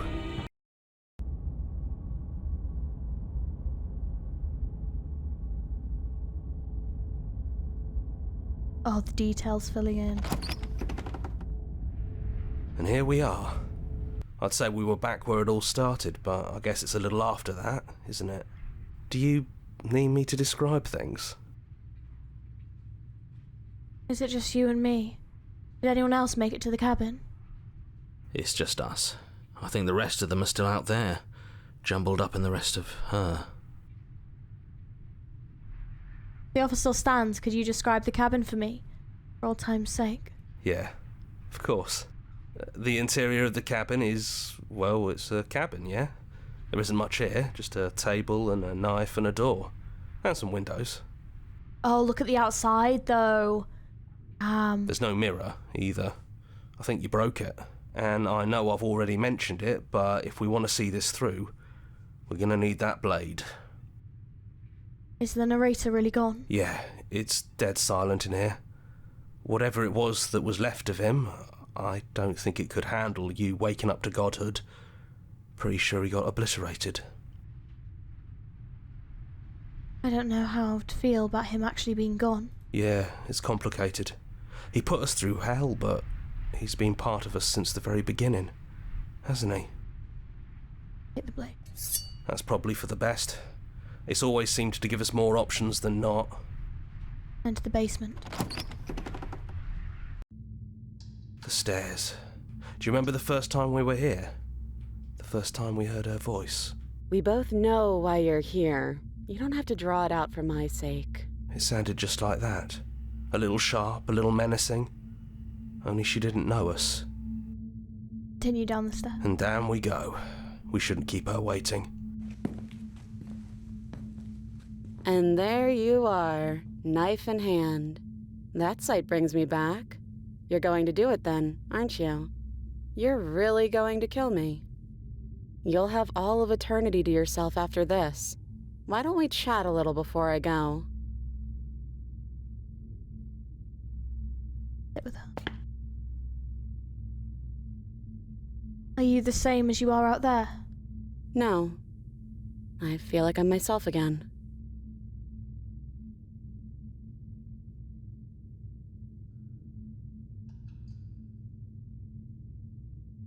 I don't think I ever really wanted to slay you, but I don't like what your existence means for the world. Well, I don't want to be at the end of that knife, so how about we figure something out? What if we tried doing this forever? I can do whatever you think I can, right? So make me put it all back. Make me fix the Echo's construct and make me wipe our memories of everything that's happened.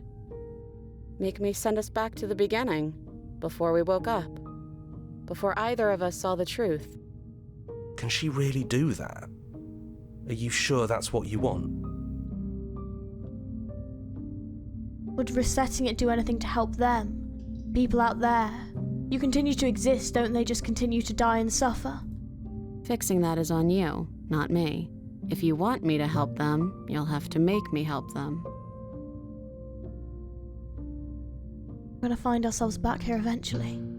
And if we do, nothing is stopping us from making the same choice. We could just keep doing this forever. We're talking about this right now, how do we know we haven't done this before? I don't think that's something we'll ever get to know. But odds are we've probably done it before. How do you know that things won't end worse? What if when I make my way back here I'm different and I hurt you? What if I kill you? What if I let you bring about the end of everything? Who cares? We've hurt each other plenty and I still like you. And if you're hesitating, then you must still like me too. I have to decide to do this every single time, forever. Eventually something is going to be different. What if we change our minds?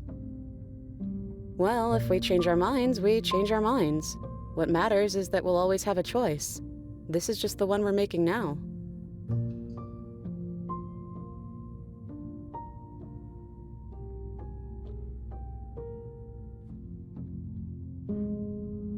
I don't want to forget you. That's sweet. But unless you do, the whole world ends, right? Not like I care, but it seems important to you. Is there any other way? You brought that knife down here for a reason. Either you use it to kill me, or I use it to put things back. Oh my god. It's like either you end the cycle and you kill her, or you just loop this again. And this just keeps looping and looping and looping and it never ends. And surely there's something sadder about that.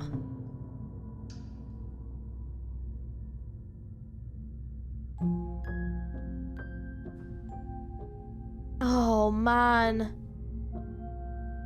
Oh, I don't know. This is so tough. Oh. Save. Like, how do I want this game to end? I think in a way, the looping, just us continuing this cycle is just the unhealthy thing to do. But it's easier for me to make that decision because I'm the one that is killing her, because she's the one that's got to die for this.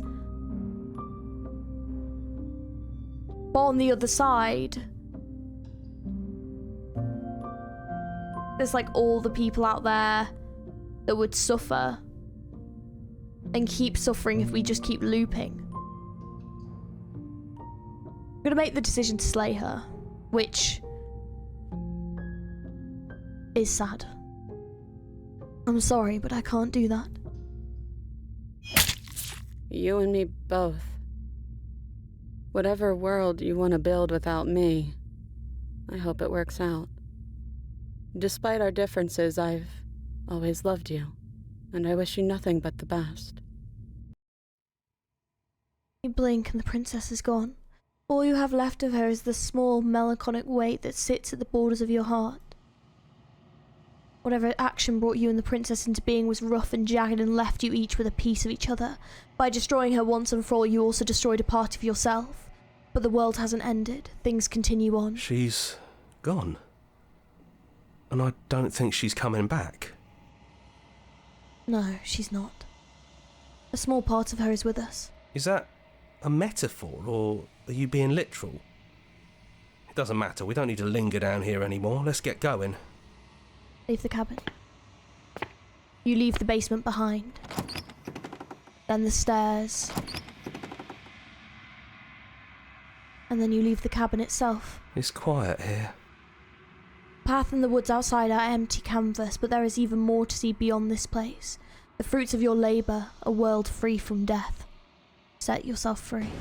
The body of an ancient creature stirs from its hibernation. You feel sensation in your limbs you couldn't fathom. Everything here is you. You feel your wings spanning a cosmic scale, but twisted and crumpled and bound in agonizing tension to a finite plane. You feel the glass of the construct pressing in on you, confining you across infinite sides and infinite angles. You push back and strain against it, but it does not yield. He's gone. She's gone. No one is left to trap us here but us. Open your heart and bear witness to your new kingdom. At once the unyielding tension gives way.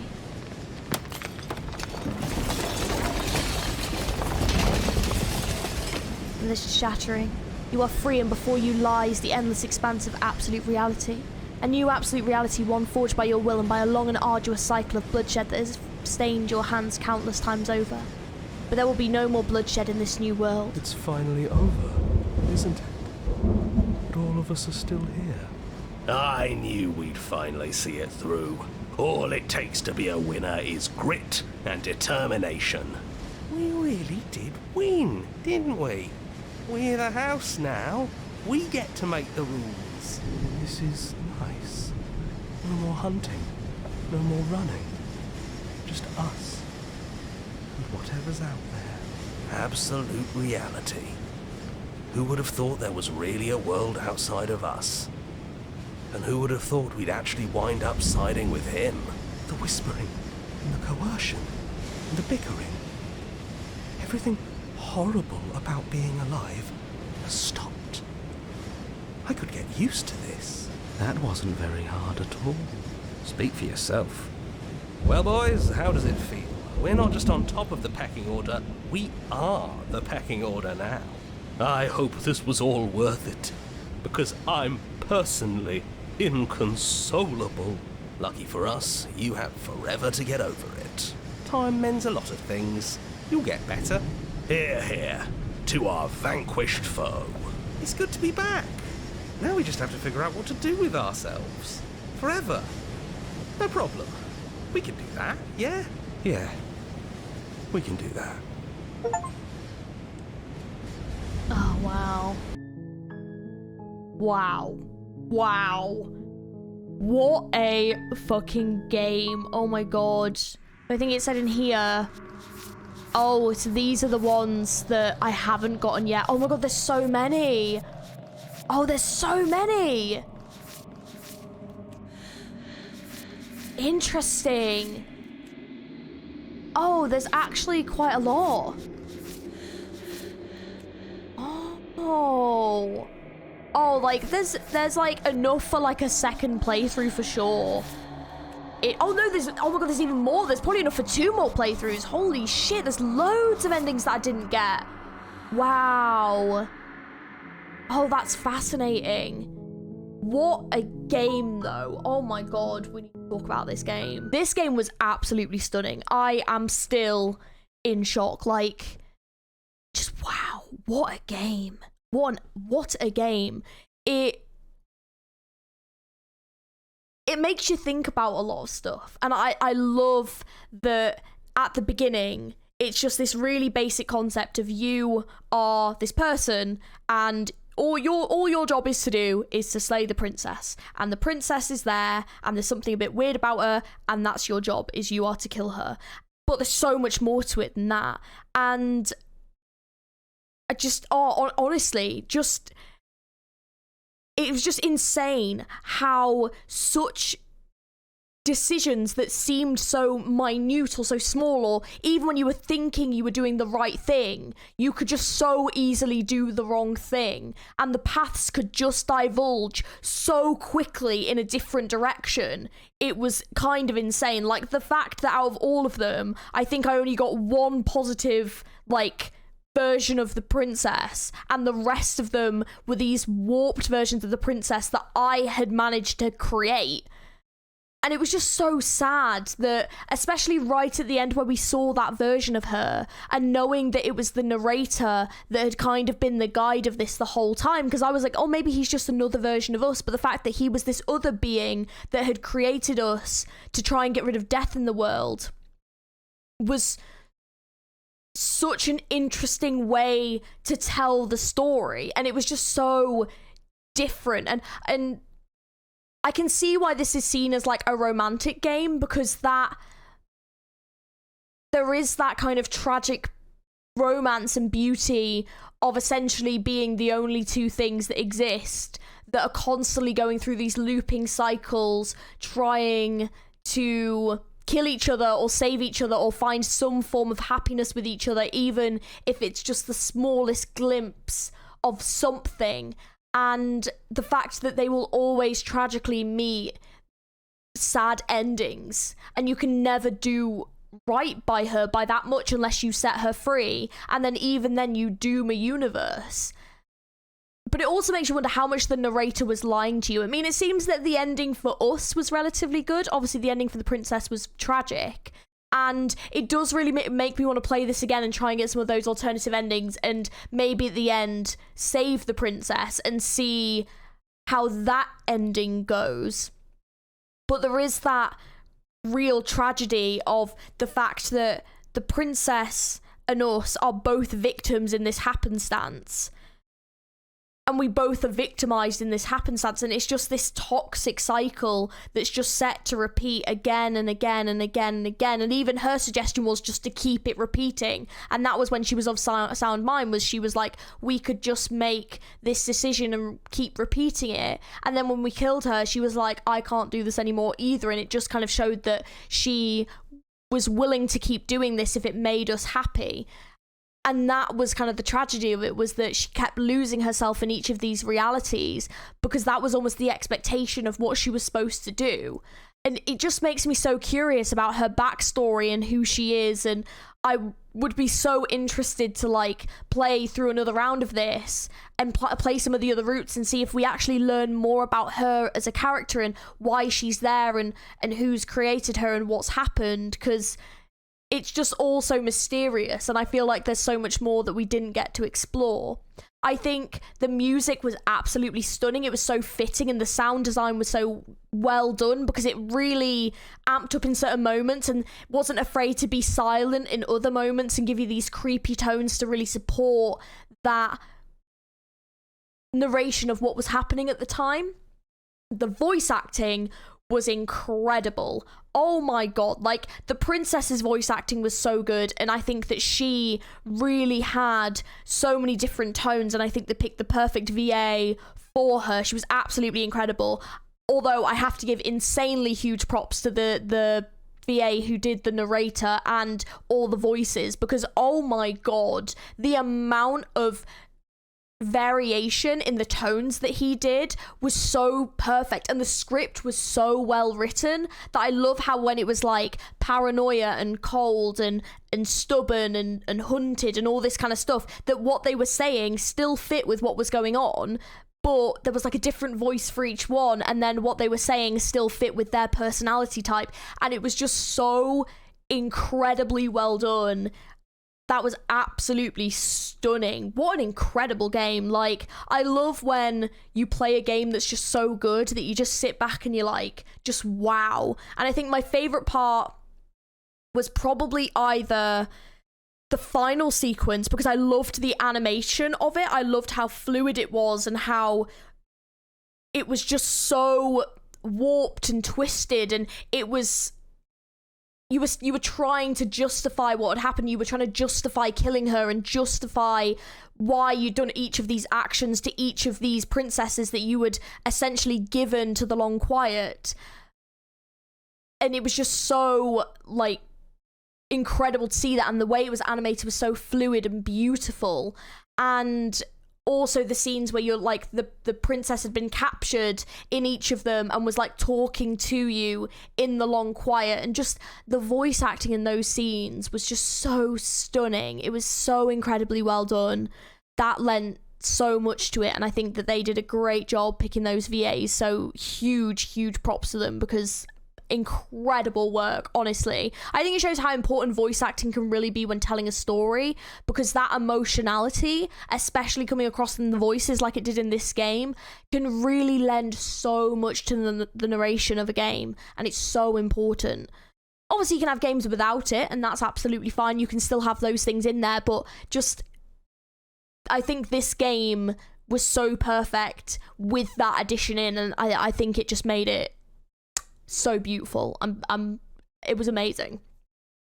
I think the art style I adored. I love the horror of it. I love the fact it wasn't afraid to get a bit gritty and brutal, and I think that you would kind of think it wouldn't go down that route, and then it does, and it's just even more shocking for it. And I just, honestly, I'm really in awe. I think they did an absolutely stunning job, and yeah, honestly, amazing. I'm so glad that I played this game, because wow, you guys were not wrong. This game was incredible. What a fucking game. Holy shit.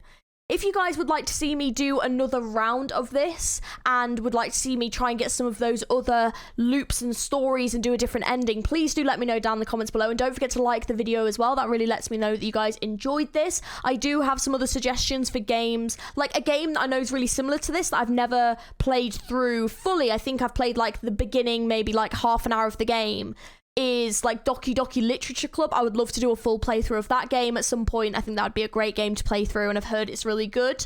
I would also love to do Signalis. That was one of the ones that I had. Me-Side is one that I know people have been really enjoying at the moment. But if you have any suggestions for like horror games, story-based games, anything like that you would like me to see, especially if they're shorter, please do let me know down in the comments below. And don't forget, if you enjoyed this, to like and subscribe for more content. That would be awesome. And if you also don't know, I do have socials. I've got like Twitter and TikTok and Discord and all that good stuff, so you can check all those down in the comments below as well. Thank you very much for watching, and I hope you have an amazing rest of your day.